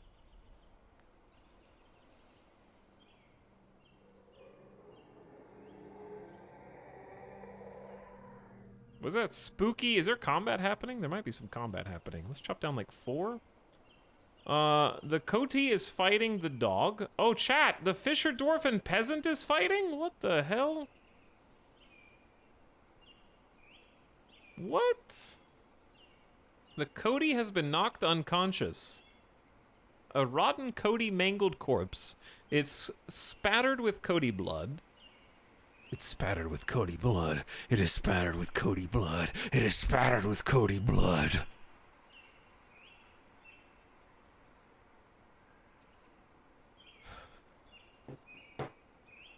Monka S. This one's for Coati. Okay, well, let me see what happened here. Fisher Dwarf, what happened? The Fisher Dwarf punches the Coati in the head with her left hand and the injured part explodes into gore. Ugh. The Peasant punches the Coati in the right rear paw with her hand, but the attack glances away. The Coati scratches the Peasant in the foot, bruising the muscle through their shoe. The Peasant charges at the stray dog and collides with the stray dog, who knocks down and tumbles backwards. I talked to an acquaintance. I am not fond of this. The Peasant got kind of wrecked. My Fisher Dwarf, though. How do you see, relieved remembering being near a waterfall. Pleasure remembering having an intellectual discussion with a friend. How do you see an individual's combat stuff? 1 kill. 1 Coati in Paddle Saber.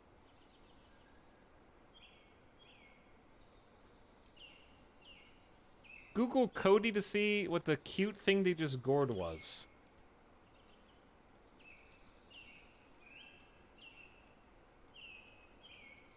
It sounds like it attacked first.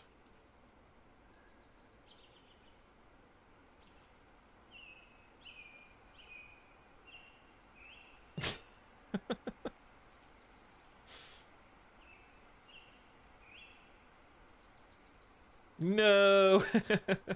Poor dog, innocent bystander. I really do love the extra history and storytelling Dwarf Fortress seems to provide. I agree, yeah. You can recenter on announcements. Okay, it is...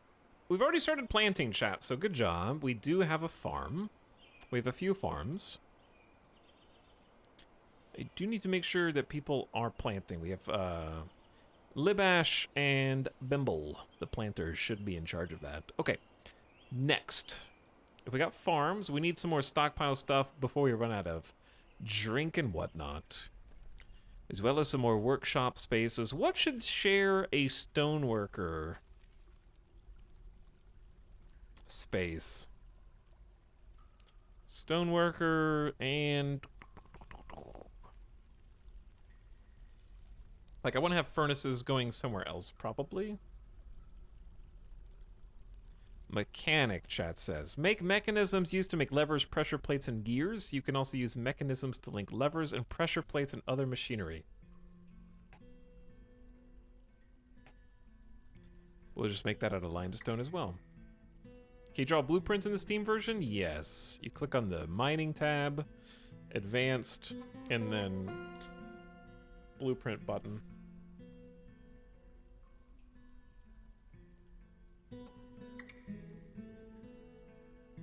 Dude, the water is actually drying up down here.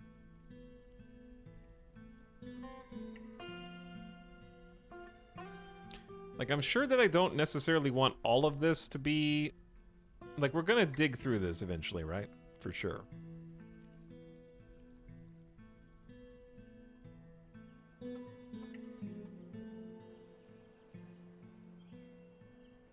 But it doesn't hurt to go ahead and have it smooth for now.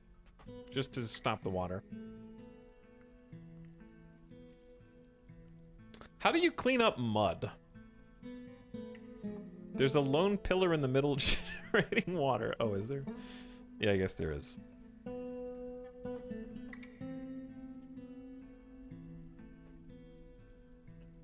Ah! How to do blueprints, chat? You didn't listen. I just answered this. Build a floor over it.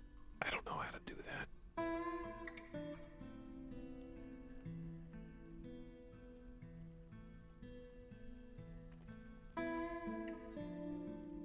Now I know how to do that. Can I just select all this?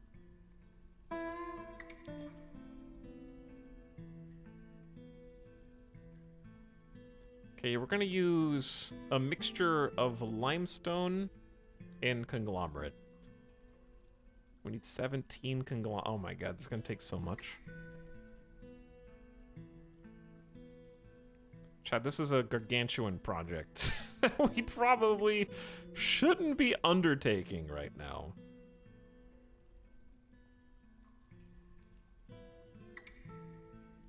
Chad, is there a way to select materials in bulk instead of clicking 100 times? Laughing my ass off. You don't want to click 100 times on Jay? Tox, I would suggest making a stoneworks first, then making stone bricks. How dare you tell me two separate things while also I have no concept of... Do I have to... Okay. Do I have to cancel every construction independently for a floor? Is there not a cancel...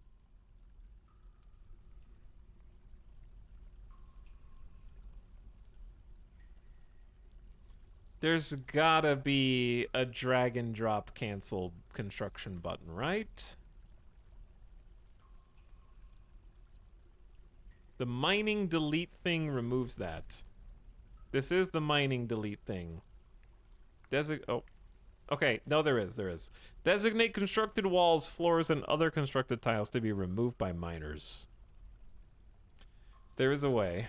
That's how you remove stairs and things. Okay. Saved. Saved. Chat just learned a whole bunch, I think. Alright, you said make a... What'd you say to make bricks?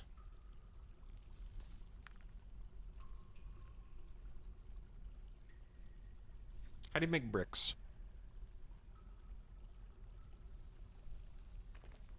I already have... Oh, it's the stoneworker.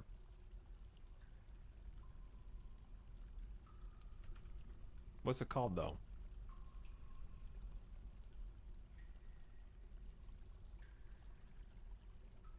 Blocks, not bricks. Okay, blocks, not bricks. So we want to create a work order that says... amount of items available is at least... How many? Is it 1 brick per floor?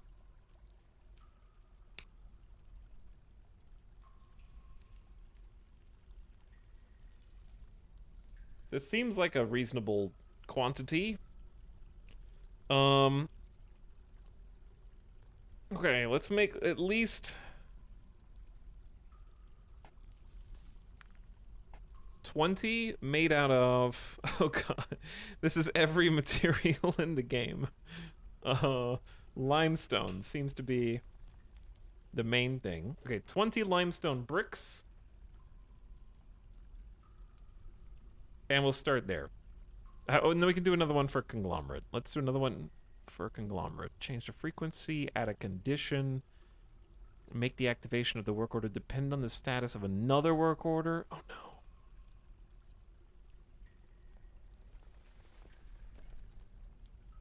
Wait.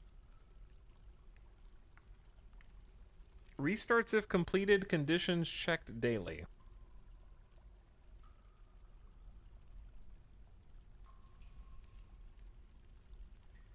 Yeah, I think the suggested conditions, I need to be, so if I click this one instead, it'll start if the amount of rock blocks available is less than 10.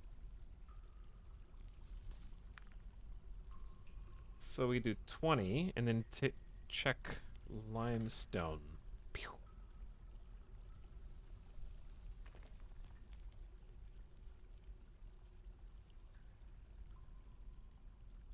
Wait, what did I just do?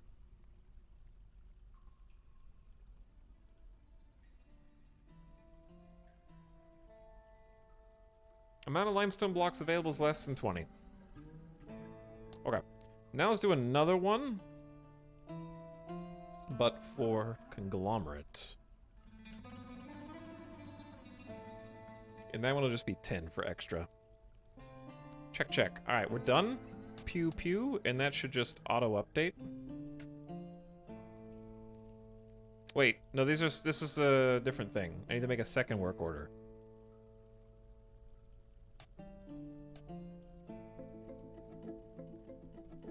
Why is this 10 out of 10? Is it going to update tomorrow?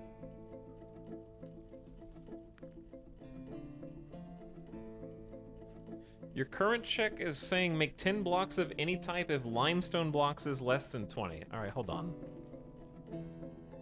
How do you change...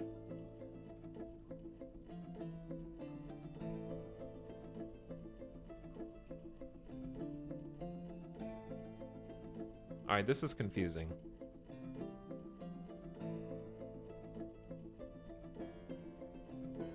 "10 out of 10 counts down, it means 10 remaining, not 10 already done." I get that, even if I think that's backwards. I understand that. The magnifying glass.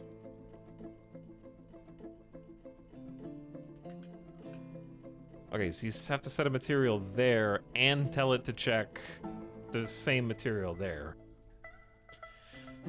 Okay, and then... we up that to 20, so it's checking for 20. Make rock blocks. This is gonna be conglomerates.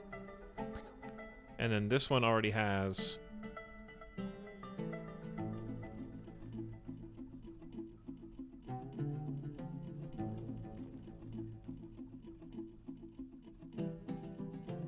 there. Did I do it? Programming your fortress 101. Is this a new fortress? Relatively, yes.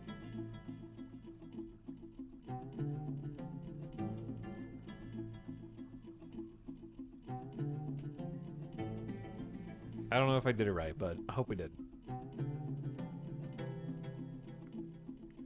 Baba is you. Baba is you. Okay, we have a stone cutting job now.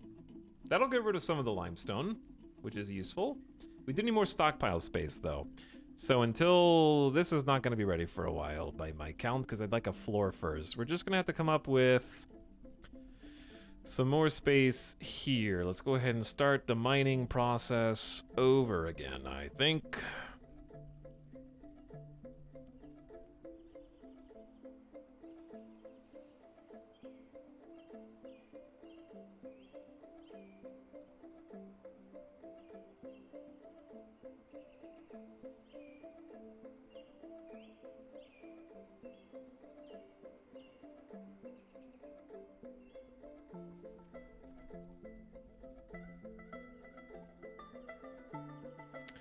The music is so good.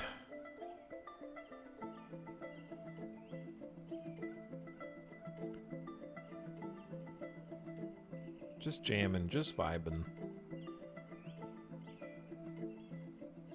Chat, you like organic dwarf bases, right?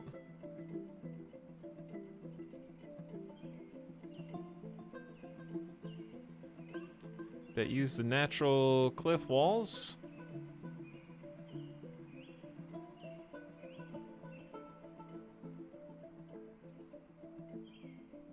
I don't have any idea what that building is gonna be, but I'm just digging it out ahead of time. Free-range bases, the lungs of the mountain.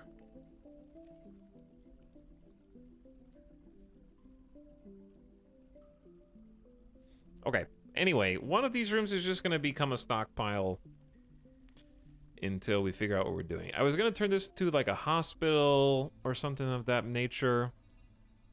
I do also require like a nice friendly meeting area. This is gonna be like a dining hall.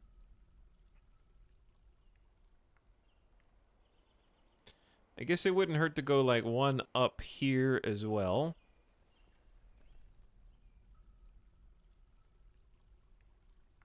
And hook these up.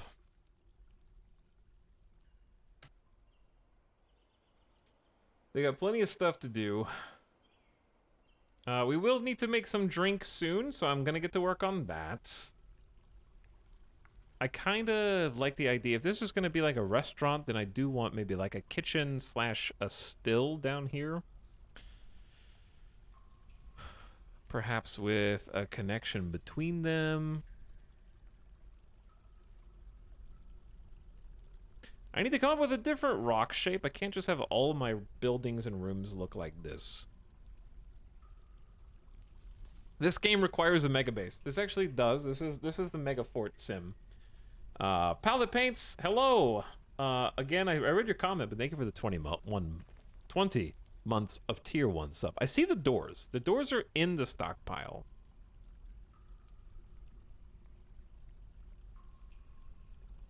So how come when I left click, nothing happens? Oh, it needs an adjacent wall. Okay, I gotta build a wall first. I get it. You can't have a freestanding door. I answered that myself.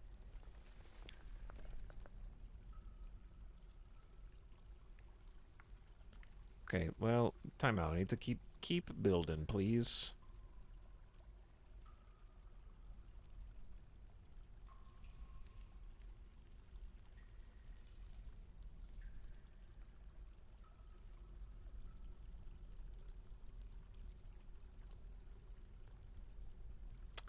It's all conglomerate down here, so we're gonna make the walls out of conglomerate, whereas these are more limestoney.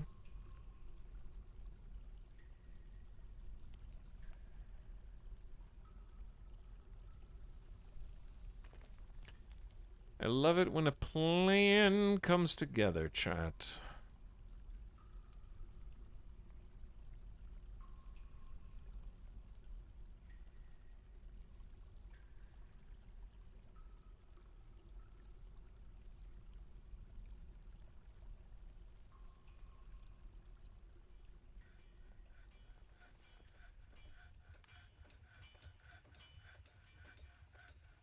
Are there raids in this game?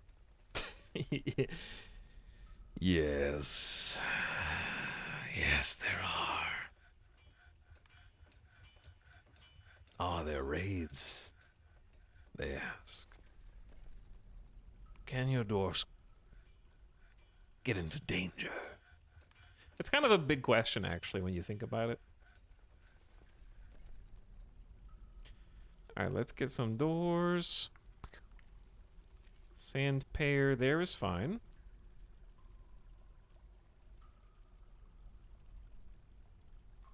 Do another sand pair. Do another sand pair. Wait. Chat, is the brackets how many doors there are? How many doors did we make? Or is it all trying to use the same one from the stockpile?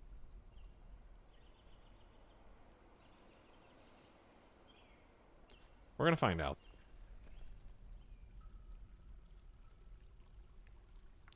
Depends on how long these are waiting for construction, because actually, yeah, it looks like they're going down.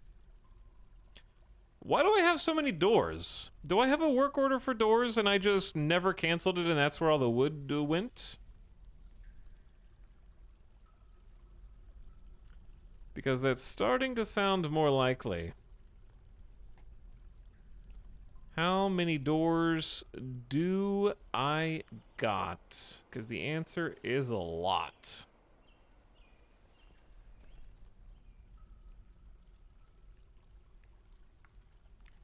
You said a lot of door orders. Did I?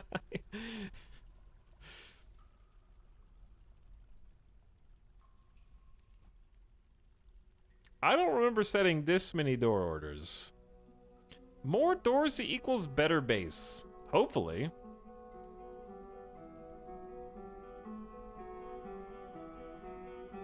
Ding, ding, ding, ding.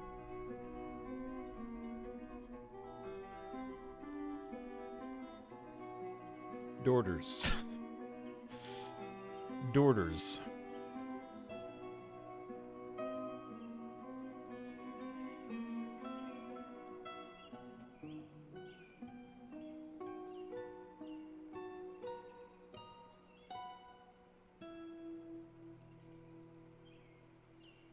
Has anyone died yet? Just give them some time, alright? They're still figuring out how to live.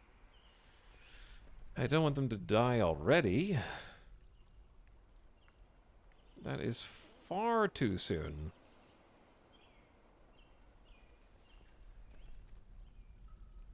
Chat, we struck lignite. What is lignite? I'm just kidding. Imush has become a carpenter. Zuthon has become both a stoneworker and a miner. And we've made so many wooden doors. Hold on. Let me... There is a work order, because I didn't understand how this works. Okay. Restarts if completed, check daily. Let's try this. If the amount of doors available is less than 10, then it'll... How about less than 5? Okay? We have plenty of doors. Lots of doors. In fact, we have so many doors we probably need to chop... No, we don't. We got wood outside. There's bayberry outside.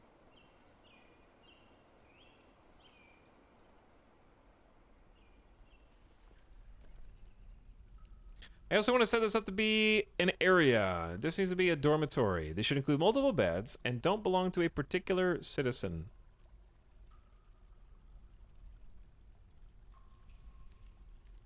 Okay.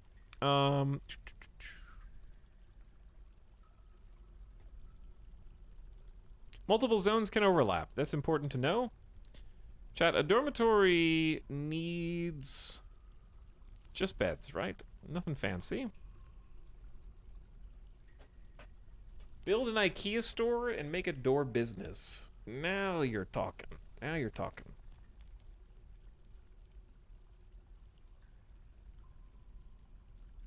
Okay, we only have 8 drink left, which is a slightly alarming amount. I am going to work on a new still down here. I was just getting distracted.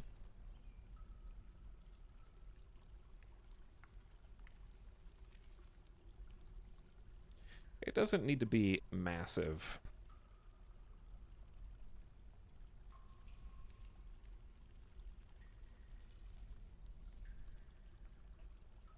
And we'll eventually probably connect these up. Like I said, I want different shapes. Not just this default RimWorld shape that I go to, but it's...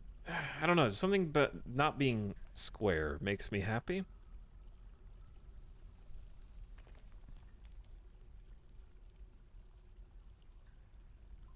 I can always redesign stuff later, and that's okay.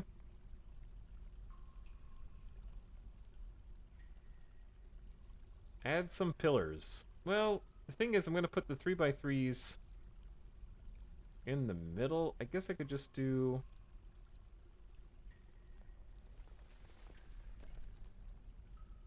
That would look unique. I'm down with unique. But yeah, this is gonna be a workshop space. But for what? Let's see.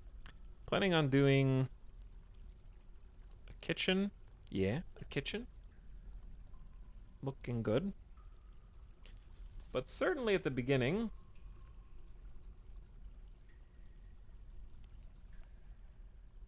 a still. Chat, what goes with a still? Maybe 2 stills. Yeah, probably just do 2 stills.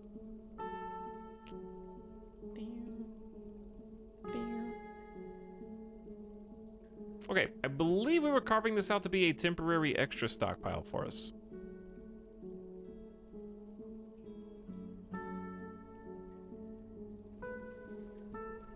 That way there's just somewhere for things to go.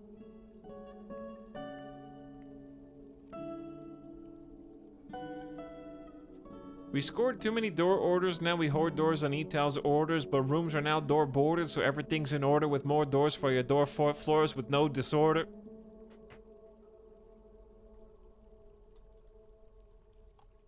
Who wrote that?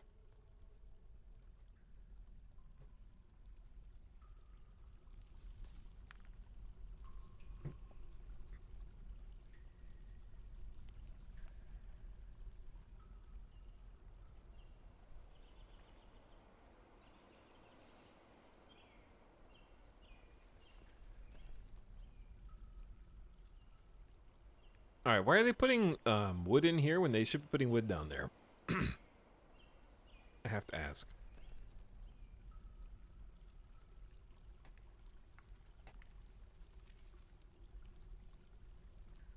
It's more convenient. It's just more convenient. Alright, do we have any more cool sandpaper doors? I do. Get one for all of the different rooms. Starting to organize the base. Chat, I just want to say that regardless of what happens to these dwarfs, I already love them more than the last fortress by a lot. Also, how do we know when there's a plant harvest? Chat, we don't have any plump helmet seeds? What? This is the gift sub sound. Trial. What? We have pigtail, cave wheat, sweet pod.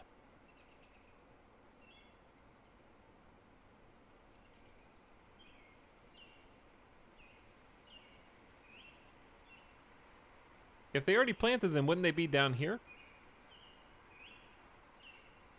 Okay, we have 3 plump helmet spawns. They're spawn, not seeds. Oh. We still only have 3. When you plant a crop, do you get more seeds back after harvest than you started with, or less? Or fewer, rather?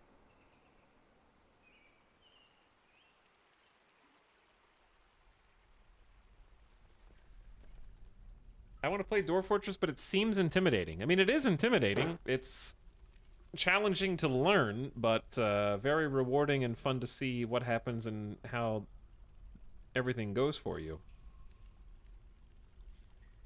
I would say it's...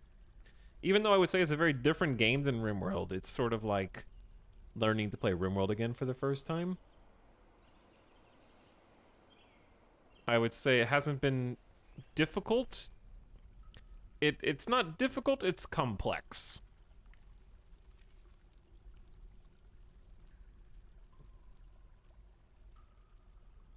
There is a lot to learn.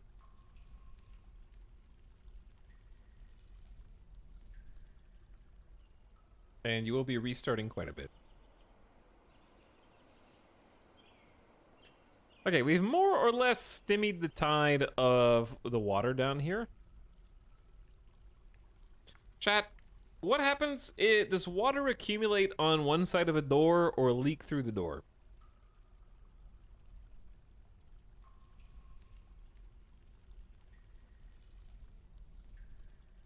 We have free mud. We do have free mud.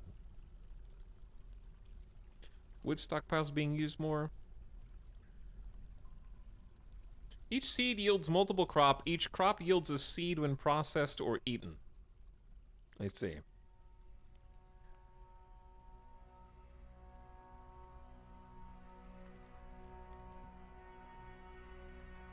Chat, we have made 28 limestone blocks and 12 conglomerate blocks. They're still making limestone blocks. So, what?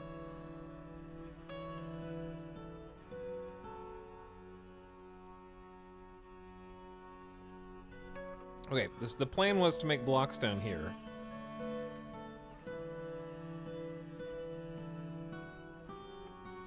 How do I construct a floor with...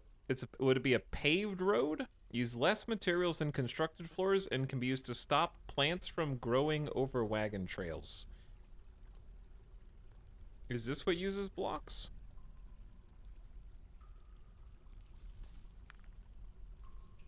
Or does floor also use blocks?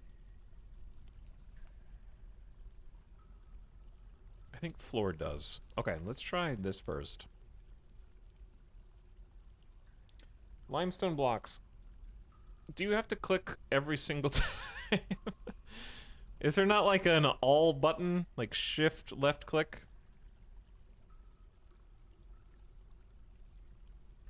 Control click, alt click.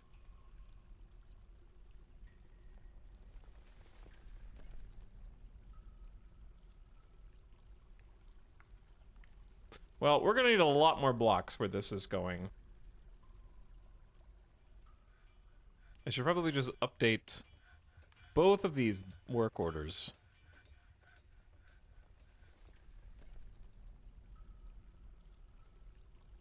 What is exclamation?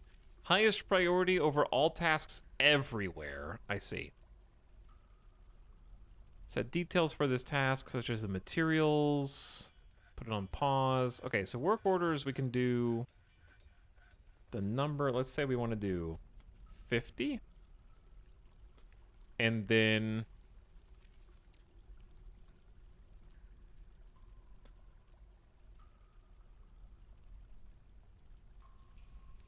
if the amount of limestone is less than 40 available, then it'll queue up the task, if I understand this correctly.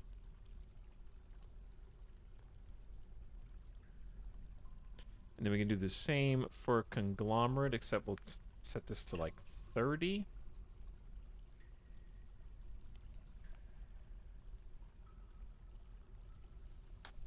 Okay, I think I'm figuring out the bills.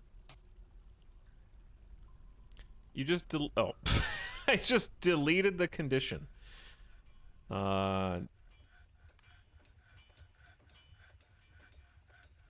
How did I delete? Did I hit the X? I think I was hitting the X to go back to the previous menu. Actually, that was my first instinct. I was like, oh, close out of this menu.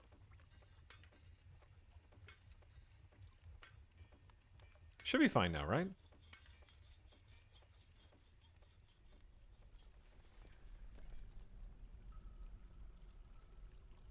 Wow, there's floor. Oh my god, look at it. This fortress is gonna be beautiful. How are the crops? It's hard to say. We only have one drink, chat. I'm about to fix that. Right at the last second, I'm ready to go. Farming and a still. We're gonna build this still out of... Doesn't really matter. Let's do sand pear logs. I'm just gonna go ahead and build 2. Because I want to do 2 eventually anyways.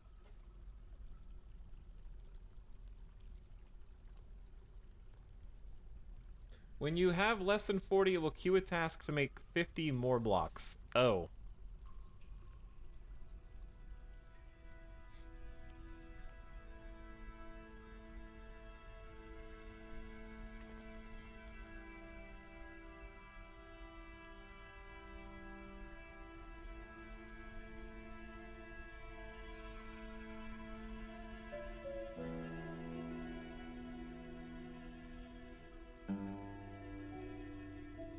$50 make block actions? Oh wait, so each block action is 4 blocks. Oh, it makes 4 at a time. Oh. On the one hand, that's obviously not what I meant to do. On the other hand, I think a lot of blocks is good. Because I like paving the floors. And it looks pretty. So what should be my condition then? If the amount of blocks total is less than 150. Because if we're making 50, 5, 10, 15, 20. Wait, no. It should be if it's less than 50, it'll queue up and then make 200. The condition's fine, you probably just don't need the number of actions to be 50.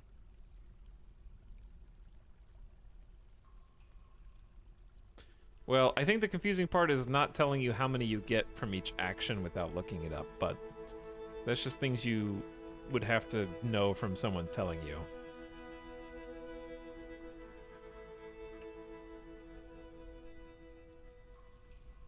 Stone boulders produce 4 blocks per job, logs produce 1 block per job.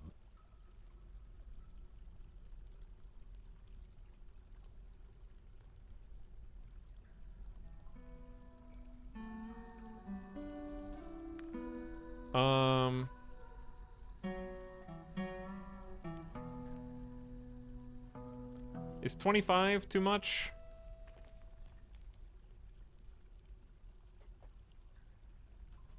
I'd say leave it on so you always have blocks to build with. That's what I was thinking.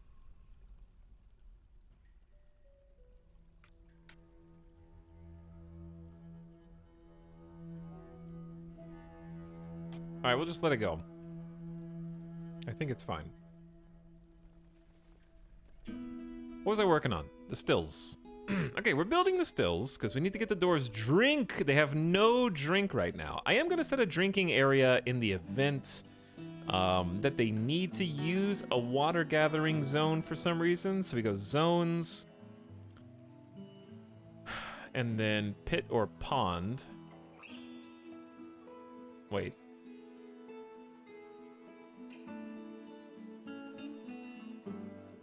Is it pit or pond? Animals assigned to the pit pond zone are dumped in the pit but will leave the zone afterward. The pit is... Wait, what's the... Oh, water source. Water source, not ponds. I was looking like at the wrong thing. Brain, no work so good. Okay, there's a water source. Except.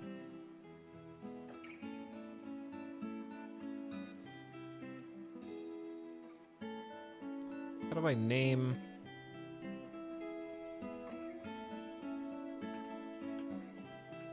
Topside river water. There we go. Okay, so at least they can drink, but they prefer to drink booze, which we're in the process of making. Let's check our stockpile for plump helmets. All right, we have 34 plump helmets. So we do have a supply of, as chat has told me, the dwarven staple. T and Ledfoot, thank you for the gifts up to Quite Adept, who's back for 12 months. Thanks for the 12 months of sub. What up? Okay, so we need a work order for this too then, yeah? Brew drinks from fruit. If the amount of drinks is fewer than, I don't know, 50? Less than 50? Chat, is one drink order make one drink?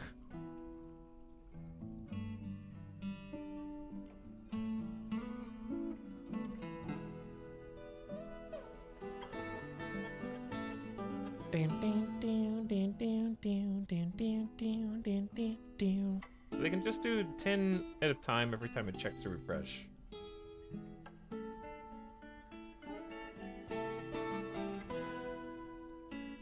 Brewing job produces 5 drinks per plant and brews entire stacks at once. It's awkward because it's based on the number of plants in the stack. Okay, so chat, we have no idea. More is better.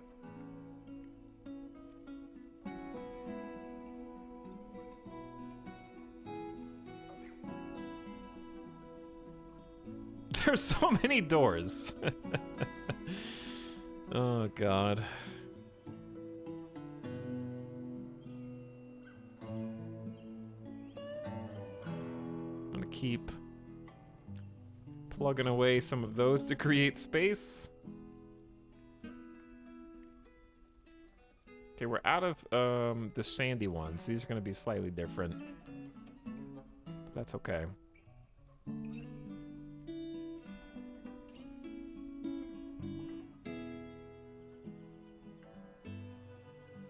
I think I was using the ginkgo wood for these.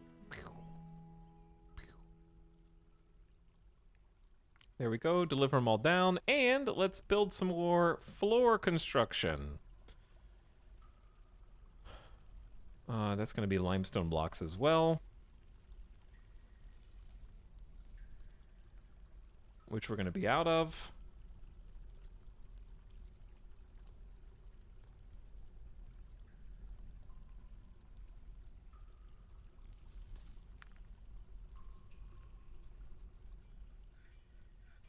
Can you brew doors? Can you brew doors? You can probably brew whatever you want in this game. The doors will figure it out.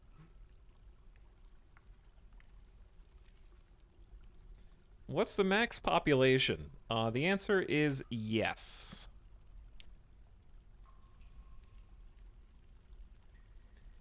Chat, are orderlies brewers by chance?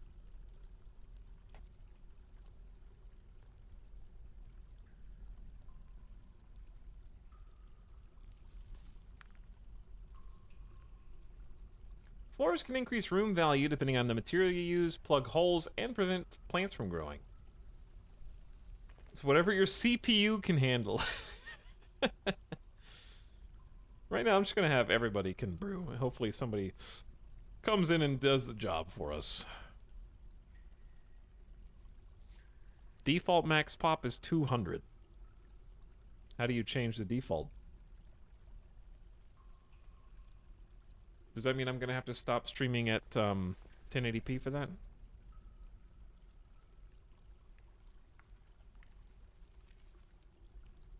What's like a responsible max population?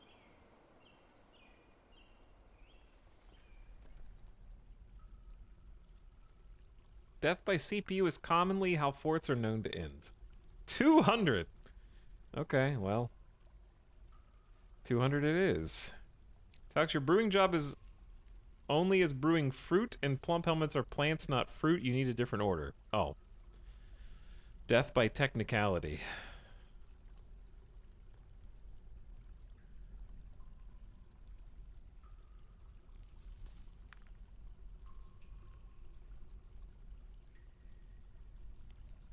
So, if the amount of drinks are less than 50, queue up a new order.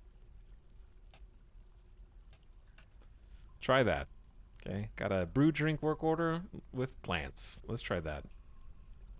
The Steam version supposedly does better at higher pops than previous Dwarf Fortress releases. Interesting. We're saving the game, which, by the way, I did see somebody on my timeline saying that they were going to wait for patches because their game crashed and they lost a bunch of progress. Dwarf Fortress does not autosave frequently. So if you're concerned about that, I would be manually saving more frequently, which I need to start practicing myself.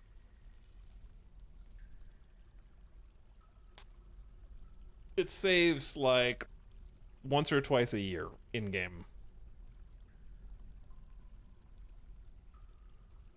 Without you tweaking anything.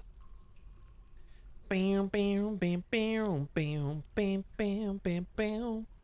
Chat, I'm not sure. I have a question. Is it possible to change the autosave setting? I don't know. I'm just looking at chat right now, and I can't tell. I can't figure it out. I just don't know.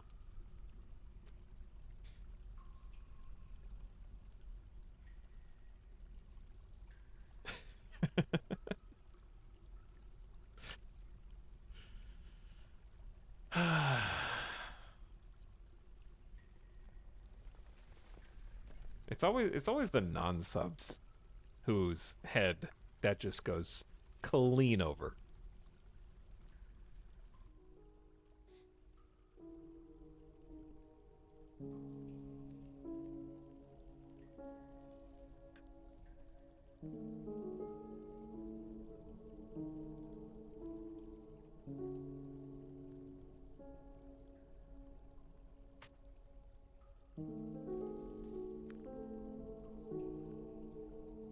I want to see somebody brew some beer. Autumn has come. I should have read this and it would have said we needed a leaf or fruit and we don't have one. Zephon has become a miner and a stone crafter. Good for you.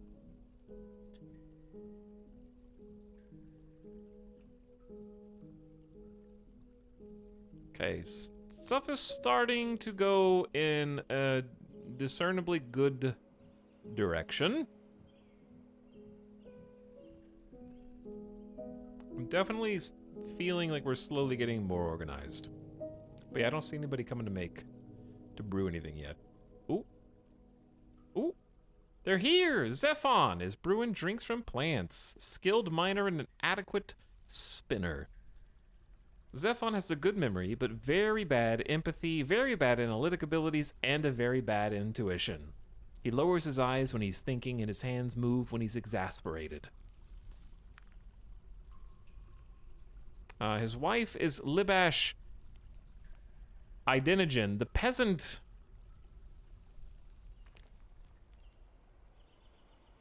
They are married.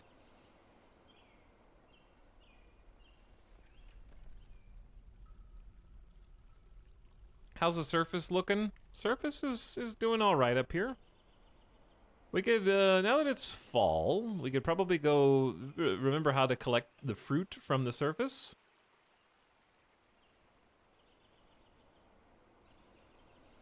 Okay, so we need a zone and a gather fruit area.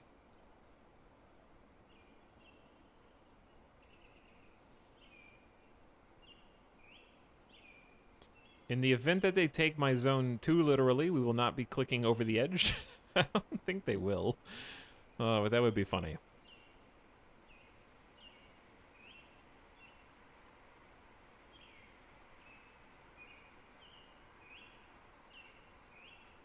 It's a nice map, dude. I like this map a lot. I want this fort to survive, chat. We can also cross over and gather on the other side as well if we want. Okay, these are bayberries. I was trying to see what these are. We have pears, bayberries, sand pears, which I have no idea what those are. Persimmons. Persimmons. Persimmons. Quite a lot of stuff for us to gather up and store. And I'm in favor of gathering all of it, to be honest. And we're going to come up with some stockpiles. So, chat, do fruit go in barrels?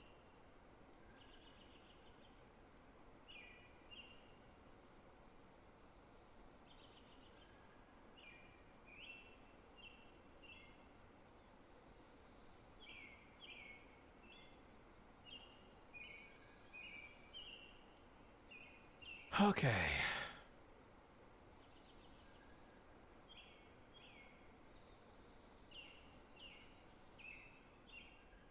Off we go then. As far as gathering, I want to make sure plant gatherers. There's only a few people. The peasants, the expedition leader, the planter. Okay, those three people can focus on it while other people do other things. Chat, we have drink. Behold. There's booze. The dwarves can be happy again. I was also going to carve out a common area for them.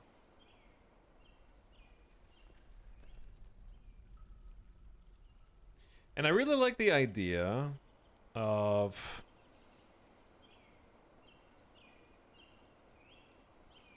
there being sort of a mirrored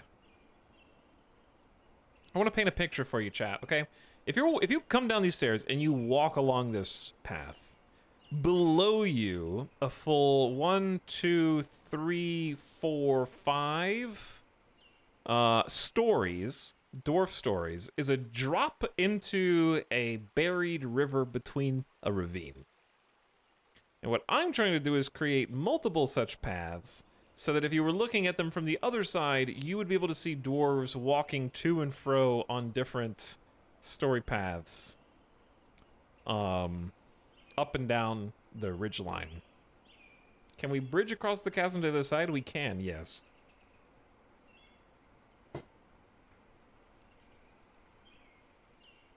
Now, I'd like to make some kind of, I'd like to make the path a little more fancy over time so it's not just a straight drop. But if it is a straight drop, I feel like that's a very dwarven thing. And we don't need to have fancy guardrails or anything necessarily. Chasm City is a sweet concept. Yeah, and we're going to have paths that go to the other side as well.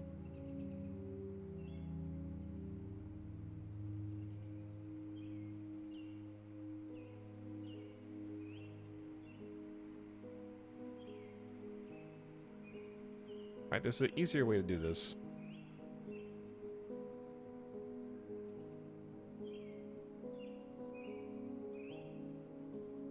There we go. That should be basically identical.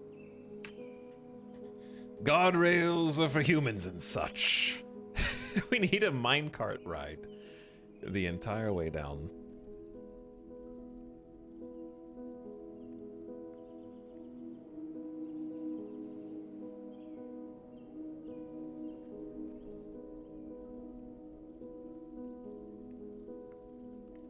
Okay, we're gonna have a common room by the waterfall. This is the waterfall here.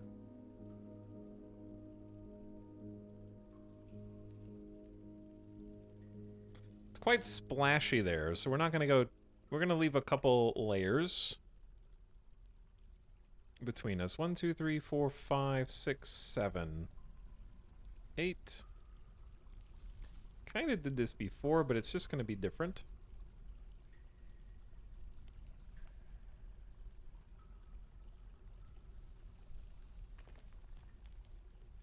Alright, I want to clear some of this out.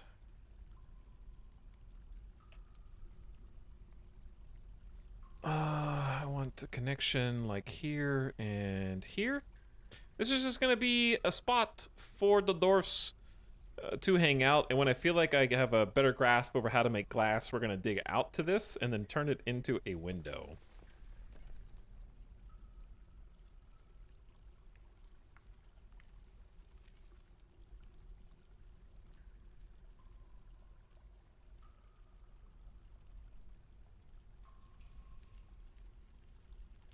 And I do want some funky shapes to the different rooms.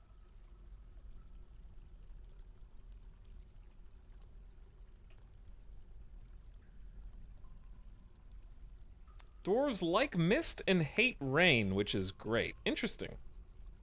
So you're saying that if I did have this open, I guess I'm just... Will it not flood a little bit here? Or is it just going to do some misty splash if we go all the way out to the waterfall? Dude, the waterfall room would be cool as fuck. I agree. I agree.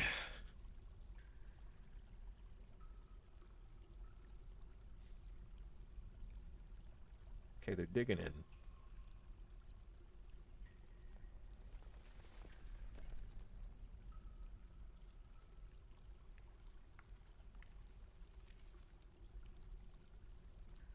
And we sort of have like...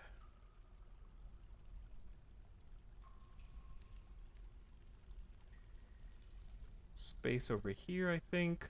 Sort of make it look like it does on the other side.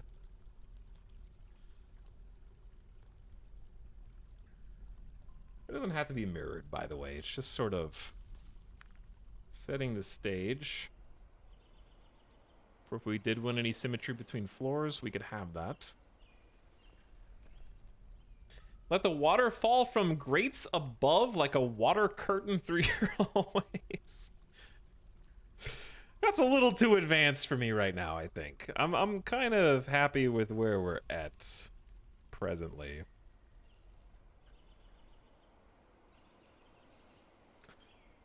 Libosh has become a planter. Good job, Libosh. We've struck onyx. Is onyx good? I don't know, but there's onyx there. There's nothing to catch in the swamps.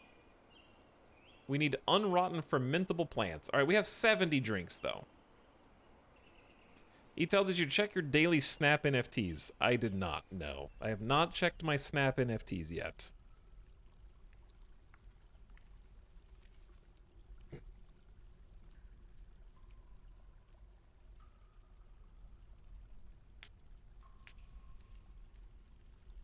Evil villain lair. You think? Is that what this is? Yo, this is actually looking pretty good down here, dude. Let's see how many floors we have. Maybe they've been making some in the background. 187 limestone. Okay, but this is the part where somebody in chat says, "Do you actually have to click on this?" Wait. Oh, that was the wrong button. I got too excited. That was just regular limestone.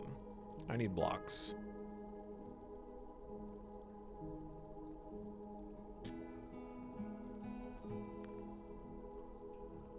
Chat, are you guys sure the block orders are working the way that you think they do? Oh, maybe they're just focusing on conglomerate blocks right now.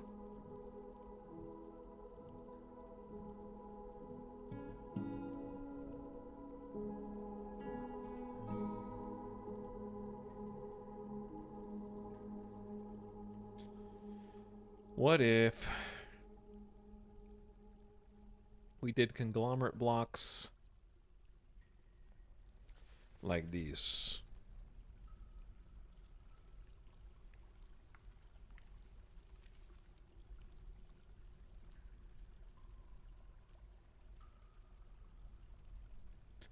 Don't worry, we're getting this. This is just gonna be the fanciest stockpile room ever known to dwarf kind, okay? No big deal. We only have 10 pop right now, so I think the jobs are just sort of... We have 100 drink! We have so much booze! We're not gonna have food, though. We don't need food! Just give me more drink. Okay, if I were a kitchen... Chat, what kitchen buildings do we have? Workshops? The butcher? So butcher for sure is a 3x3. Okay. So...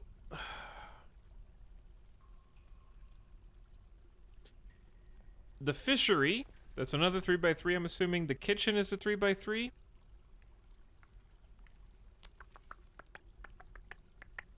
The kitchen cooks meals. You can also render fat into tallow. Process fish. Slaughter livestock. The farmer processes plants and works with livestock here. Okay, is the farmer a thing that goes somewhere other than a kitchen? Tox, you have someone fishing but need a fishery. Mr. Unimportant, I advise you to just look at the screen for more than 30 seconds at a time. And also unmute so you can hear me in the things that I say. Let me know when that's been done. I refuse to look at the screen at all.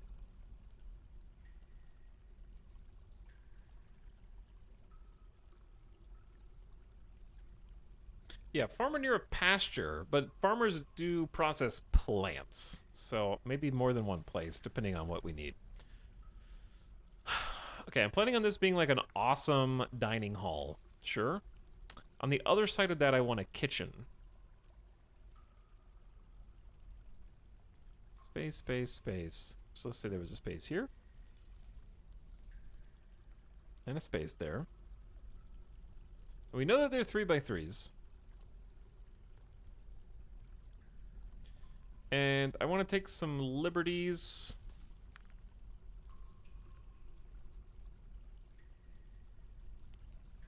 One, two, three, four, five, six, seven.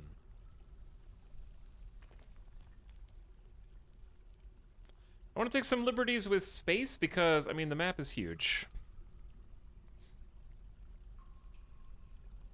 And I also want the kitchen to connect to the dining hall. And it's going to have its own hallway on the other side. So I'm thinking spot here, spot here.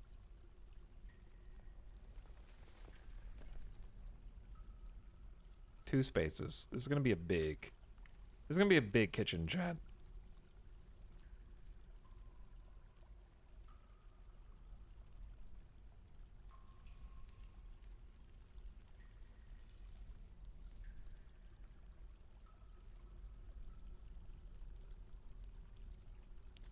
Not sure how I feel about this, though.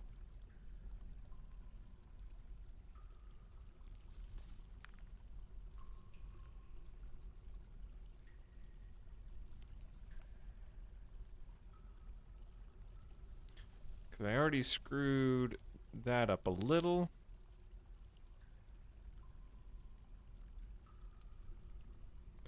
Oh no, it's even. Hold on.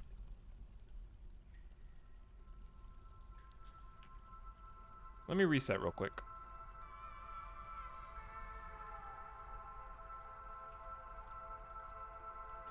Okay, let's say that there's a kitchen hallway that goes all the way throughout to the other side. Okay? You just go pew all the way to the hallway. But then inside of this space, I definitely like the idea that there's like a wall here.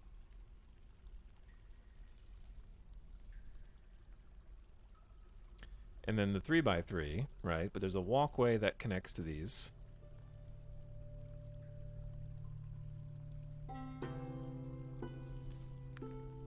They're gonna be back here in their little nooks. And I don't know if we need any stockpile storage space. But maybe put some small chests here for decor.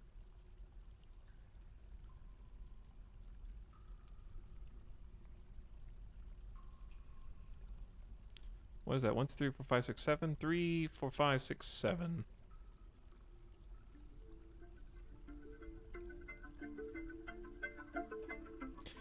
I can do better. The idea is good. The idea is good. Just hold on.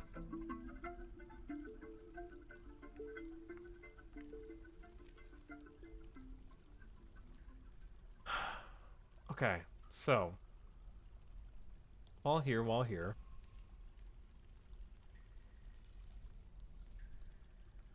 Mushrooms? Was I making mushrooms?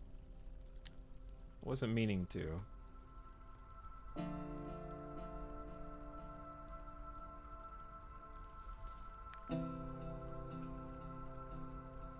But yeah, the designing part is definitely my favorite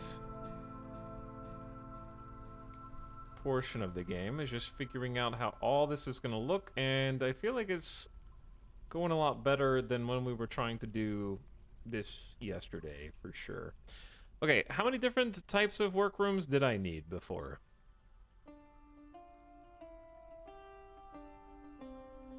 Ital giving his doors luxury suites. This is actually just the kitchen. Believe it or not. So I need at least a spot for basic kitchen. I need the kitchen itself, the fishery, the butcher, and maybe the farmer.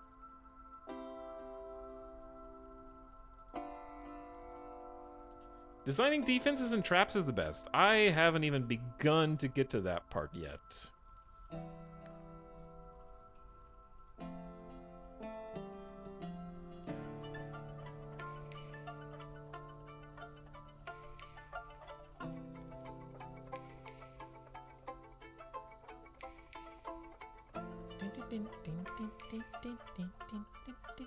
This is probably going to end up being a hallway.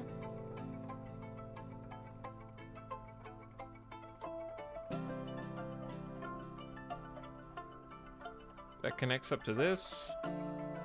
With like a little junction in the middle. Oh, hell yeah. All right, but let's erase this bit for now. Okay, done.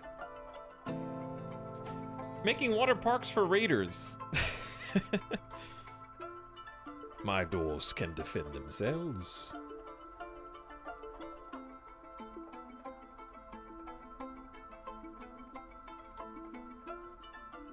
What are you guys all doing here? Are you guys all going to get drinks? Don't worry, I'm gonna get you guys some fancy barrels at some point. Chat, we have amulets? A limestone amulet? Can you tell the dwarves they have a crown?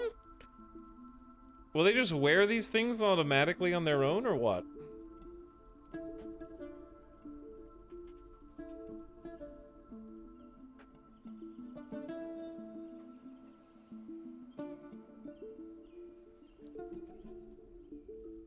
Can you make tools yet? Probably, but I have no idea. That's a job for later. A little bit at a time.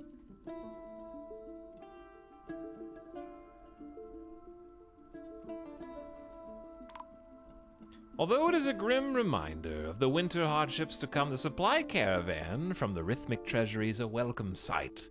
Their eyes are alight with anticipation of inspecting the splendid products of your industrious craft dwarves. We actually have some products this time, maybe. Take careful stock of your own stores. What the merchants offer might very well be the difference between a prosperous future and a slow, meaningless death. I will hire some more dwarfs.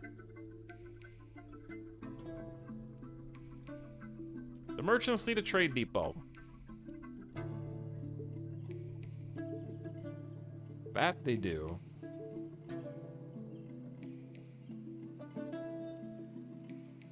I say we just build it next to the cart for now.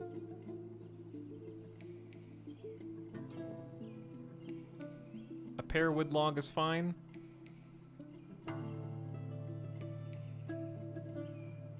Okay, and we got a spot for you to unload your good. The outpost liaison Kosoth Dakasuzol from Iridzuthon has arrived, and you've struck bauxite. For now, they're just gonna have to unload on the surface, yeah. Until we come up with a better way to do this.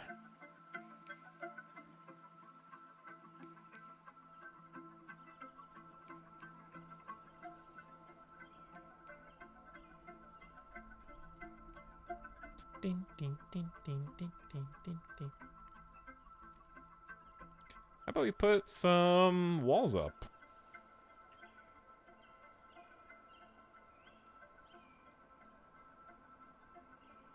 Gonna make that out of just regular... Oh, you can make those out of limestone blocks as well instead of limestone.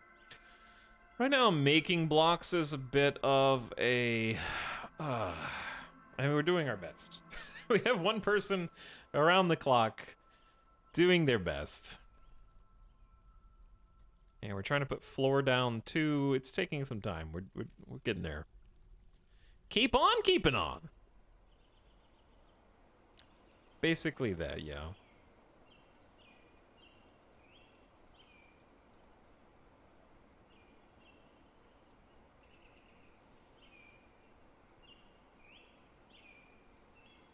I may also end up boxing those in, but for now I just kind of like them open facing the way that they are.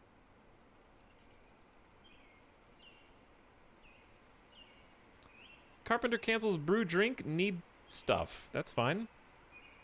Left click. You struck Ruby. Dude. Chat, we found Ruby, dude. You gotta get the Ruby. I'm your liaison from Mountain Homes. Let's discuss your situation. There is much information to share. Make a request for next year's caravan. Okay, I'll get to that in a minute. I'll get to that in a moment. Ruby's at bedrock level. Mom!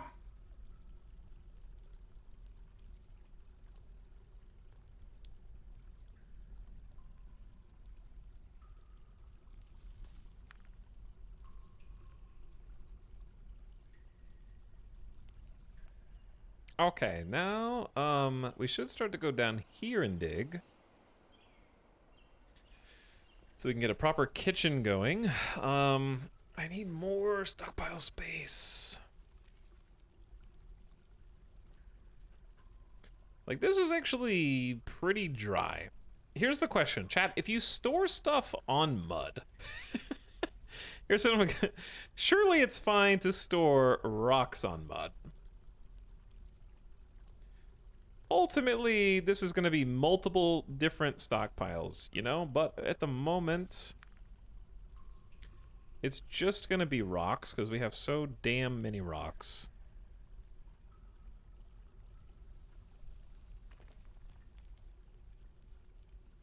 Oops, I didn't click confirm. I keep forgetting to do that because I'm very good at this game, but I'll just do the same thing but faster this time.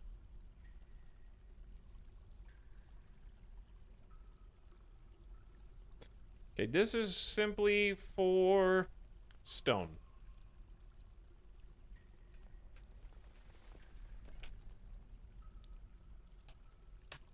That way at least they have somewhere to sort of empty these. This should also receive rocks from other stockpiles.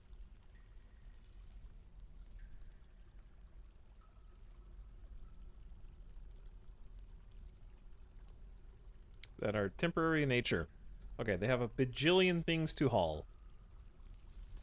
Many things to haul. Lots of cleaning up to do, and we still only have 10 dwarves. Chat, we found sapphire? Oh my god, there's more. I wasn't expecting this to become the gemstone layer. We found our first wealth. A first bit of delicious gemstones we can cut and polish. Randy, we need a full-time hauler stat. Very true, yes. We're also putting floor down. I'm not sure if I like it, but it looks good. It's a little muddy. Conglomerate, it's fine. It'll look beautiful, Chad. It'll look gorgeous.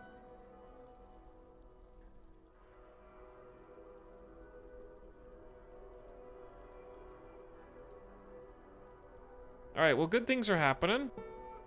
But I need to take a quick gamer death break. It's been like almost 3 hours.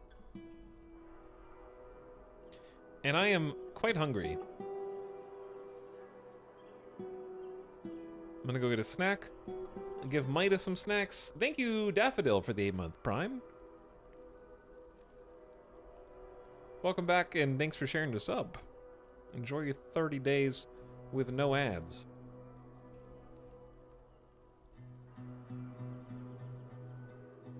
I love that this is actually all connected too. Okay, so we haven't made the trade depot yet. Waiting for construction.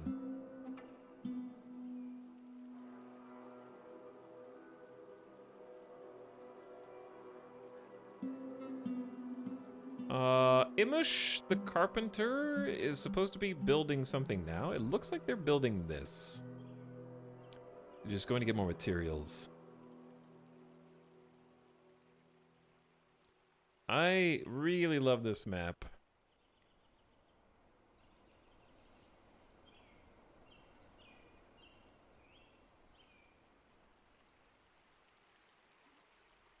And I think things are opening up for us in a nice way. Chat, we found sardonyx? I don't know what sardonyx is, but it doesn't seem serious.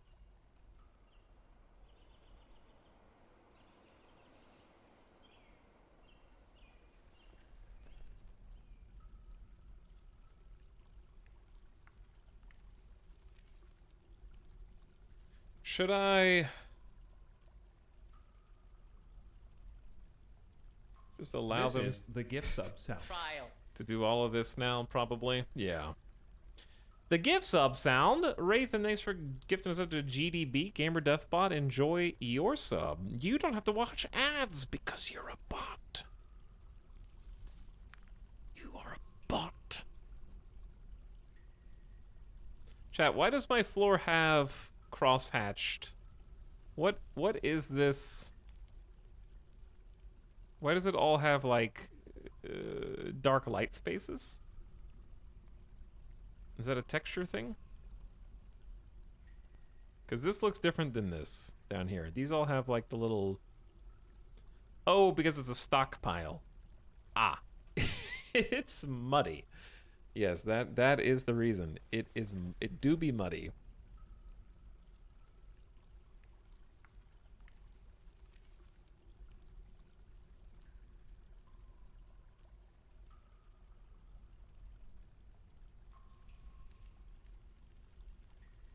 So is it more efficient to make walls out of blocks? Do they look identical? They're just instead of using a whole stone, you've cut it into like proper blocks. I said I was gonna BRB, and yet here I am. I have more to do. Okay, I don't want to leave the game on pause because I want to see something if something crazy happens. We're running low on food. We have tons of drink, 30 seeds.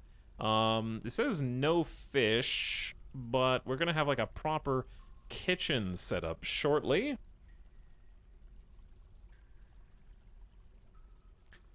I definitely want the kitchen to be here. Let's do it here. Fits in that corner really nicely. I don't know. It doesn't matter what material you make workshops out of. You're doing a great job on a sweet waterfall fort. Hope it's still there when I come back tomorrow. Hey, Wolf Spider. We're gonna keep streaming for a little while, chat. Only for forges. Tox, I've been thinking about getting this or RimWorld, which is easier to get into. I mean, RimWorld is literally intended to be an inspired by Dwarf Fortress game that is technically simpler, but that doesn't mean that it's easier. RimWorld is more streamlined. Dwarf Fortress is just a different game. They're both very different from each other, even though one's inspired by the other.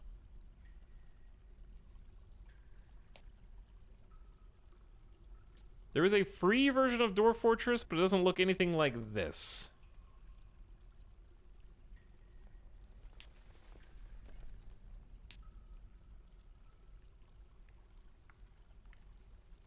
At least with RimWorld, you want to open documentation to figure out how to build a path. I don't know if that's true. RimWorld would be like, oh, you wanted to build a door? You built a door out of stone, you absolute imbecile? Do you know how slow that door will open because you built it out of stone instead of wood or steel?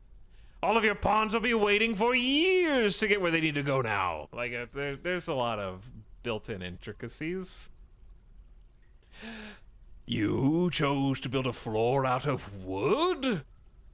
Even though you built a wall out of steel and a wall out of wood, they're both flammable. And dare you build floor out of steel. Oh, it's actually fine. It's just ugly. It's not actually flammable like the steel wall is. But the wood floor is flammable, but it's a little bit ugly because it's cheaper to build. Yeah, it has as much kind of like, nyeh, like nitpicky things that you would not know by looking at the game, right? Like RimWorld has 1,000 little things that you wouldn't know just by looking at it. I would say RimWorld is technically easier to get into for a new player. But I think it just depends on what do you think is cooler. Being a dwarf god, building an infinite mine, or living in a bionic cyberpunk spacer colony.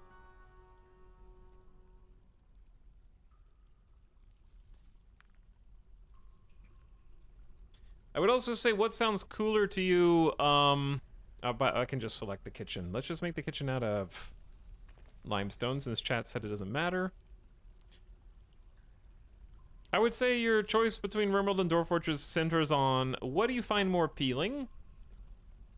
Watching an ant farm, because when Dwarf Fortress gets 20, 30, 50, 100, 200 dwarfs, it's basically an ant farm.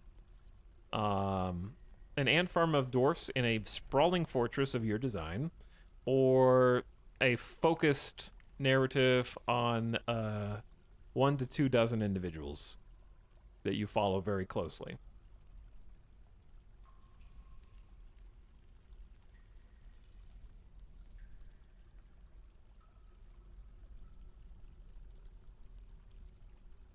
I want a solo fortress mode. I guess the adventurer mode would kind of do that, just with one person, right?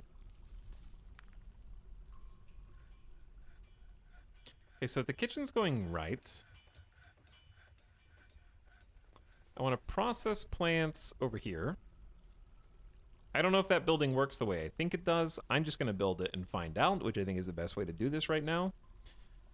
Then the bucha.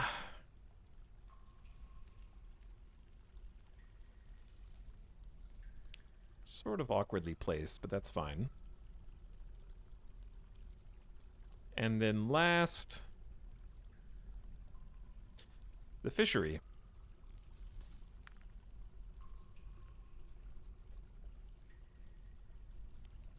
They should let you dig in adventurer mode. Perhaps they should.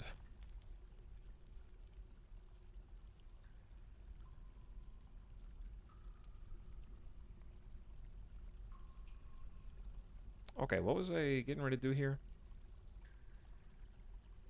I think we just found gemstones.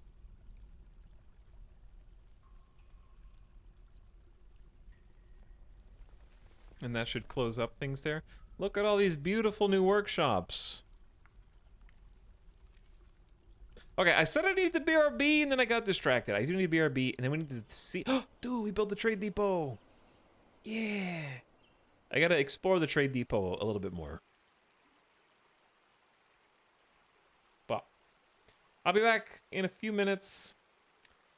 Thanks for hanging out tonight as we explore Dwarf Fortress on Steam. Learning game. I gotta pee and also get something to eat. I'm hungry.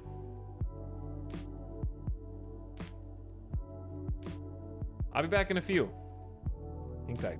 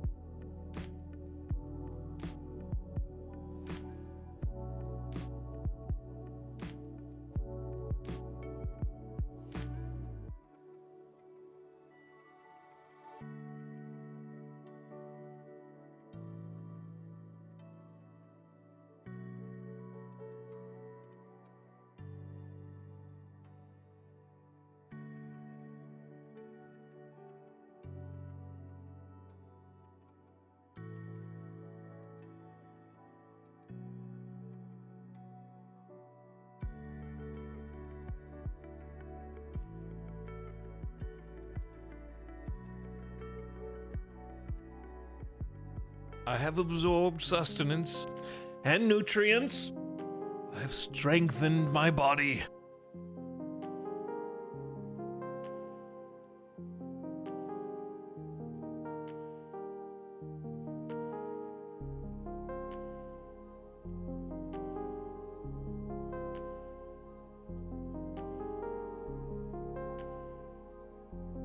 Though my frail form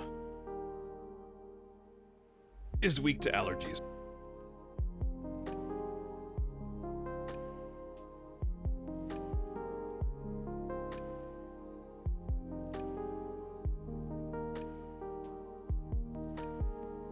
Whew, okay.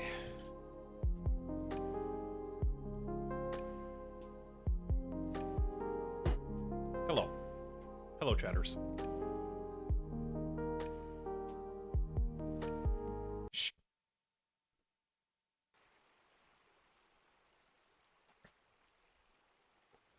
Dwarf Fortress is something like a mythological game. Always heard of it, always known about it, but never seen anyone actually play it.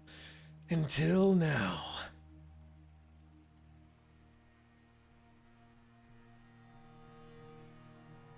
Did you win Marvel Snap games? I did not play any Marvel Snap games. Hello, Syntax Squid. Welcome back.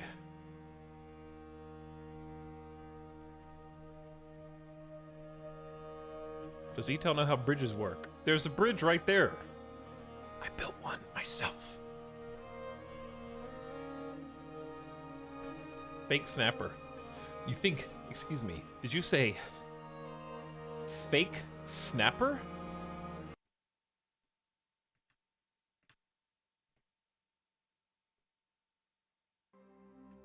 I will have you know that I have over 500 confirmed cubes.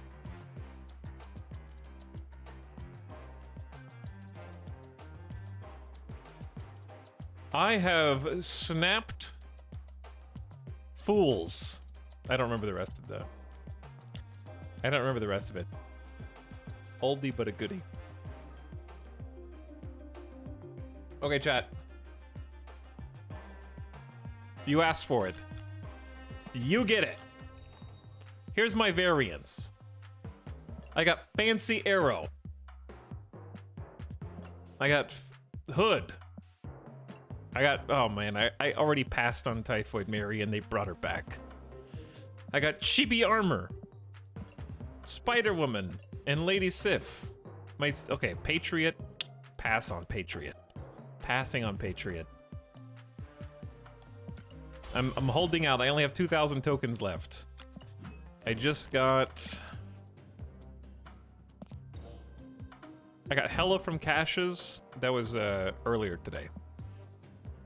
And Green Gobbo from tokens. I got Green Gobbo from tokens.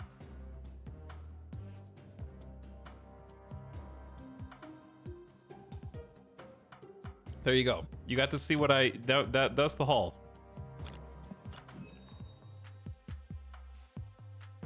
Chad, I'm about to be poor. I'm gonna buy like all 3 of these maybe. But yeah, I'm waiting on Lockjaw. Lockjaw's number 1. Number 2 is either Juggernaut or Magneto. That's what I'm waiting on right now.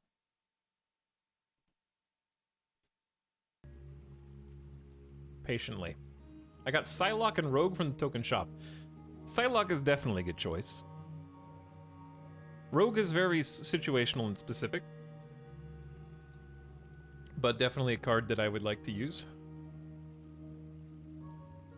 That's a cool Hood variant. It is, yeah. I already have a cool Spider-Woman.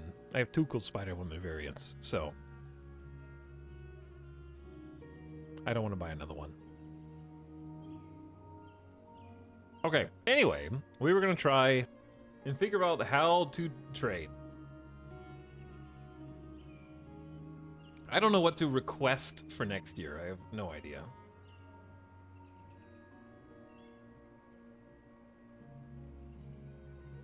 I still don't have any concept of what we're going to possibly need to trade for. How do I... Can I sell stuff to them? Snap soundtrack is Etal's entrance music. There's a trade page. Okay, well, we'll look at the trade page then, yeah?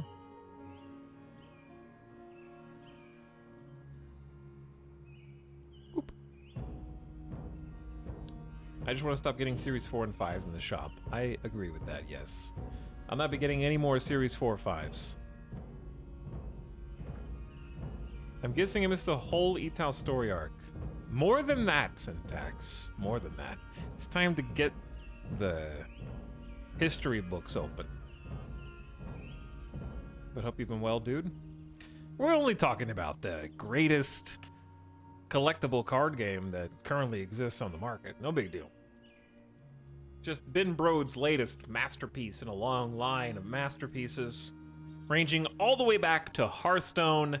Wait, yeah, that's the other one. I always go with seeds because I still don't know how to keep my seed stock high. Okay, I might ask for some seeds. When the caravan arrives, click on the depot and select Bring Goods to Depot. Here, select which goods to trade. After everyone's brought their goods, you can select Trade. Don't worry if you have no broker, just select Anyone Can Trade. You cannot trade until your broker or another resident arrives. When trading, select which goods you want from the list on the left and which goods of yours to trade from the list on the right. Then trade. The trader will accept if the deal is fair and they can carry the weight of the things you're selling. Note that if you have a broker, the value of each good will be shown. The value of each good will be shown if their skill is high enough.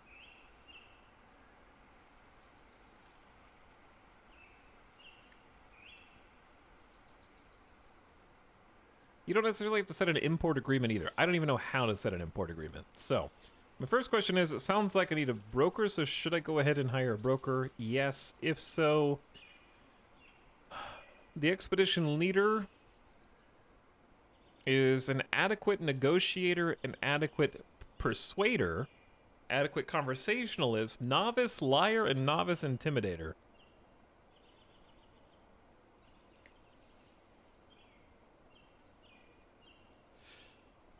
I'm allergic to the expedition leader. It's unfortunate. Marvel Snap was fun until Pool 3. See, I disagree. I think that's when it became the most fun. Because when I was just playing Pool 2, I was just playing Stinky Move Deck for basically ever, because it was the only deck that I liked. Now that I'm in Pool 3 and have a fair number of cards, I have like 4 decks I like. And I can have more.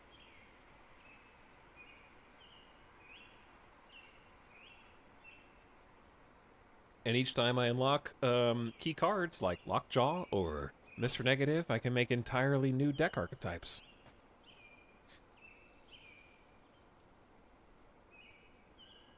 Heimdall will remember that. Heimdall's great, but it just needs more variety. Okay. Chad, is it better to have a skilled appraiser or a negotiator as the broker?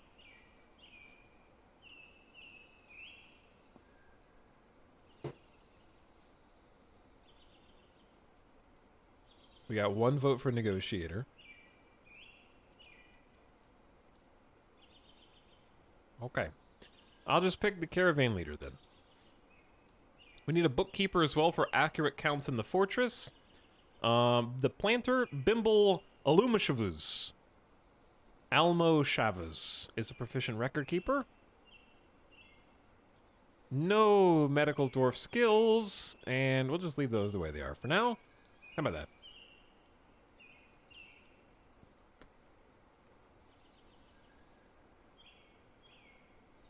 Appraising might be a specific job. More relevant skills would be best, probably. I think that's fair. Okay. So we can conduct trade by moving goods to and from the depot. We only have kind of bad default limestone amulets and stone jewelry. I say we should just haul all of them. Trade our anvil away. I would say bracelets.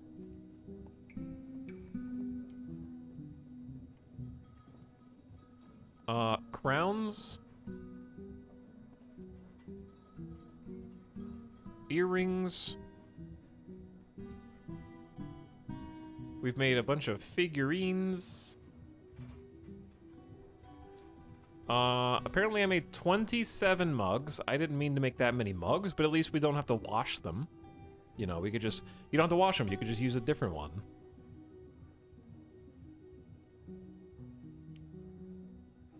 We got limestone rings. Not selling you my rough gems. You can have my limestone scepters.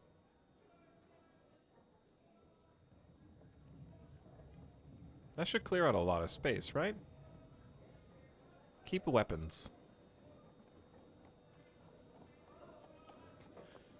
Okay, then I just click off of this screen.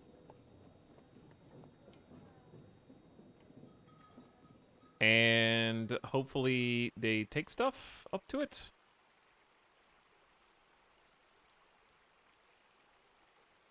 Chat, when does the trader leave? There's a rotten sturgeon corpse stuck in the waterfall somehow. Wait, no, it's... Yeah, it's stuck, in the river, actually.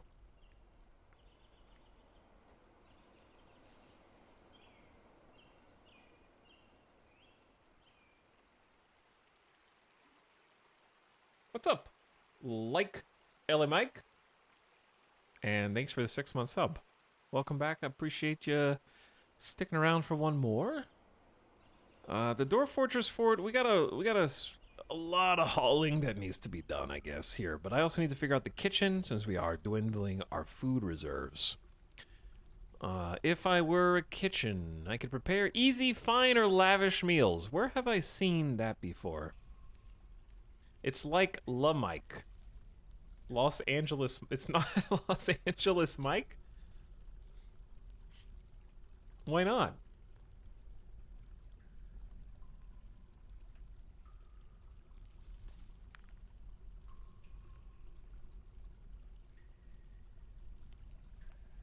Like Los Angeles Mike, duh. Okay, is it Los Angeles? Are you Los Angeles Mike? Mike?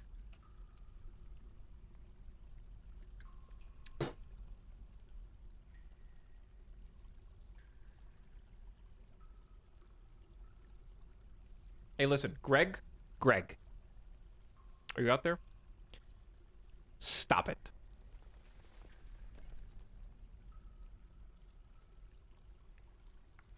Somebody just freaked out. Like, somebody named Greg just freaked out. I was coming through the TV for a moment. Statistically speaking, out of 1,200 of you, someone is named Greg.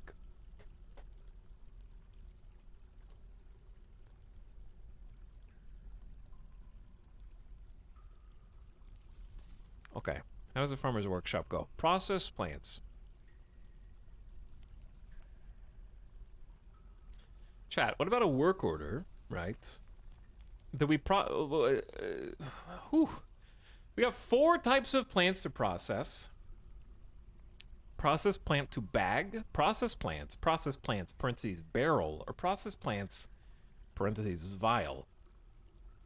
Which of these do I want? I'm just looking it up on the wiki. Process plants turns pigtails, rope reed, flax, jute, hemp, cotton, rami, kinnoff into their corresponding types of thread and also respective seeds. Process plants to bag turns quarry bushes into quarry bush leaves and rock nuts. The hell is a rock nut? A rock nut is one of the 6 known subterranean crops, and as such may only be grown underground.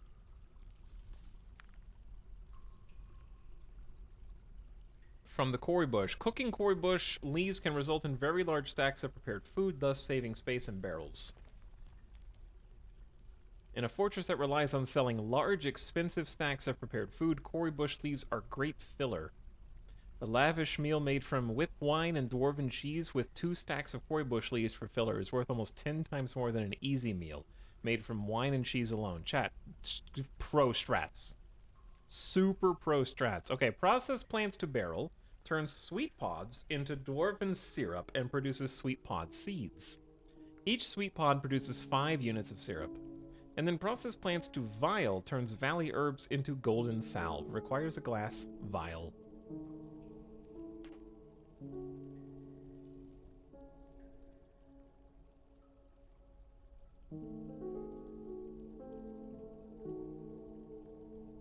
Okay, step 1. I still don't know. I'm just gonna look at, like, seeds.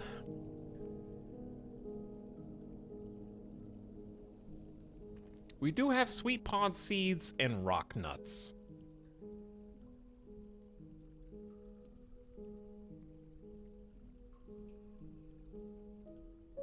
Therefore,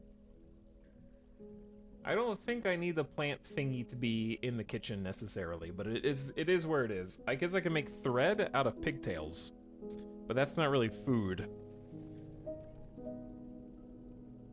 So I don't actually have a food unless we had Cory bushes.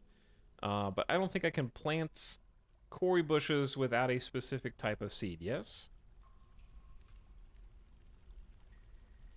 Alex, do you have a brother named Bold? Don't forget underline.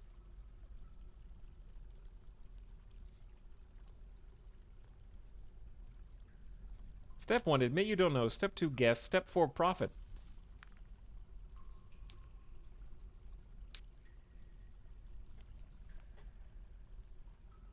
Yeah, I know rock nuts are... Okay, rock nuts are Cory bush seeds. Okay, so if we go to the farm...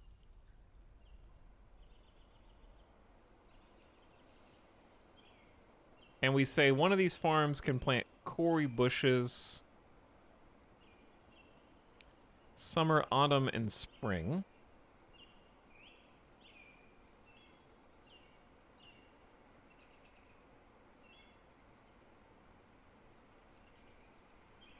Then we can actually start planting and getting more, yes?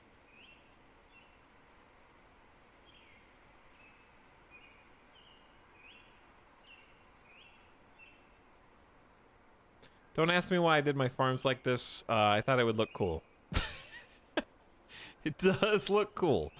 Okay, there you go. So I don't really need to do anything with the plant spot yet. For the kitchen, we definitely need to start making meals. Let's make easy meals. Well, how do you make easy meals? That's where the wiki comes in. Cook. There are 3 kinds of prepared meals: easy, fine, and lavish. Actually, you know what? They have an in-game wiki. There's an in-game guide. Hold on.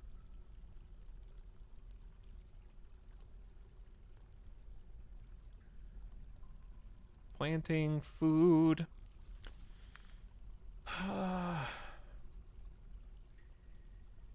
Gather plants outside. Meat from livestock as a source of food. Some livestock must eat vegetation to survive. To keep them alive, use pin pasture zones. That didn't really help. Traps and levers. I don't think there is one on cooking. Alright, I'm just gonna read the thing. Cooking. Easy meals require 2 ingredients and are named biscuits. Fine meals require 3 ingredients and are named stew, and lavish requires 4. A cook must have access to a proper number of distinct stacks of ingredients when the job starts, otherwise it will cancel. The same ingredient may be used for a meal multiple times, provided the ingredient is in multiple discrete stacks. The stack size of the finished prepared meal is the sum of the stack sizes of its ingredients. So if a cook is grabbing turkey, hen, egg, bracket 14, plump helmet bracket 5, and plump helmet bracket 5 would result in a stack of plump helmet stew 24. Prepared meals cannot be used as ingredients in other meals. Cooks may occasionally create a meal that has more than the required number of ingredients. Roasts have 5, or occasionally 6, or even rarely as many as 12. This behavior is presumably a bug. Despite large stack sizes, stacks of prepared meals can usually, though not always, fit into barrels or pots on a food stockpile. They are also subject to quality modifiers. Normal, well-crafted, finely crafted, superior quality, exceptional, and masterful. Peep OG. Food stacks in Dwarf Fortress are clunky supreme. I think I vaguely understand, actually. So we just need 2 stacks of food for an easy meal. And we're going to actually make that into the work order that we have here. I believe, since it will depend on the stack size of the food that it takes into question, we don't want this to be 10. Because if we want them to prepare easy meals 1, let's say this were 1, it would be 1 work order. So they would go look and bring 2 stacks of food together. If those stacks of food happen to be 8 of one and 12 of the other, they would create 20 meals with 1 order. So we need to be careful how many of these we select, because it's not really possible for us to fine-tune the number that they actually make. Oh, that's why my fort has 200 meals. Yeah, that's not exactly intuitive, but now I understand. So if we have the amount of unrotten prepared meals is less than 50, they will queue up 3 orders of prepare easy meals, which could be a nebulous amount. They'll check every day. Okay, boom. Managed. Farmer's Workshop, what can you do? Make cheese. Okay, we already saw that. We don't have, oh, we do have fisheries. We haven't finished building it yet, though. And then the butcher shop is almost done as well. All right, there we go.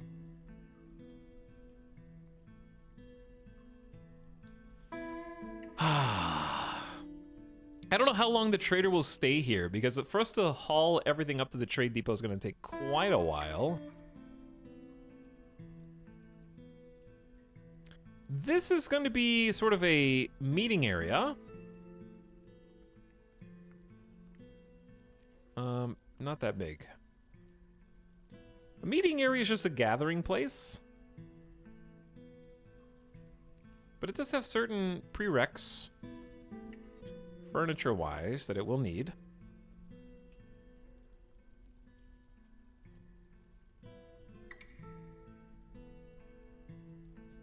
We can also create an inner tavern, a library, hospital, temple, or guild hall. We don't need that right now. This is just going to be the waterfall hangout.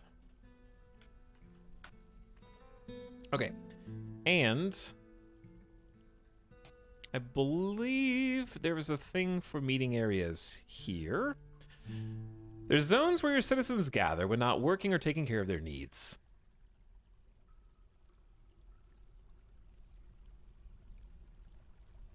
So I'm just going to give them some proper furniture, which we're going to go down to the workshop. Let's just see, actually. Do we have, like, tables? We have no tables or chairs. Okay, let's make some chairs. Carpenter's workshop.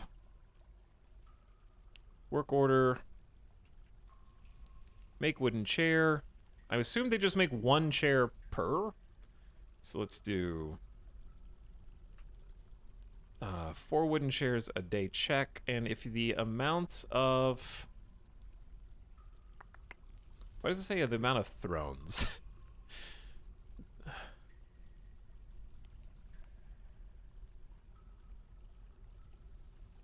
Go back.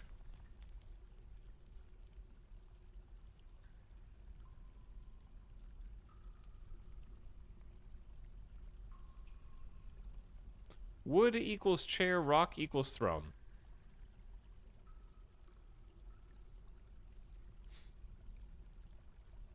Throne is the item type. It's a chair out of wood and a throne out of rock, etc. Okay, it's just an item type then. That's fair.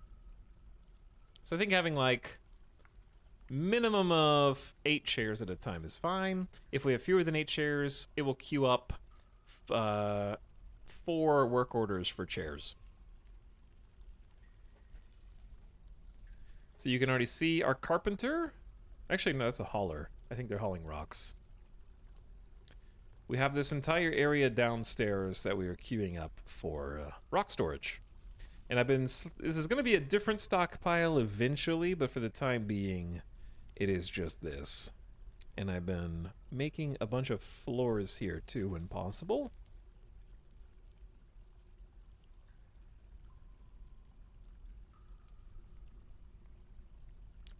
Select a tile to be a corner of the floor. Can you not build a floor where a stockpile exists? Check, can a stockpile not be on a floor? I'm confused. Oh, it can be.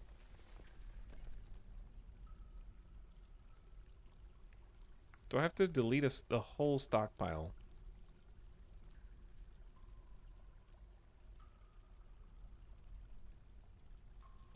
If you repaint the stockpile, there we go. I want to erase. You can't build under it, annoyingly. Okay, I do see that now, yeah. Very strange, but okay. Now I know. So we're gonna do floor. Limestone blocks. More limestone blocks. More limestone blocks.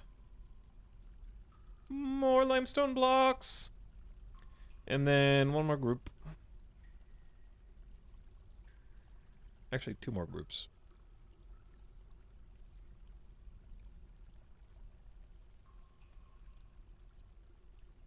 Okay, we clearly need to make more limestone blocks. But that'll get them started. Can't designate floors on top of stockpiles. Fair enough. Ooh, what's all this? Chat, migrants! We have like 9 new dwarfs. Zephon has created a masterpiece bauxite amulet. That's good, right? Stray dog has given birth to 2 puppies?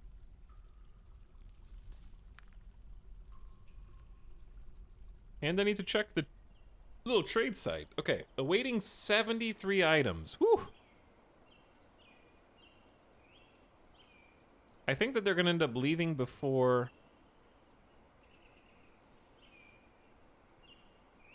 They are hauling. Now there's 71. This is our crop farm, by the way. The hangout area has got... Oh, I was gonna make tables. I did make a work order for chairs, but I forgot tables.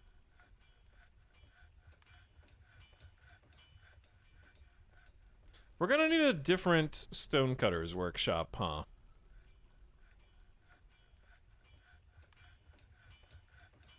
Because we have one person basically just making blocks around the clock. I, like, already need another stone worker.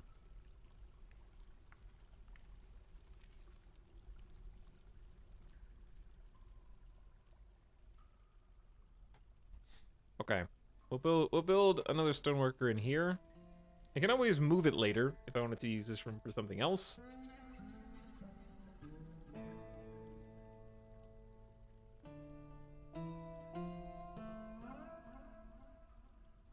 Prepare easy meal has been completed. Chat, we have 50 food. We figured out how to cook, dude. We just need to get organized.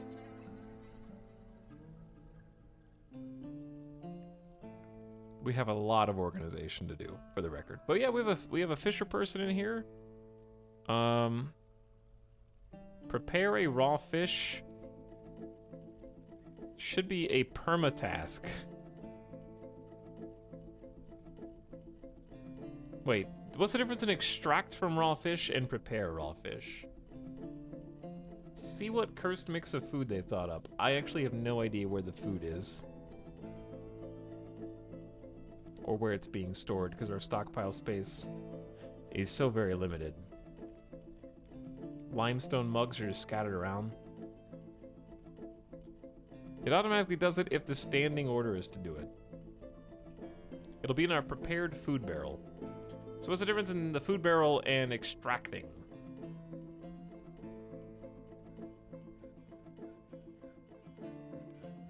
We're definitely getting more detailed here, which is good. And I feel like we're already past where we were yesterday, which is also very good. Poisons and stuff? I gotcha. There's a fish barrel, pigtail thread, bag of pigtails, a seed barrel, a dwarven wine barrel of applewood with an ashen bucket, a crutch.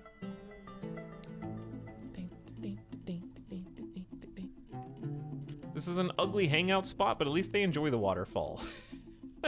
They're definitely happier than our last colony, overall. So that's good. But yeah, we have a bunch more dwarfs, so I should probably re-examine the labor allocations. We need to come up with some more tools, because we actually have 5 possible miners.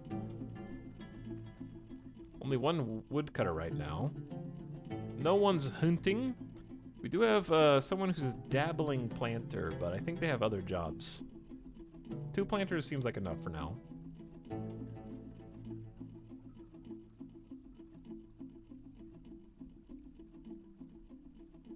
Only the 2 stonecutters, so I can start training some of the other people. Drinking beer down by the waterfall. Throw your empty cans in the water. Do not.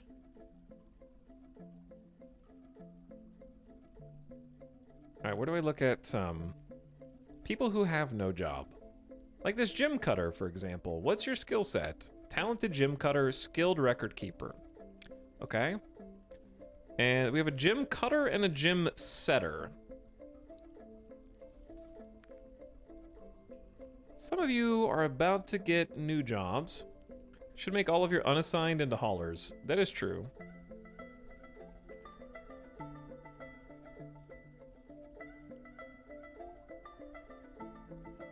Bone carver. Oh, a diagnostician. Oh. Solon is going to become a doctor.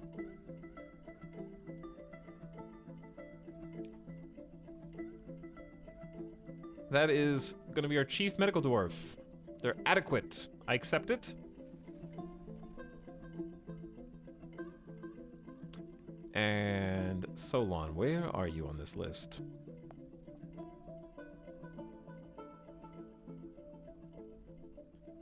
I want to read about you. I was close to a waterfall.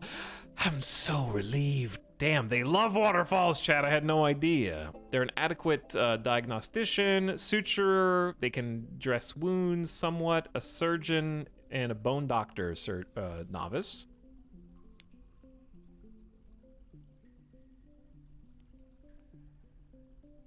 Solon has a lot of willpower, a very good sense of empathy, and a good feel for social relationships. But he has a questionable spatial sense, bad intuition, and poor kinesthetic sense. He's very stubborn, particularly not curious about the world. He sometimes acts with little determination and confidence. He's slow to trust, doesn't really change his mind, tends to consider what others think of him, and tends not to reveal personal information. He prefers everyone live harmoniously if possible. He often acts with compassion, doesn't try to get things done perfectly, tends to assume the worst of 2 outcomes will be the one that comes to pass. He needs alcohol to get through the working day. Don't we all? Make wooden chair has become complete. And in this new stoneworkers workshop, we're going to add a rock table work order. 2 at a time. Check if the number of rock tables is fewer than 4.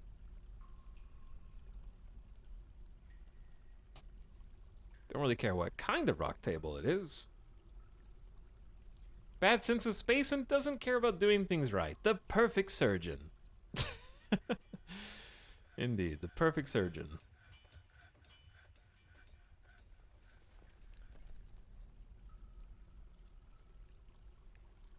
I don't know why I'm so determined to try and make this floor.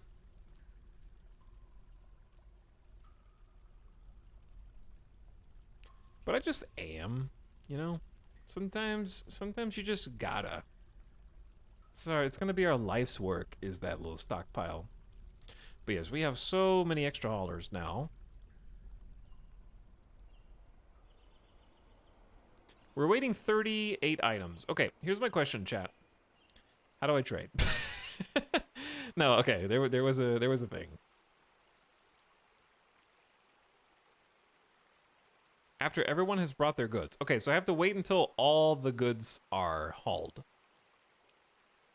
We're also very nearly done emptying the wagon at last.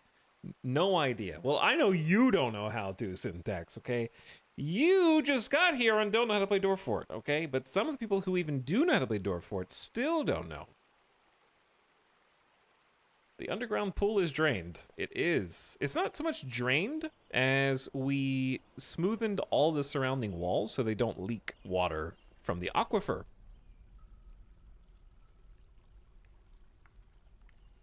You need to request the broker.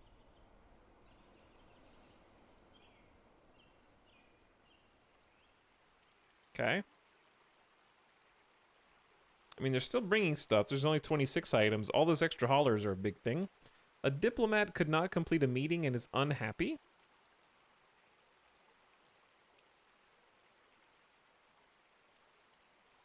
Prepare easy meal. 3 has been completed. We have 70 food. Chat's food spoilage. Explain. Do I need to be concerned?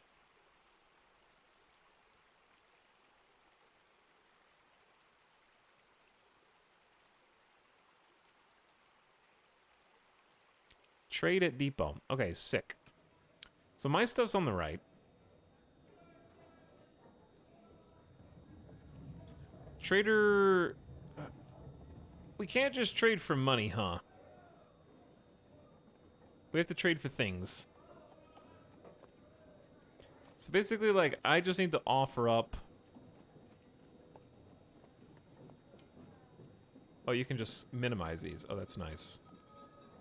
Good feature. Good feature. Like this one a lot. So we're trading roughly 1,282 coinos. Credits? I bet it's credits. It's wait, no, it's pass. It's probably gold. Coinos.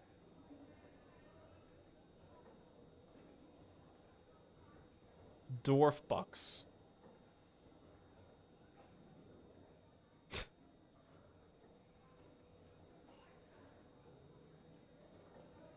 Well, I don't... What do you think, chat? I don't have a clue. What is an iron mini forge? I can just trade for food and other things. They're balloons.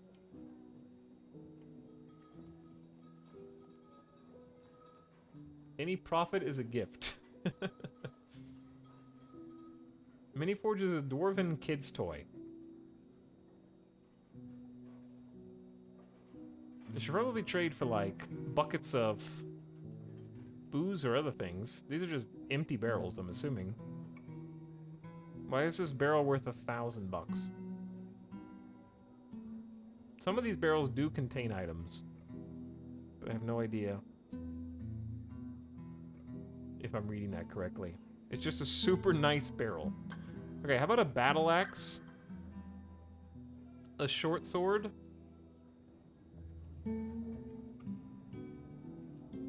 And...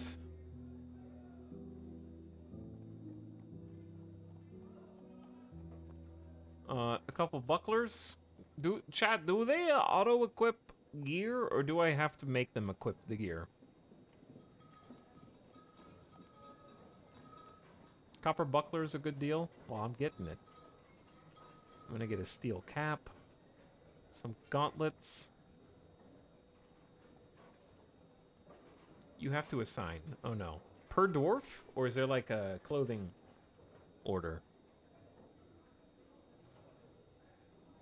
You have to make them equip and make squads, and it's a whole thing, so be prepared. It's a whole... Oh no! The experts are being like dodgy, and the people who normally are happy to backseat are like holding their heads in their hands. That's not a good sign.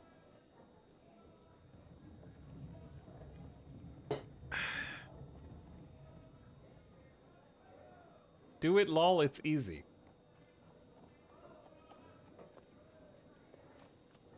Squads are fine in the Steam version. We will see about that. Okay, so we have about 222 trader profit. It's not a bad thing if they just get a little extra profit, I assume.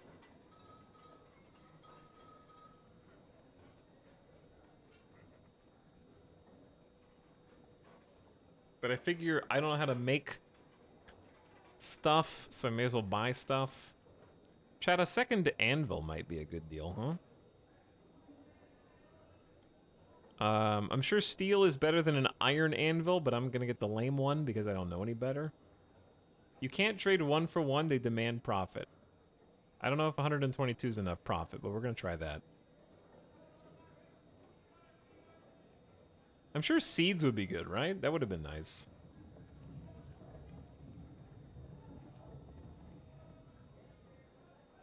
Minecarts? Dude, we can actually have, like, actual minecarts? Where are seeds?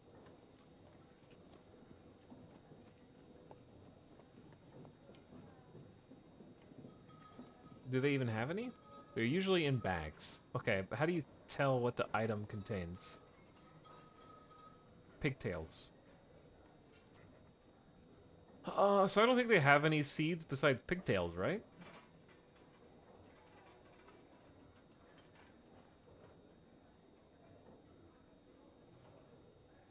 It contains the name of the bag. Okay, reindeer leather, cave wheat seeds. Oh, so cave wheat would be something we want. I get it, I get it.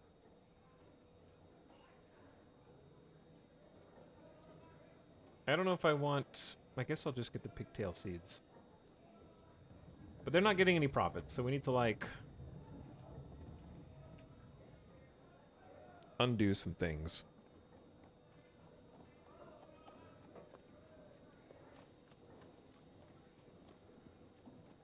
I don't think we need the steel cap. And they can just have... Or we can just keep the steel cap and lose the iron helm. They have 222 profit. If they're happy, the profit number will be green. Ah. Okay, so they're not happy. So will they not take yellow either? It's really a issue of like 60 or so credits. If you already have an anvil, you can just make more. Okay. There, we'll just go with that. Trade. The thing is, I have more stuff coming. There we go, chat. We just traded. GG. We figured it out. Good job. Another gameplay mechanic, somewhat understood now. We're still hauling things here.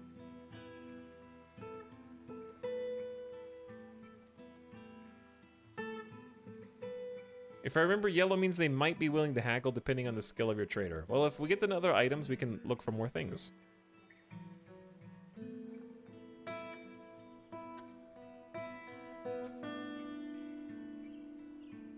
But we should have the farm seeds already configured to go, I think. Oh, dude, Sapphire is still here. We were just kind of mining some of the goods. Erdem has become an expedition leader. I thought you already were. I believe that was already the case. We have food, we have drink. The dwarves are somewhat happy. More happy than not happy at the moment.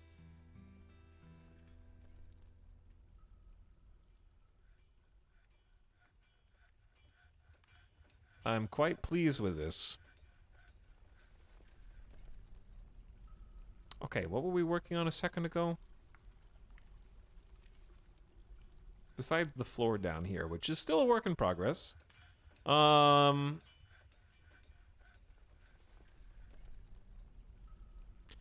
was working on organizing the stockpile. Tables. Yes, I was going to do tables up here.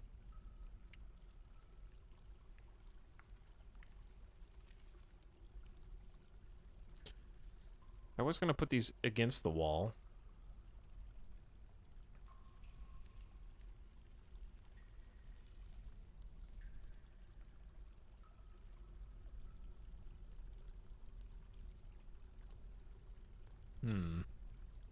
Okay, we only have like one limestone table. So we're gonna have to come back to this.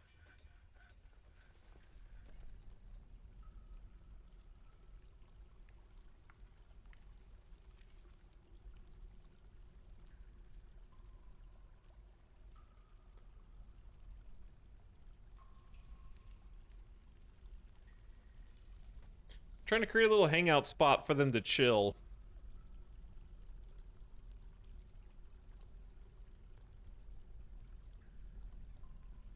The expedition leader title overrides the trade skill title, but it still alerts you when the leader's trade skill title changes, even though they're called expedition leader. It's a bit weird. That's fine. That's okay.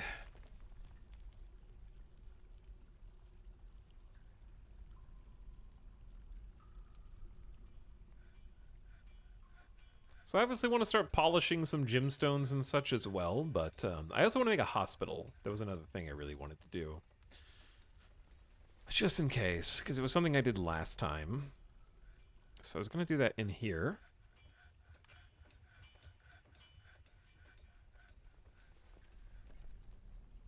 But I don't have any beds, I think.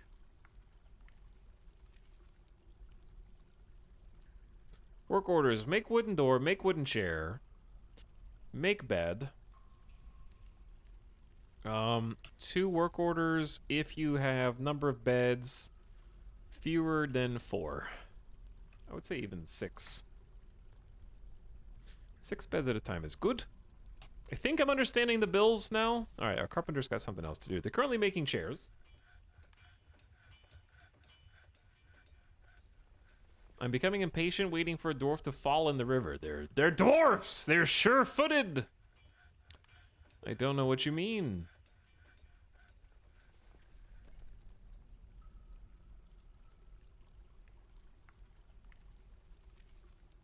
Chat, should I still be having my dwarf just make crafts forever?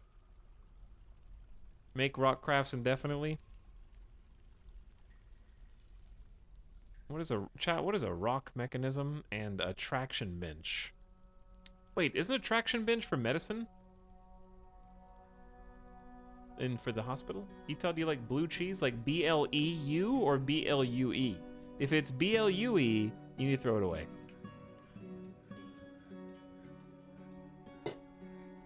But blue cheese is good, I guess. Traction benches are for setting fractures. And mechanisms are for traps and levers. So what you're saying is, make a work order for...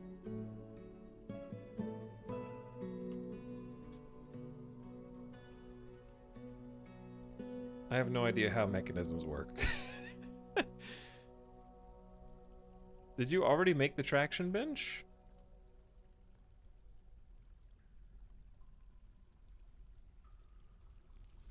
I think they did. No, I don't know where it is. I thought I had a bill to make a traction bench. Did I cancel it?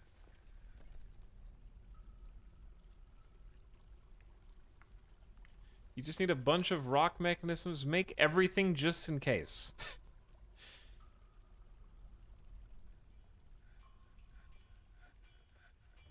Oh, the traction bench needs rock mechanisms, so it's automatically... Okay, but how do you make a rock... Oh, there we go. Rock mechanisms. If you have fewer than 10... Chat says make a bunch. So if you have fewer than 20... Start an order to make 4. How about that?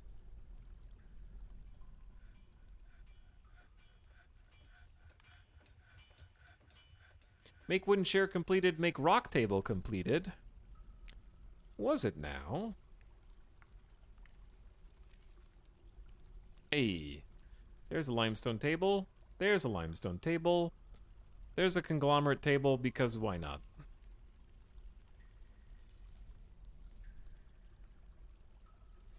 I want them to have somewhere nice.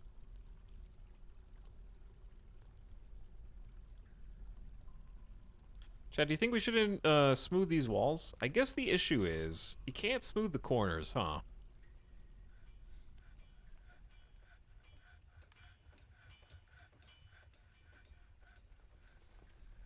That's the only downside. No smoothing of the corners.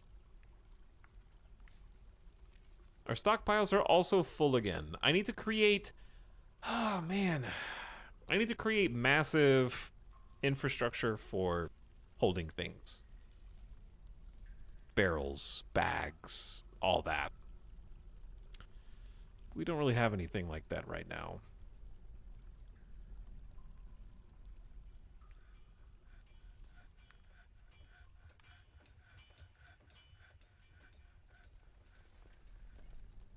Because I want to get everything, like, organized, but I don't think that's a problem that tonight Etal can fix. That's going to take a fresh brain and earnest hopefulness for the future. Because we kind of just have rocks, like, everywhere at the moment.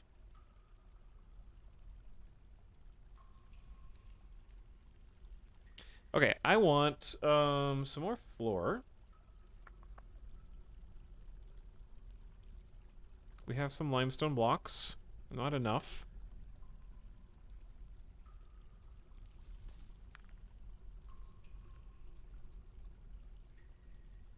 This is going to be all conglomerate. There's got to be a way to do this where you don't have to click 100 times on something, but what do I know?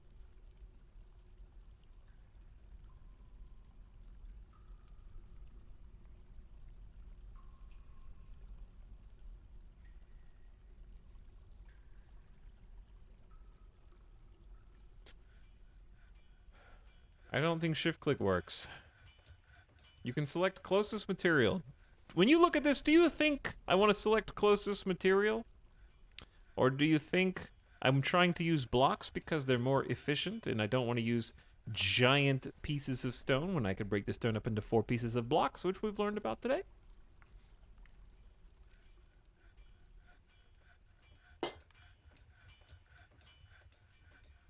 Do different surfaces have different move speed values? I have no idea. I'm just trying to get rid of the mud. Which there's probably other ways to get rid of it, but I also want fancy floors. So that my fortress looks better than yours.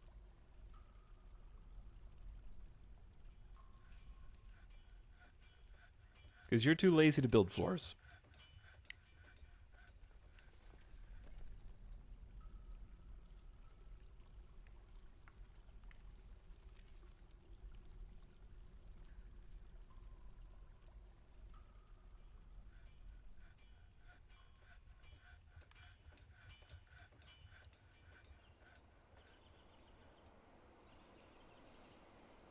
Thinking is your job. Nuh-uh. Now I'm making it yours.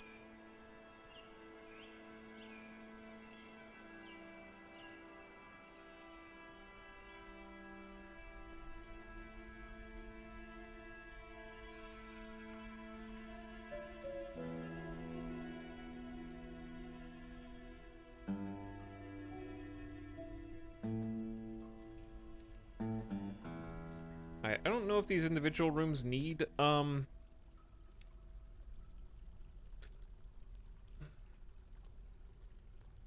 kind of actually like this idea, opening this up a little bit, so they can walk through a little bit easier.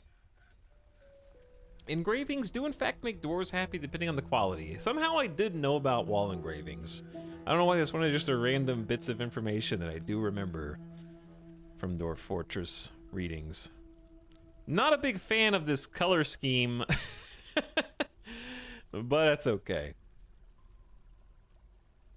It's still better than mud.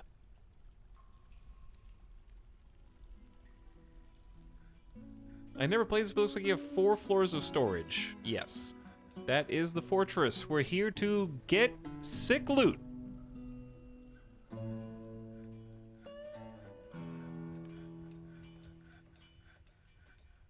You made me forget what I was going to do, though. I was literally about to do something. I do enjoy seeing someone in each of these workstations doing something, which is very nice. Make bed has been complete. Is the trader still there? Because we might have brought the rest of our goods. I think they left. They peace out? Yes, they embarked on their journey. So there's some things here that people can possibly steal, but I don't think it really matters. Like, it's just some limestone earrings.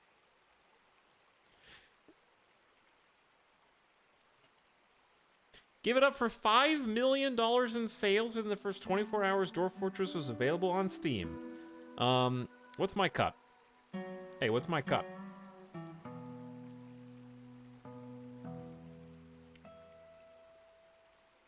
But yes, there is a surface, and we all spent a very long amount of time picking the perfect map today, but I found it. This is a ravine, actually. The reason it's light blue is because this water that you see here is going over a waterfall. And this giant pit goes down and down and down and down and down and down and down a little bit more before you hit the surface all the way down here. This is where the waterfall lands. And what we did was we created a open staircase that goes all the way up the side of the cliff face right here. So that the whole way down, you are dwarfing it with no guardrail. You're just bouncing back and forth. That 1x1 bridge across the 7-story ravine is great. It's like 13 stories, but yeah. And we're gonna have sky bridges going across to the other side over here. Because right now we're just building on this side, right? But we can go up, we can go over. We got a lot of space.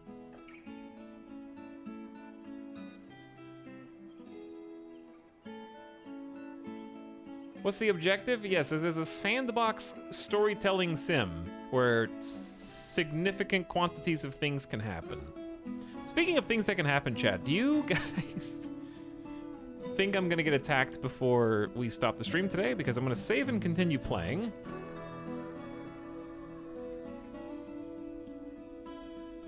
What was the name of this? It was Paddle Saber? I don't remember if that's how it's spelled, but... Because I want to deal with...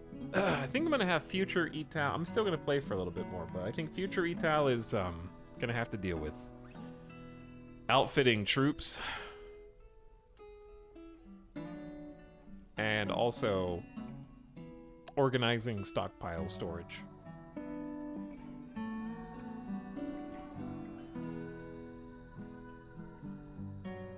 Do we have any criminals or embezzlers yet? There's only 19 people, so it'd be hard to find.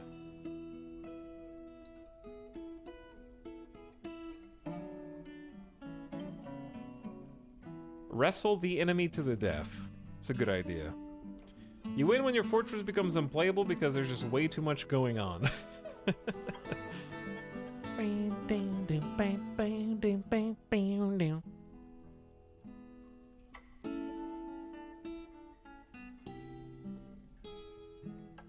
I look forward to when Etel learns about incorporating defenses into bases. Well, yeah, I know about traps. Like, at least I know they exist, I should say. I don't know how to make them or what a good base defense is. So this will be fun. But God, it's just so nice to look at now.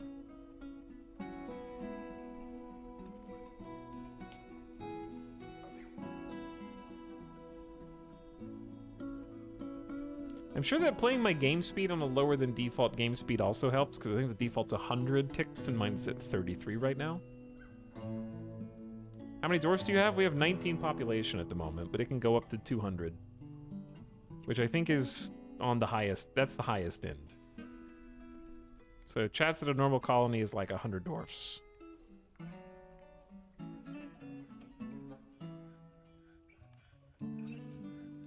Do the doors make baby? Yes. Yeah, we should gather more food. This is just all fruit.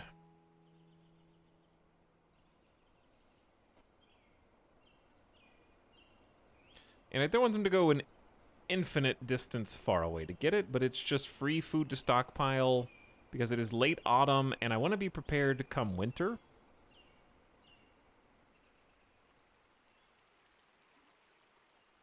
Yeah, they still have a lot to do up here, I think.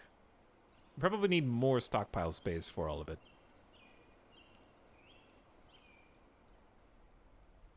Make rock mechanisms has been completed. Okay, yeah, we don't have empty food storage. Storage is becoming an issue sooner rather than later. Here's the problem.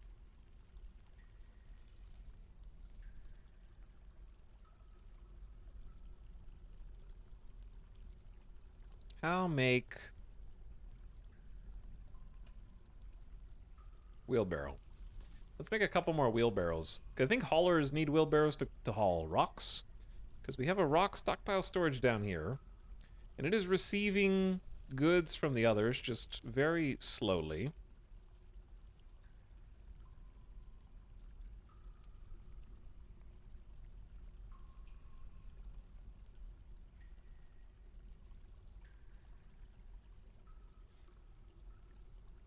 Alright, we can use...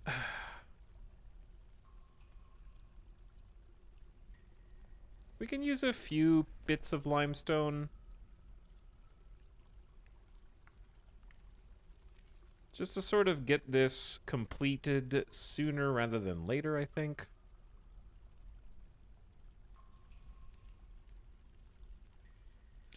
Bam, bam, bam, bam, bam, bam, bam, bam, bam.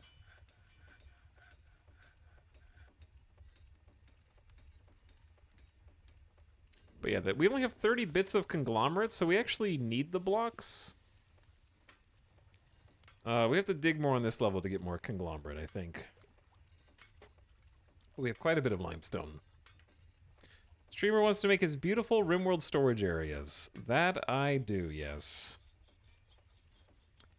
And they are working on it. Pieces of stone everywhere. Okay, I was working on... we had a traction bench that should have been built? No, we were going to make the traction bench, but we needed... to make the rock mechanisms first, I believe. So there should be beds now.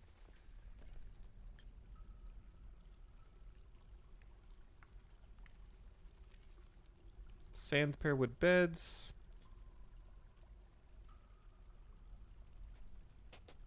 Beautiful. Okay. And we're going to designate an area. I believe we need to do meeting area first. Accept, and then we specialize it as a hospital. Okay, so the barricaded houses is an interesting name for a hospital. Now, for the hospital to work, it does need at least a table, I think, and a traction bench. Put a limestone table in there.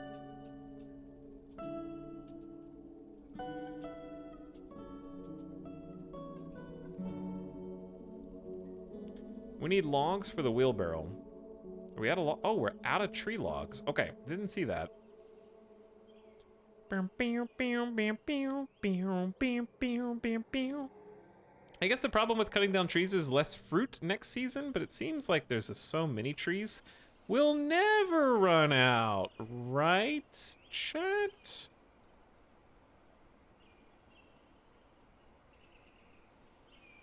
Like, probably never run out. We could also just leave all the fruit on the east and north, and then only harvest things to the west or something.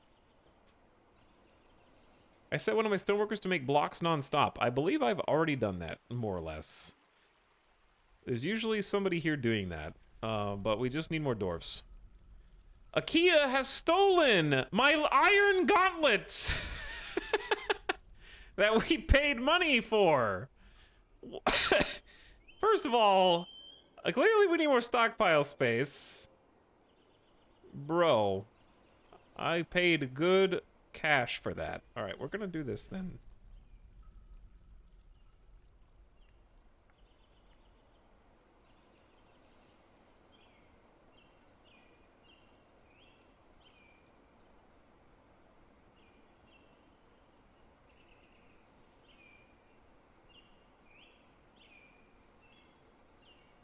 Little bastard. Okay, we're out here chopping the trees. You can actually see the trees fall down like this. They're chopping this one right here. Do I hear combat? What the hell was that roar?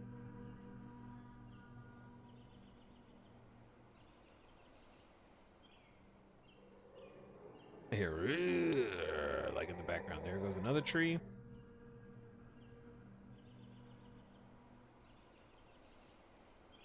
I don't know if it's good to chop the ones by the water, but we're gonna do that anyways. Alright, there's plenty of logs now. Plenty of haulers. Chat, we have 200 food and 100 drink. I don't know why we have so much food, but okay. There's now places for things to go. Why are there so many animals in the hospital? What's going on in here?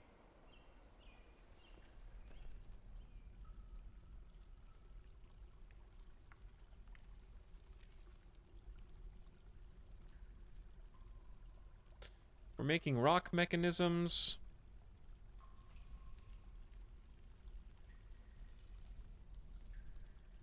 Probably need to assign some more masons, huh? I think that's the issue right now, is we don't have enough people doing stone cutting. Somebody can learn. I think the gem cutters and setters would be a natural couple people to train. To be stone cutters and engravers.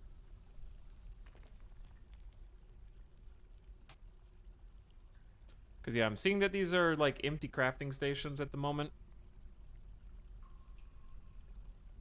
I do have a meeting area here. So the actual meeting area is here, with just some tables and chairs. And a beautiful waterfall view. This stockpile's filling up incredibly quickly. Maybe animal pin outside. I'll have to look into how to do an animal pin. Because I can do an animal pin maybe on the farm sandy area. I don't know. I wouldn't mind putting some tables and or just additional beds. As the dwarf colony grows,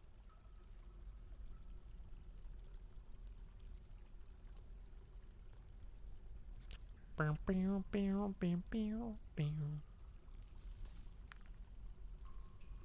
want some more places to sleep. This kind of bothers me that it's not even all the way around.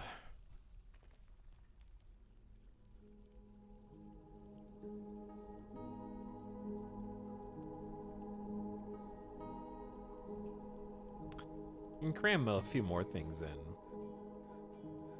6 beds sleeps a lot of people though, because they take turns sleeping and they don't sleep terribly often.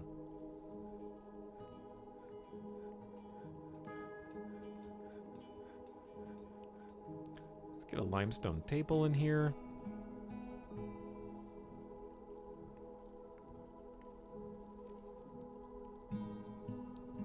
Then some chairs.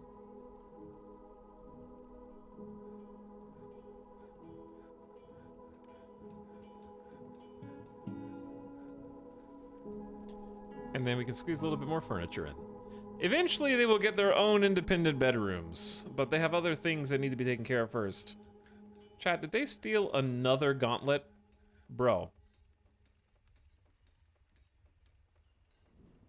Why are you stealing my gauntlets? We made a masterwork limestone amulet. 4 wooden chairs have been made. I am paying more attention to the notifications this time. Get away from my stuff. We have a lot of haulers. And there is open stockpile space now. People are hauling things, it's just there's too many things. Birds love gauntlets. I see that now, yeah. Make rock table? What are you doing? Storing items in stockpiles? The key is planning something, I believe.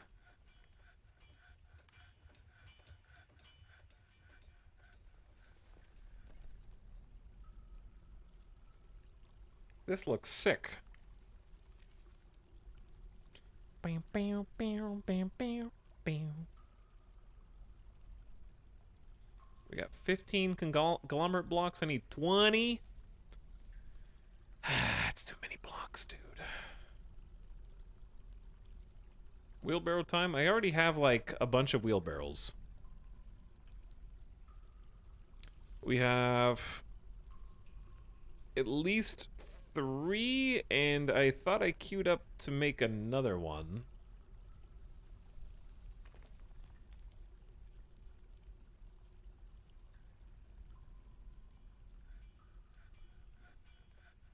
But yeah, I quite like this fort so far. It's got a long way to go, though, but it's the beginning of the game. We're just babies. Speaking of babies, we got a stray alpaca. What about the, like, traction bench that I queued up? Hey, bauxite traction bench. Cool. We got a proper hospital here, chat.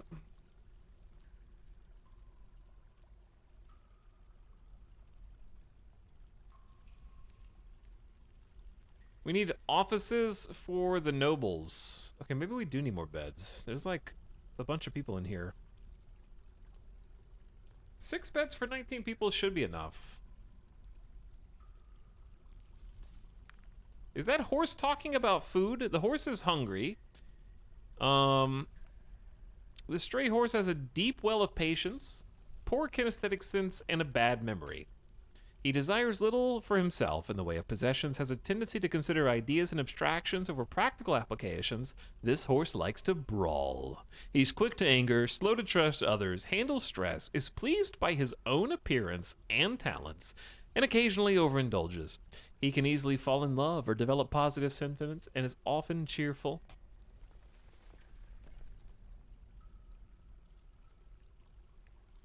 We have a veritable farm in here. Why do we have pigs? Here's a 2-hump camel that's tame. They're hungry, chat. I don't know how to feed all the animals, but they're going.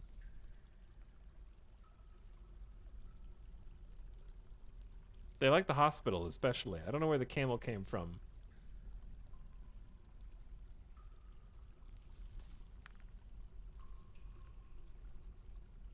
Still open stockpile space here. That horse needs his own campaign. What, dude, is there a yak calf? What the heck? There's a tick. 2 pairs, 2 sand pairs. I assume the animals are getting fed somehow. Because... well, I guess they're all hungry, huh? The dogs are not hungry. One stray dog is injured. What happened to you? No history.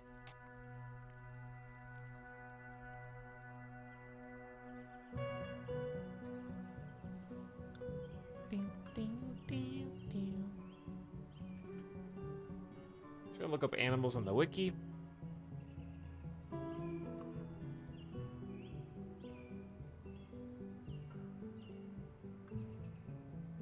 Okay. Livestock.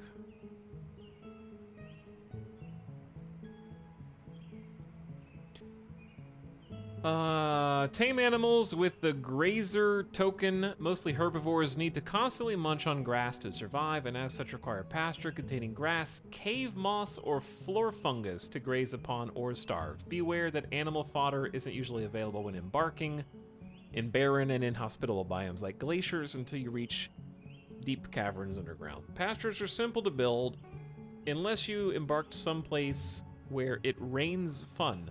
Designate a grassy area as a pasture activity zone. Set the animals to be released on the pasture, and your dwarves will haul the designated animals to it if they have animal hauling labor. Once in the pasture, they will munch on the grass as long as there's enough.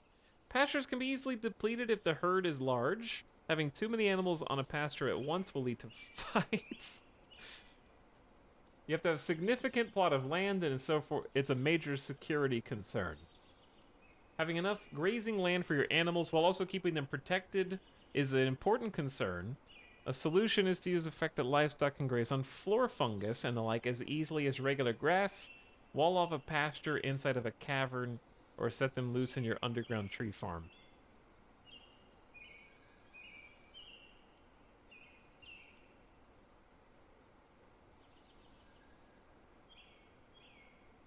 Okay.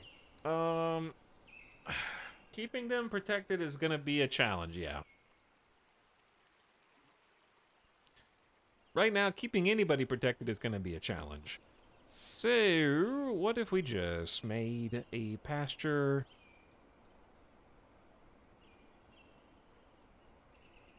That was this big.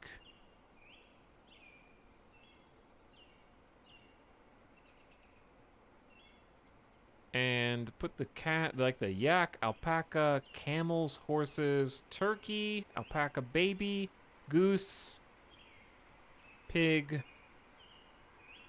The cats and dogs can just roam free. The dog population has increased by a couple, though.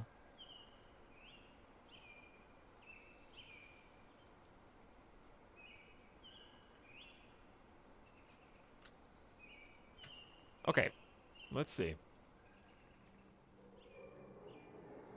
Is this a Steam release? This is a Steam release. This is my second fort. The first one was fine, I just wanted to start over.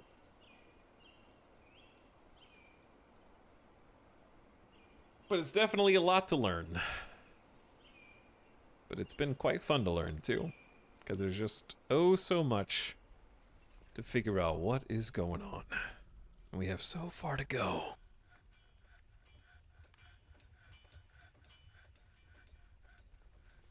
Chat, my iron battle axe just got stolen by IKEA. Can we haul the things from the trading post, please? I know that there are people who can haul stuff.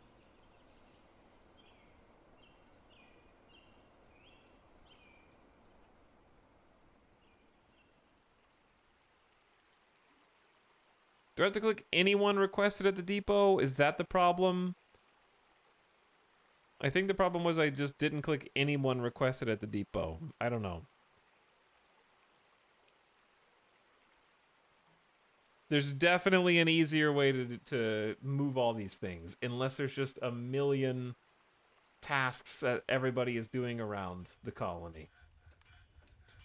The Rock and Stone Raiders are here! Dear God. They come out in force. Strike the earth, raiders! When Dwarf Fortress says strike the earth, some people think that that means get to digging. But really, they're just saying, it's a fancy way of saying touch grass. You've been playing this game too long. Go outside, strike the earth, touch grass.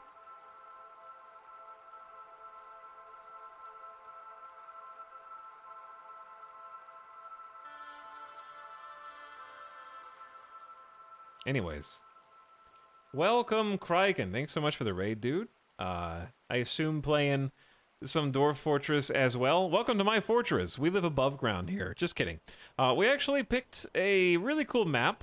What you're looking at is a forked river that turns into a waterfall right here.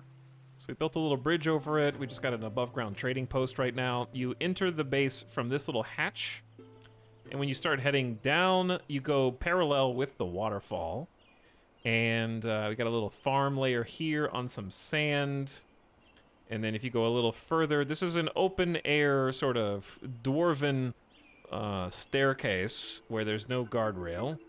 And you keep on going. And then you start to hit a bit of our base. I got a common area. This is a meeting room that we're working on. You go a little deeper. And then this is just some rogue stockpiles until I can get organized. We have a simple sleeping spot. I just started building some kitchen. We got a couple stills down here. This is our new hospital. We just built our first traction bench to set bones. And we got a table to do surgery on. And then a layer deeper, we got some workshops going on down here. There's some woodwork going on at the top of the screen, and then some stonework going on at the bottom. And to access the stones, they head down these stairs. And I'm working on the world's fanciest stockpile. So we are slowly... this has been a massive project because I didn't know what aquifers were or what to do with them. This entire area is built inside of an aquifer. And we were able to stop the leaking by smoothing all the stone around the edges. But if you look at the digging order, there's water all around. So we smoothed all the stone to stop the leaking, and we started to pave the floor. But the fun part is, if any water does pour in, it can actually just dump directly over this ledge, and it goes down 1, 2, 3 layers to the surface of the water there. So it just pours into the river. And then the river flows all the way down this way. So if you go up, you can kind of see the hillside that the river pours down. It's really cool. We made wooden cups in my base. I have also made some cups. So despite what some of you are like, whoa, this is really badass. And I just want to preface it by saying I never played Dwarf Fortress before yesterday, so I have been slowly figuring out what the hell anything is in this game. It helps a little bit that I have 2,000 hours in RimWorld.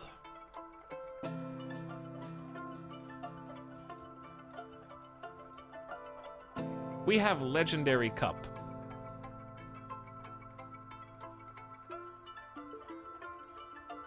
So this is technically my second fort. I abandoned the first fort because I didn't like the way that it looked. And I left them to die. But big shout out to Kryken. Thanks, dude. Good friend of the channel. Awesome broadcaster. And if you're on my stream, you haven't already followed Kryken. Just make sure that the heart is green. If the heart's already green, don't click it. Wait, no, the heart's black, but the outside of it is green. Just make sure it doesn't have a little, like, broken heart, okay? Make sure it's a full heart. Just like my heart is full right now, welcoming all of these rock and stone raiders who are follow my fucking channel right now.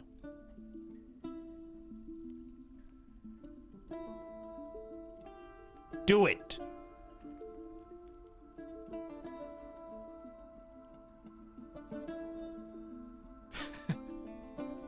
You just got all my viewers to unfollow. Is that how that works? I gave them specific instructions. I think, Craig, and that depends on whether or not can your viewers follow instructions, because mine definitely can't. So if yours are anything like mine, they may have unfollowed you. Well, now I don't want to. Well, Grimjack, what if I don't want to read what you have to say in chat? I just did. I did it anyways, even though I didn't want to. Does Dwarf Fortress have an end game? The end game, this is from what chat has told me, is whenever your computer can't run the game anymore, it ends.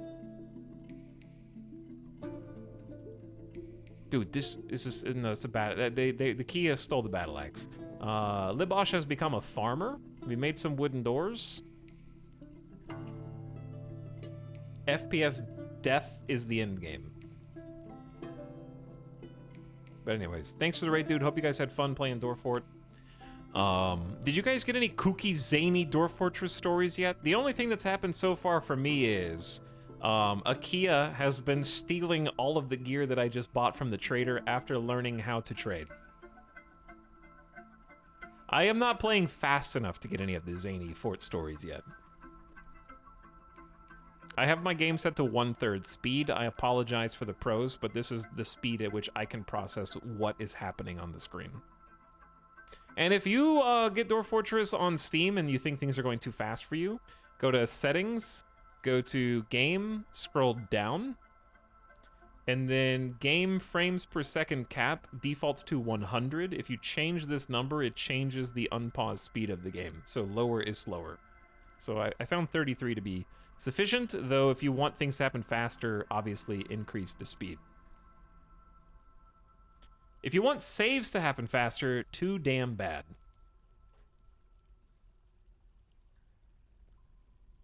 Because we just have to wait. Big game. We saw lava crocodile puke. I have seen neither lava nor crocodiles.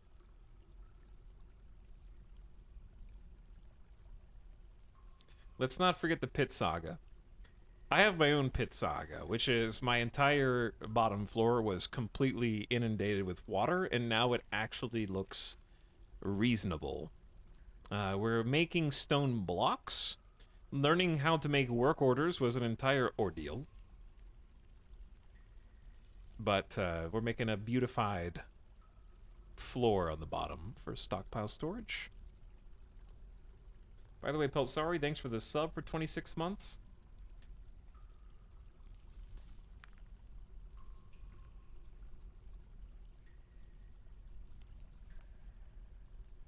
Saves are slow. Saves are a little slow. But listen, when you're saving a 500-year-old world and everything that's happened in it in an entire season, you think that's gonna go fast? Did you settle on an aquifer? Hell yeah, I did. But it's the coolest aquifer because even though this is all aquifer tiles down here, when we want to dig more, we actually just drain all the water into this river that's in a rift, like 4 floors down. The dead walk! Hide while you still can!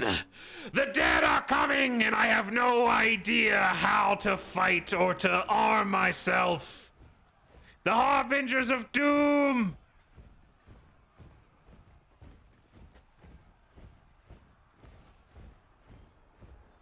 Pray to your gods! Okay. Okay.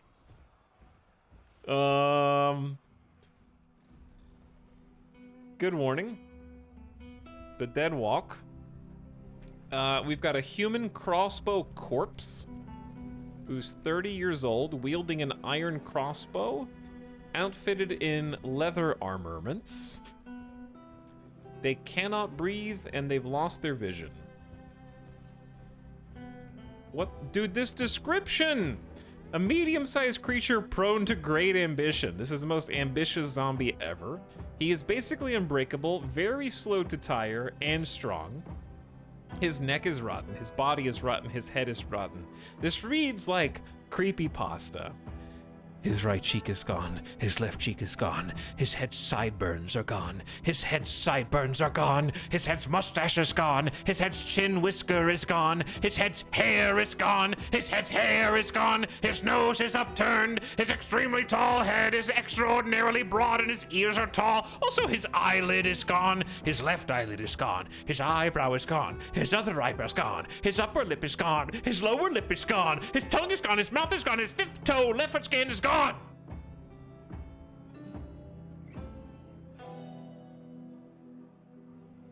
All of it's gone.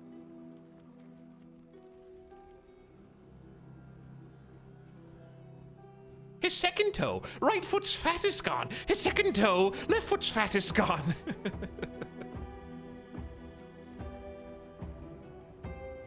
Ding, ding, ding, ding, ding, ding, ding, ding.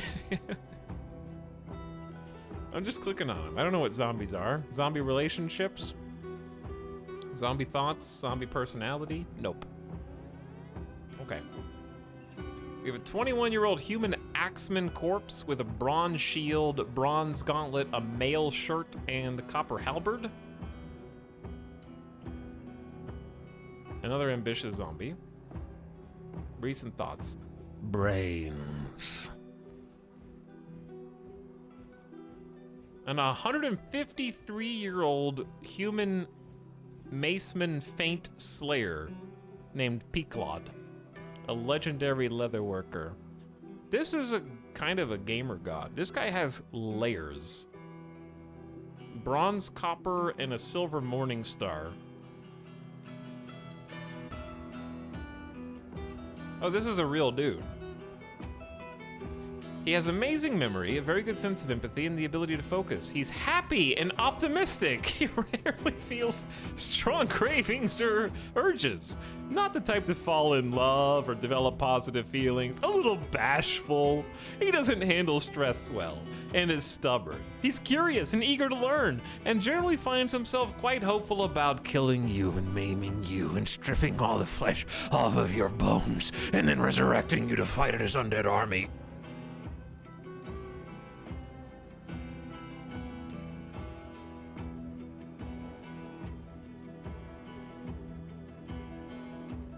Okay, chat, we gotta learn how to do anything now. Wait, what if I just deconstruct the bridge?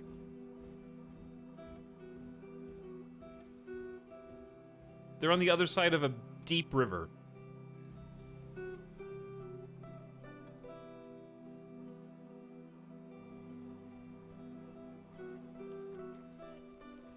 I know that this is a type of bridge that can be a drawbridge, but I have no idea how to make a drawbridge.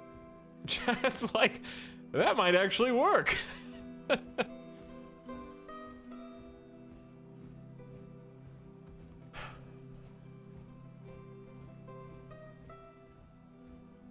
How do you make a drawbridge lever? Levers are used with machines, doors, floodgates, bridges, cages, and other structures to change their state. I have chat. I have mechanisms. Do you just put it next to the thing?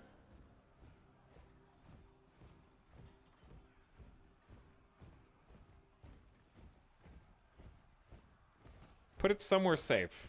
I don't know what that means. You can put it anywhere. You can put it basically anywhere. Okay, hold on. I have no idea. Put it in the mechanics workshop.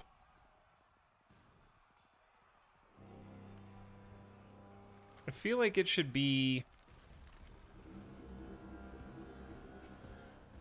Orphan quantum entanglement.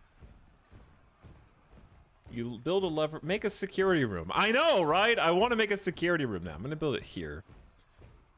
We have 5 limestone mechanisms. Okay, in the event that they don't build that in time, let's figure out how the hell to do military matters. Step 1, we probably need either a militia. Do we need a militia commander? Remember, this is, they cannot be reassigned. Administrators, Is it a militia commander? No relevant skills, so it's literally whoever we like best. In my opinion, this should be the expedition leader. If Erdem can't handle this, you shouldn't be the leader of the dwarfs. Or who you like worst. Whoever you want to die first. It's that bad.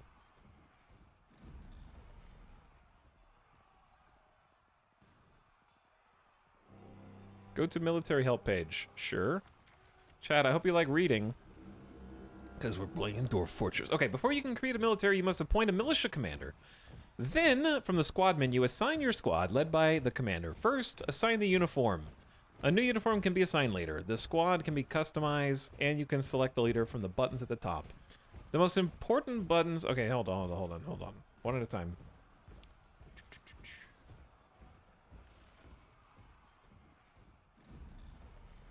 If I knew how to read, I wouldn't be watching this stream. Okay, let's just... Is there a way to, like, scroll through all the dwarfs' pages?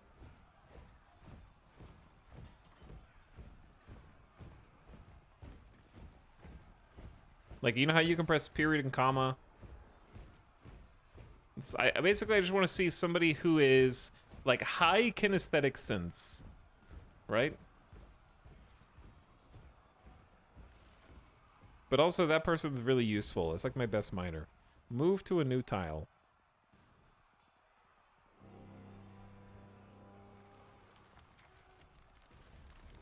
Reroll your colony location. No. I refuse. Okay, squad menu's in the bottom right. This... Yeah, I gotta appoint a person first. They say they don't have any relevant skills. So it seems arbitrary, I guess. Let's have the siege operator. That doesn't seem like a relevant skill. Chat, we're dwarfs. Somebody who's good at mining should do it. Let's let Led, even though he's like really valuable, if he dies, he'll go out in a blaze of glory. Okay, so we have our militia guy. This is Led. High kinesthetic intelligence, thoughtless, gracious, fantastic analytic ability, low stamina. Not what you want in a militia leader.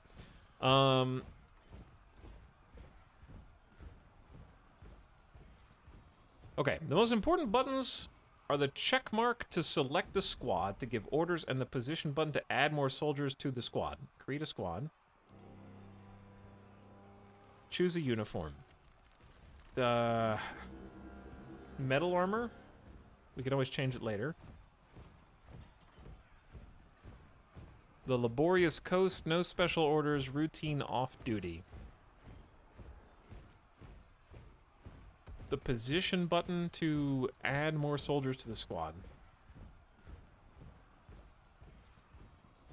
Where is the position button to add more soldiers to the squad? Oh, here we go. Okay. You can give individual orders to the soldier by selecting them with a check mark or the whole squad. The orders can be found at the bottom of the squad menu when someone is selected. You can make a kill order. You can make a station order to have your squad stand there. You can create a patrol route and assign squads to it. Defend burrow gives you a list of burrows for your squad to defend. Training allows them to train, but you must first assign a barracks from the zones menu. It's a bit too late for this. The equipment allows you to customize their uniforms. You can assign new uniforms or add a new one to the list. The schedule menu is a powerful tool to give automatic orders to the squads. Routines are individual orders. Okay, this is too deep here. From here, you can assign and edit the routines they'll follow, give them monthly schedules.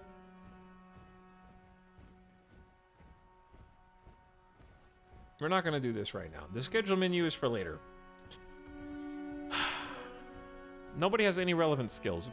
The militia is gonna be comprised of haulers, proficient hammer dwarf, and chief medical dwarf. Okay, it's probably not who you want. Peasants. We got more peasants. Peasants fighting in the militia. Siege operator, you go. Bone carver, you go. And this peasant, you go. I don't think 6 is gonna be enough. We have another miner with no relevant skills. And Indok, another miner. Okay, that's a pretty big squad. Draft them all. Even the chief medical dwarf, and then position 10 is going to be Zephon. I guess the plan is put miners, woodcutters, as they have weapons in the squad, plus anyone else, and station them at the bridge. I guess the axe is a weapon. Here's the thing. We do have some weapons. There's a couple spears and maces and warhammers and whatnot.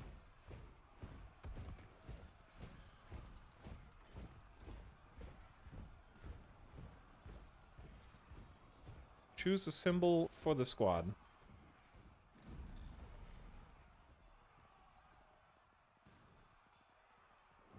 Oof.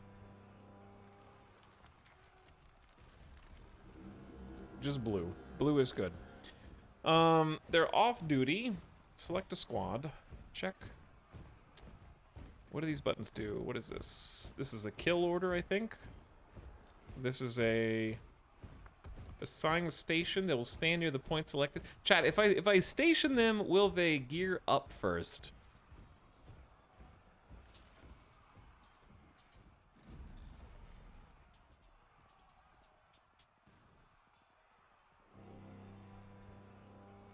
Equip. Oh dear God.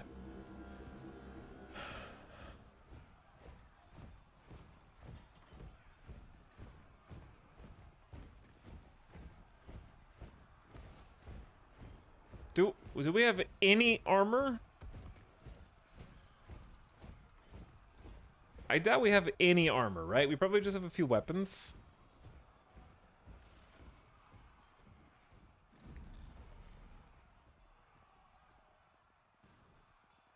Like, is there...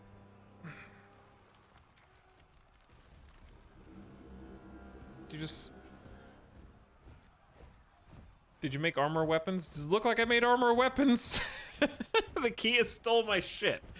Yes, they did. And the Kia stole my gauntlets that I bought. Chat says, I don't know, I never figured out military. If you assign metal and they don't have metal, they also take leather if available and such. Just go metal as a failsafe. Okay, that's kind of what I was...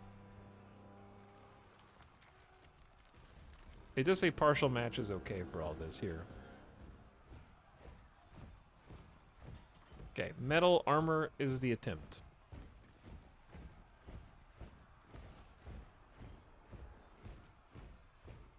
Let's see what happens, chat. Here we go. You ready? Here we go. Oh my god, there's more people. Oh dear Jesus. Oh, we thought there were 3. There are 7. And they're schmovin'.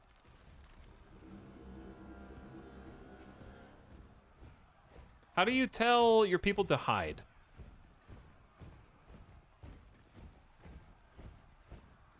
The first thing we're gonna do, right, is delete the pen or pasture to try to get the animals downstairs. And then I need to read pop-up burrows. Burrows are work and living areas where citizens can be assigned. Workers will try to limit their tasks to the confines of the burrow, but they will sometimes form paths which pass through other areas. Burrows can be suspended and unsuspended freely. When it is suspended, assigned citizens will ignore it. It can be useful to assign all civilians to a safe emergency burrow, which you activate in case of intruders. Okay, so in this case, let's say there is a limestone hatch, right? I need to lock this. Or forbid it, I should say. But once the animals get inside and the dwarfs get inside.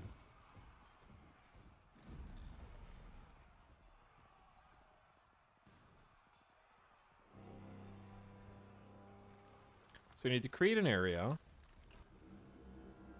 Do you make, is it a meeting area that becomes a burrow?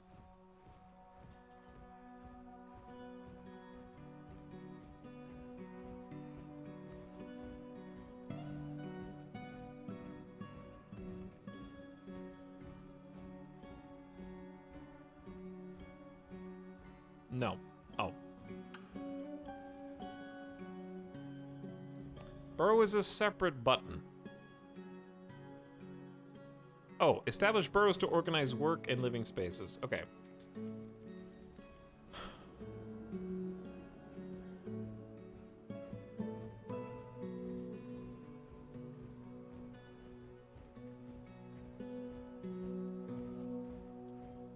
Can a burrow span multiple floors?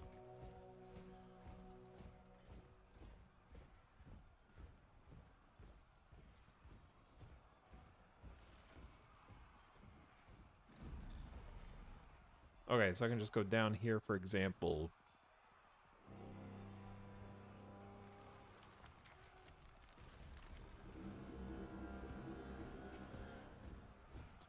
Alright.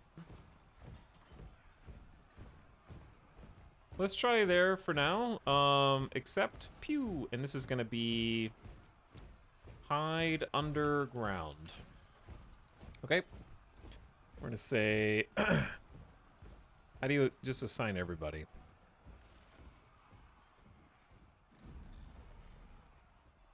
Toggle whether workshops can source materials from outside the burrow. No. One by one. Okay, sure. I'm assuming if it's not glowing, it's not suspended. There's no select all button, that's okay. What happens when you get a fort of 100 dwarfs? You gotta click 100 times?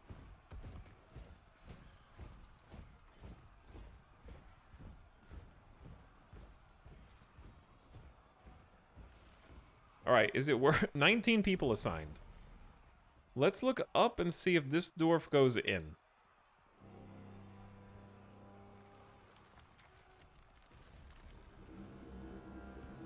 Go inside. Chat, is it...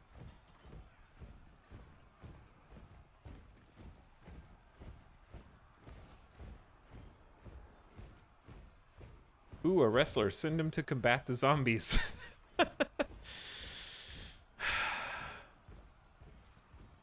The hatch is already unlocked. Is the lever ready? I doubt it.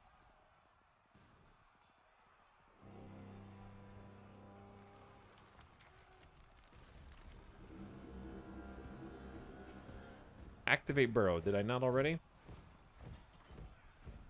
The human faint slayer is fighting. The great horned owl is fighting. They're fighting an owl?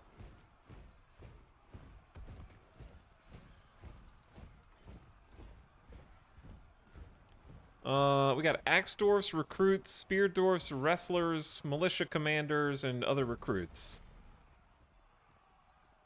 Oh, the construction's suspended because it's outside the burrow. Okay, that makes sense.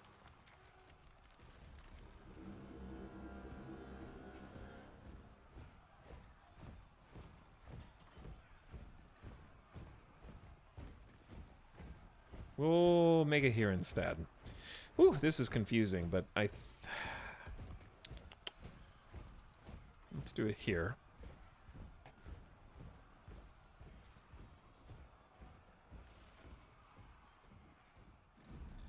The soldiers are still going outside. Are we sure that the burrow is active? It's difficult to tell whether the burrow is active or not.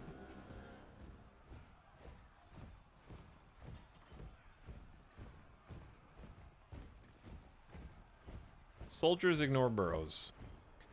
Is there anybody left who can build?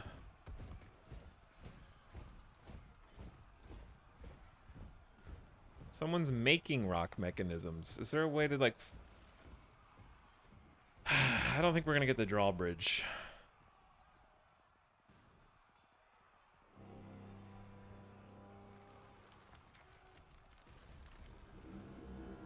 Chat, the militia's already outside, bro. They're already here, look.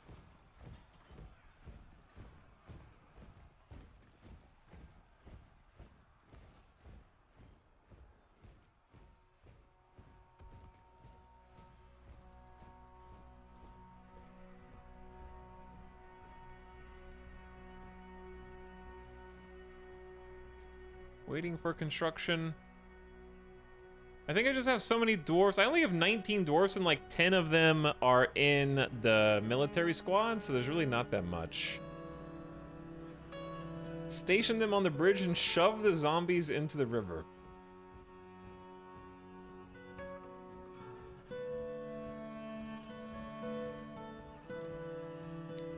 Winter is upon you. 2 beds have been completed. What job is considered under labor? Is stonecutter the job for like what would build something?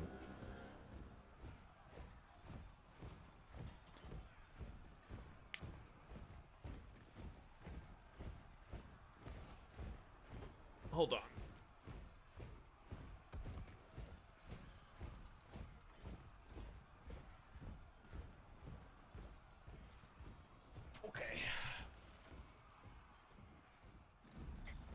I have to make a new work detail. That's difficult. The hell is mechanic?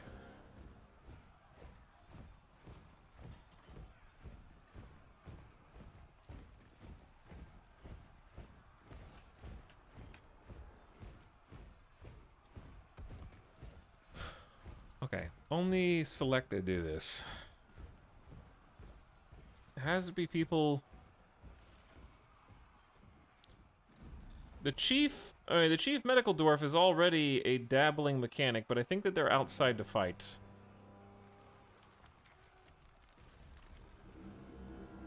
And these are already recruits. The gym cutters can do it, but they're also hauling stuff. I'm just gonna tell the gym cutters to stop hauling stuff.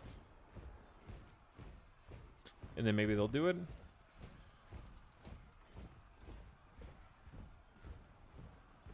If it happens, it happens. If it doesn't, it doesn't. At this stage, I'm just trying to figure out whether I should keep my squadron outside to meet them in combat or huddle inside of my little forts. The animals, I hope, are going inside, but I'm gonna try and like force the animals to go inside by creating a pasture zone here. AKA a pen for the time being. Select all animals. This is very familiar, like zoning animals in RimWorld for safety.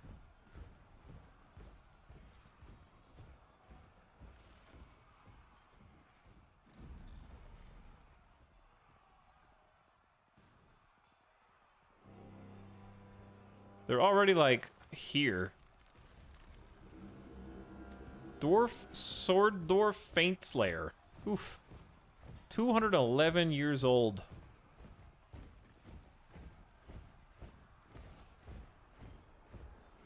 Why are they fighting alongside zombies, I guess, is my question.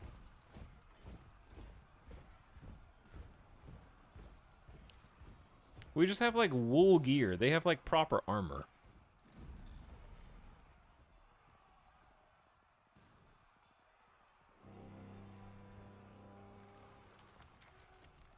Oh, they're also undead. Okay, I see.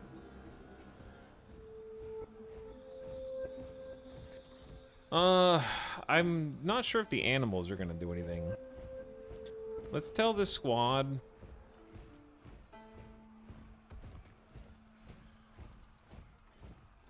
Hold on, I know. I know. Select squad. Where is... Assign burrow defense for hide underground. Confirm.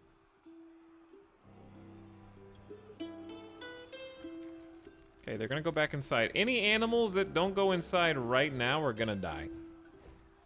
And there's nothing I can do about that. Oops, wrong button.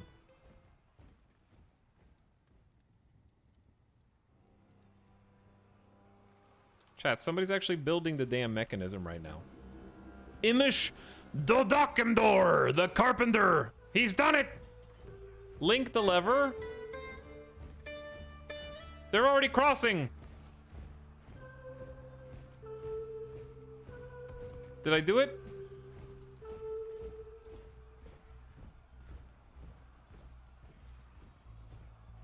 Is it linked? Wait, chat, do you have to go up there to link it? Oh no, they have to go up there to link it, don't they? It's a task. Oh no.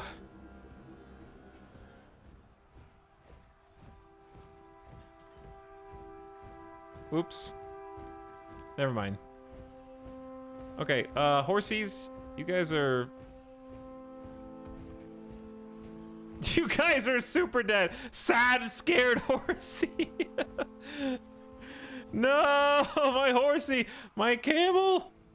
Oh, they're slaughtering my animals.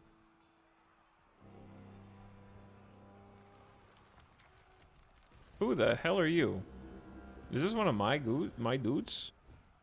Why are you over here?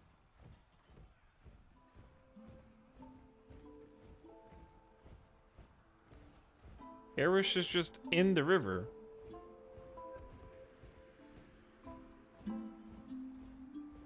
They're with the zombies. Can they do the link? Your guy is outside. He was in the river somehow. Yeah, I don't understand how that just happened. Nobody was over there.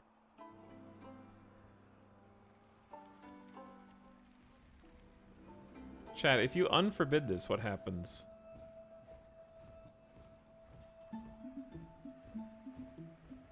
Did they just drown? Where the hell did they go? Did they fall into the river? What?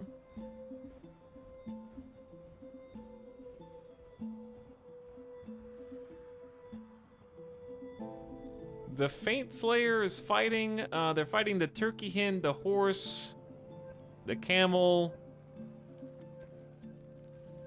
The stray two-humped camel's been found dead. Oh no! Oh no! Wait, no, that's a sturgeon skeleton. That's a sturgeon skeleton. Hold on. There's a dwarf down there! Bro!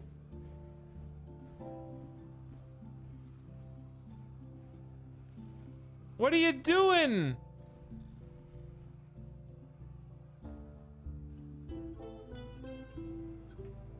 He's falling down the waterfall.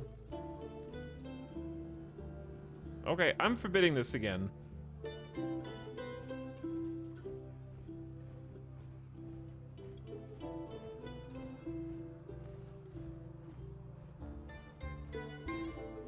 Okay, we found the stray horse dead. Dude, how did they do that? They rode the waterfall down? Because that's not even the bottom. There's another 1, 2, 3, 4, 5 levels to get to the bottom. Climbed down the waterfall.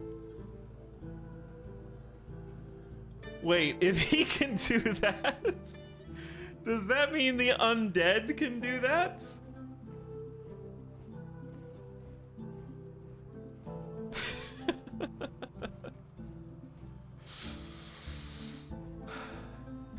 Climbing is a thing now, but I didn't think you could do that.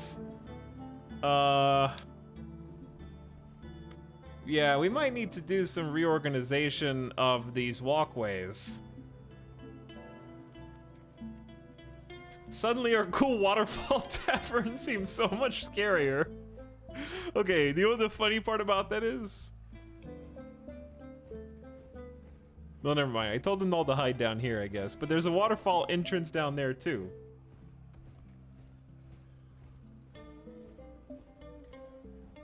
Chad, they're gonna kill all the animals.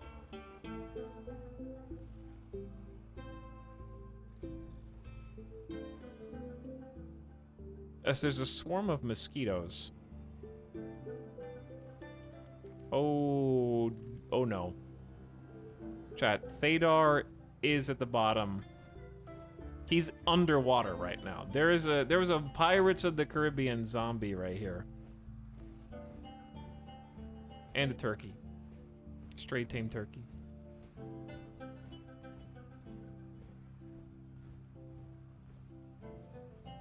How do you watch this many levels?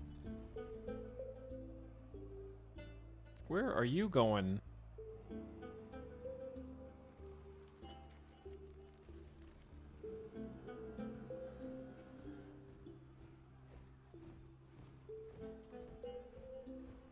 Maybe they can't swim and you just get a water defense system with water zombies.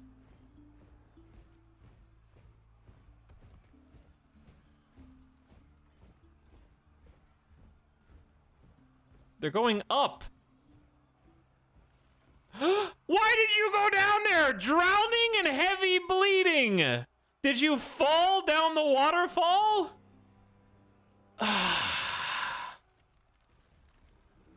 Why would you even climb up there?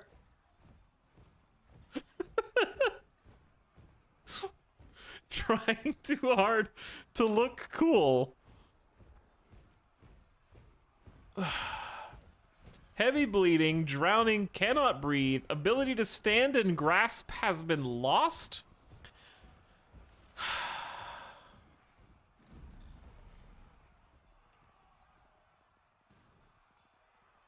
The wrestler Erish is fighting.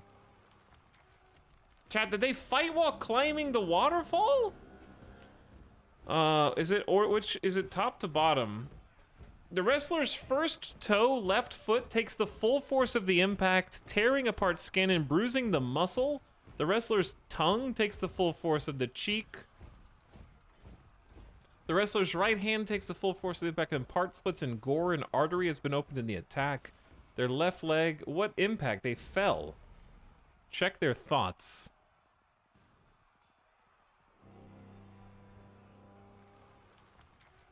Hold on. I think it's just the fall.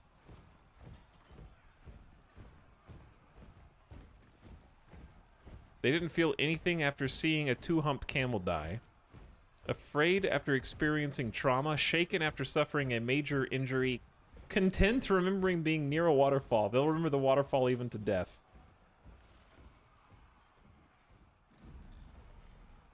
They do like the waterfall, yeah. Their neck split into gore.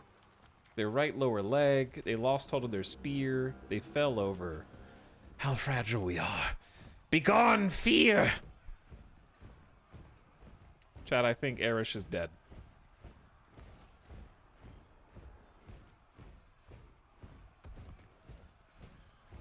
They are currently drowning.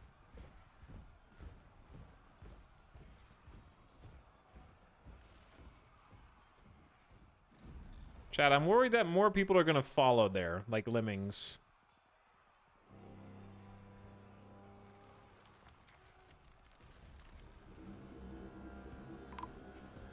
They're dead. The first death. Erish Mingrodum, the wrestler, has been found dead and drowned. So sad.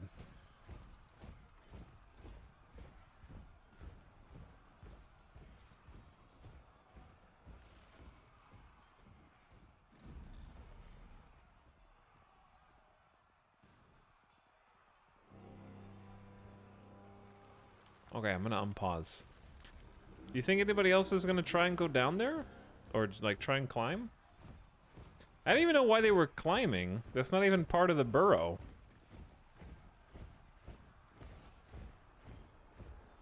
Carpenter cancels store item and bag interrupted by a dwarf, swords dwarf faint slayer. Where?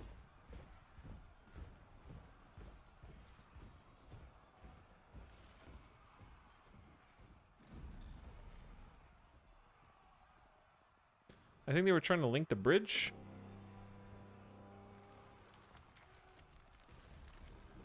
I don't know, I can't believe a dwarf tried to climb up the waterfall.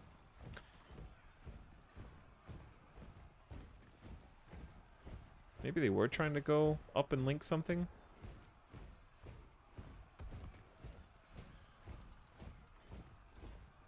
Chat, where are the other guys?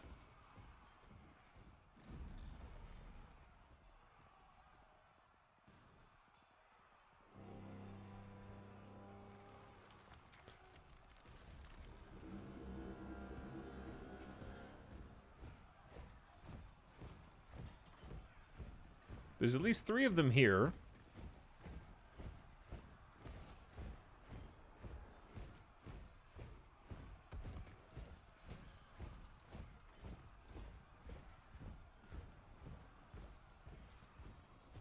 Erish is totally dead. Super dead.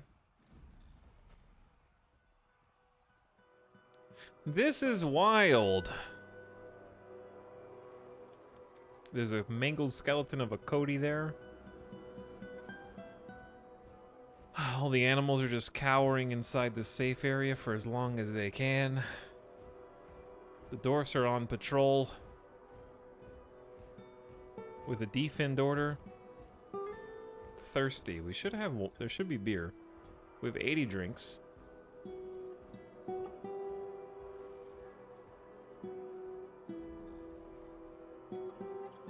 This waterfall fort is so neat. It is, except it just got my first dwarf killed.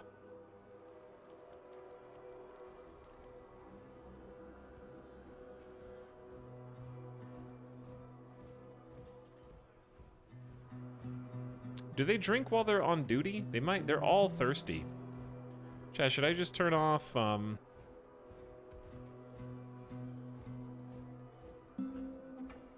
cancel their orders?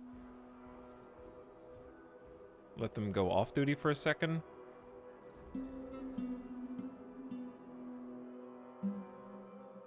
Okay, they're all getting some drinks.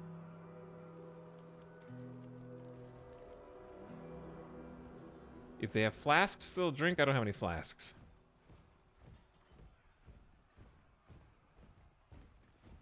Just let them have a little sippy. Dude, the other one's moving. He's getting further away every time I look at him.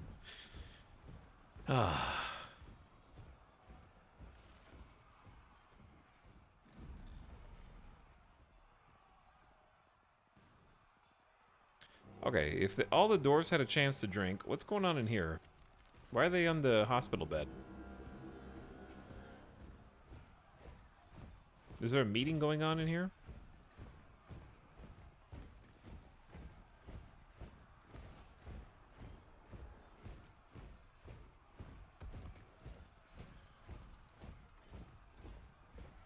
There's a lot of dwarfs in there. Okay, what if we...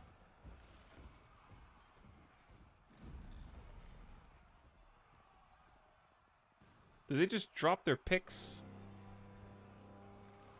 anywhere that they were? Okay, I'm gonna tell them to get equipped and station them here.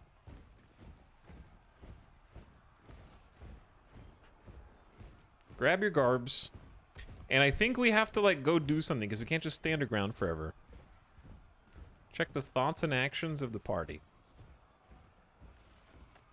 Feels pleasure near a fine, tastefully arranged traction bench. Fondness or talking with an acquaintance. They're near a fine door. Euphoric due to inebriation.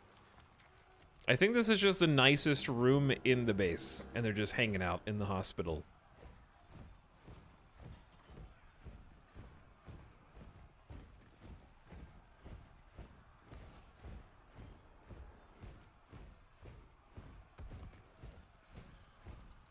Because I'm worried that someone's going to eventually try and, like, climb down the waterfall, but I guess we can just... My grazing animals might die.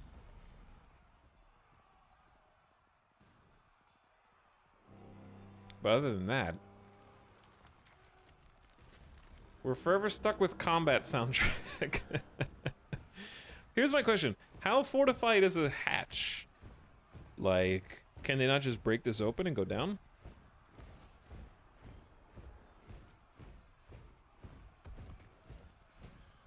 You made the hospital a meeting area. Well, it's a hospital.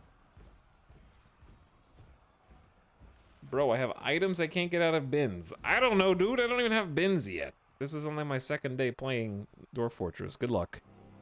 There's no breaching AI, unlike RimWorld.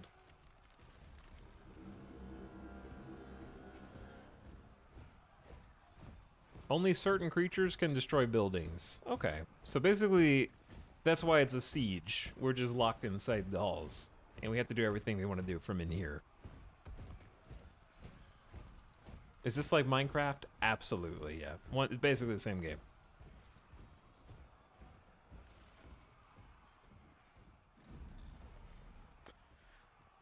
Okay, well, in that case, they can go about their business.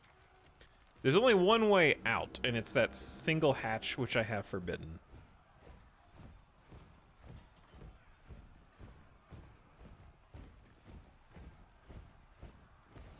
They're fighting a Kia. We made a masterwork limestone scepter. Chat, here's the deal. It's been a good 8-hour stream, and future me has a lot of things to figure out. How to keep animals alive. How to live under constant duress of undead army above ground while we carve out our waterfall and hope that they don't climb down. Finishing the floors in our beautiful stockpile. We do have some trees, so I guess we need to sort of stop just crafting anything and everything unless we really need it out of wood, which I think we have already. And then I have to get organized with like storage containers in different locations around the base.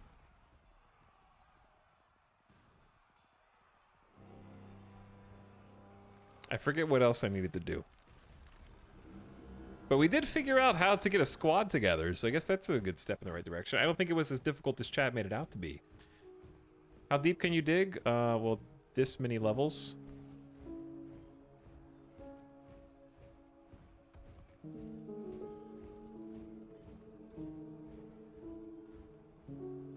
Still going, by the way.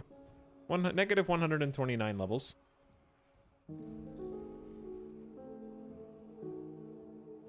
Yeah, for all intents and purposes, that's an infinite number of levels. It's not literally infinite, but you will never be able to get that much.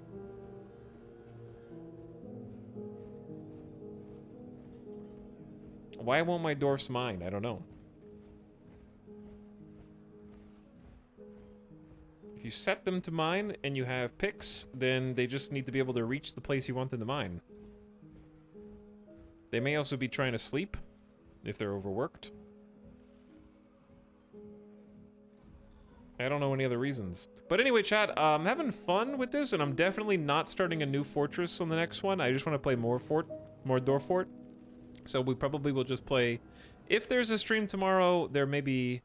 it's a maybe, maybe not, just because there's the Game Awards tomorrow. But if we do stream tomorrow, it'll probably be more Dwarf Fort. So, thanks for the follows. Thanks for people who came over from the Kraken raid. I appreciate it. It's been fun learning out how to play Dwarf Fortress, and it's nice to have our first stressful event. But I'm on board the Dwarf Fort train, baby. Glad you seem to be enjoying a game I've loved for a very long time. Yeah, I'm into it. I just have to kind of ease into it. Like, I feel like I've definitely learned more today than yesterday, but I gotta pace myself because brain hurty after a while. Today, we learned how to get some meals set up. We learned how to create burrows, make squads, get people assigned for bookkeeping. We learned how to do work orders and manage those tasks. Learned how to deal with aquifers, at least light aquifers.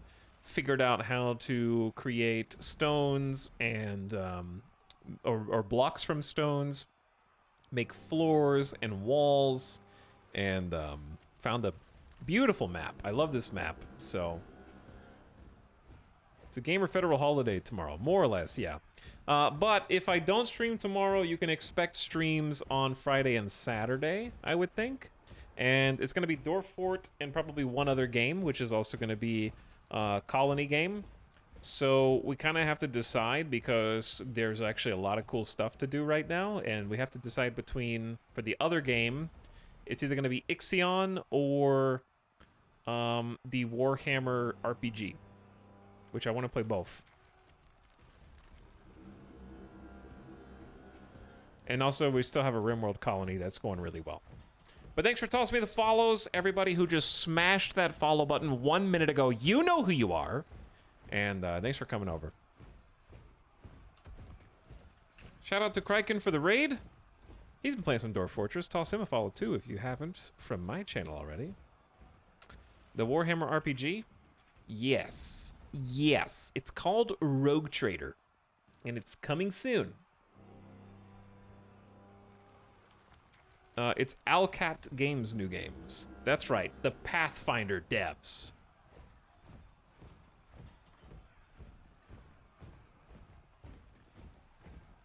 Are you raiding someone playing Dwarf Fortress? I've been on a train of watching like 4 to 5 in a row. Yes, we are going on a raid. Let's go say what up to Avik, who is also playing Dwarf Fortress and knows more about the game than me. But also a good friend of the channel. He'll appreciate seeing your beautiful faces and lead you to glory. You can tell him about our adventures or misadventures with the undead. And, oh, I need to remember to save. I do need to save. Save to this timeline, yes. Every streamer knows more than the last. Chat, what did the game text say when we were raided by undead? The dead have risen. What was it? That should be the raid message, whatever the game notification was. The dead walk. All right, do the dead walk in all caps. Hide while you can. That's gonna be the raid message. He'll know what it is. But thanks everybody for coming, hanging out. Lashley, thank you for the 17-month sub a little bit ago. Welcome back for one more, and thanks for the $5 sub. Barkley says, hey Talks, thank you for the 2 years of entertaining and comfy streams. Hope you enjoy streaming as much as chat enjoys watching and being stinky. I'm having a lot of fun, especially with new stuff to do, and I think Dwarf Fortress holds up to the hype. Looking forward to more. We'll get it tomorrow or Friday. Just check the exclamation stream command in the chat later. And we'll figure it out. Okay? Good night. Hopefully see you very soon.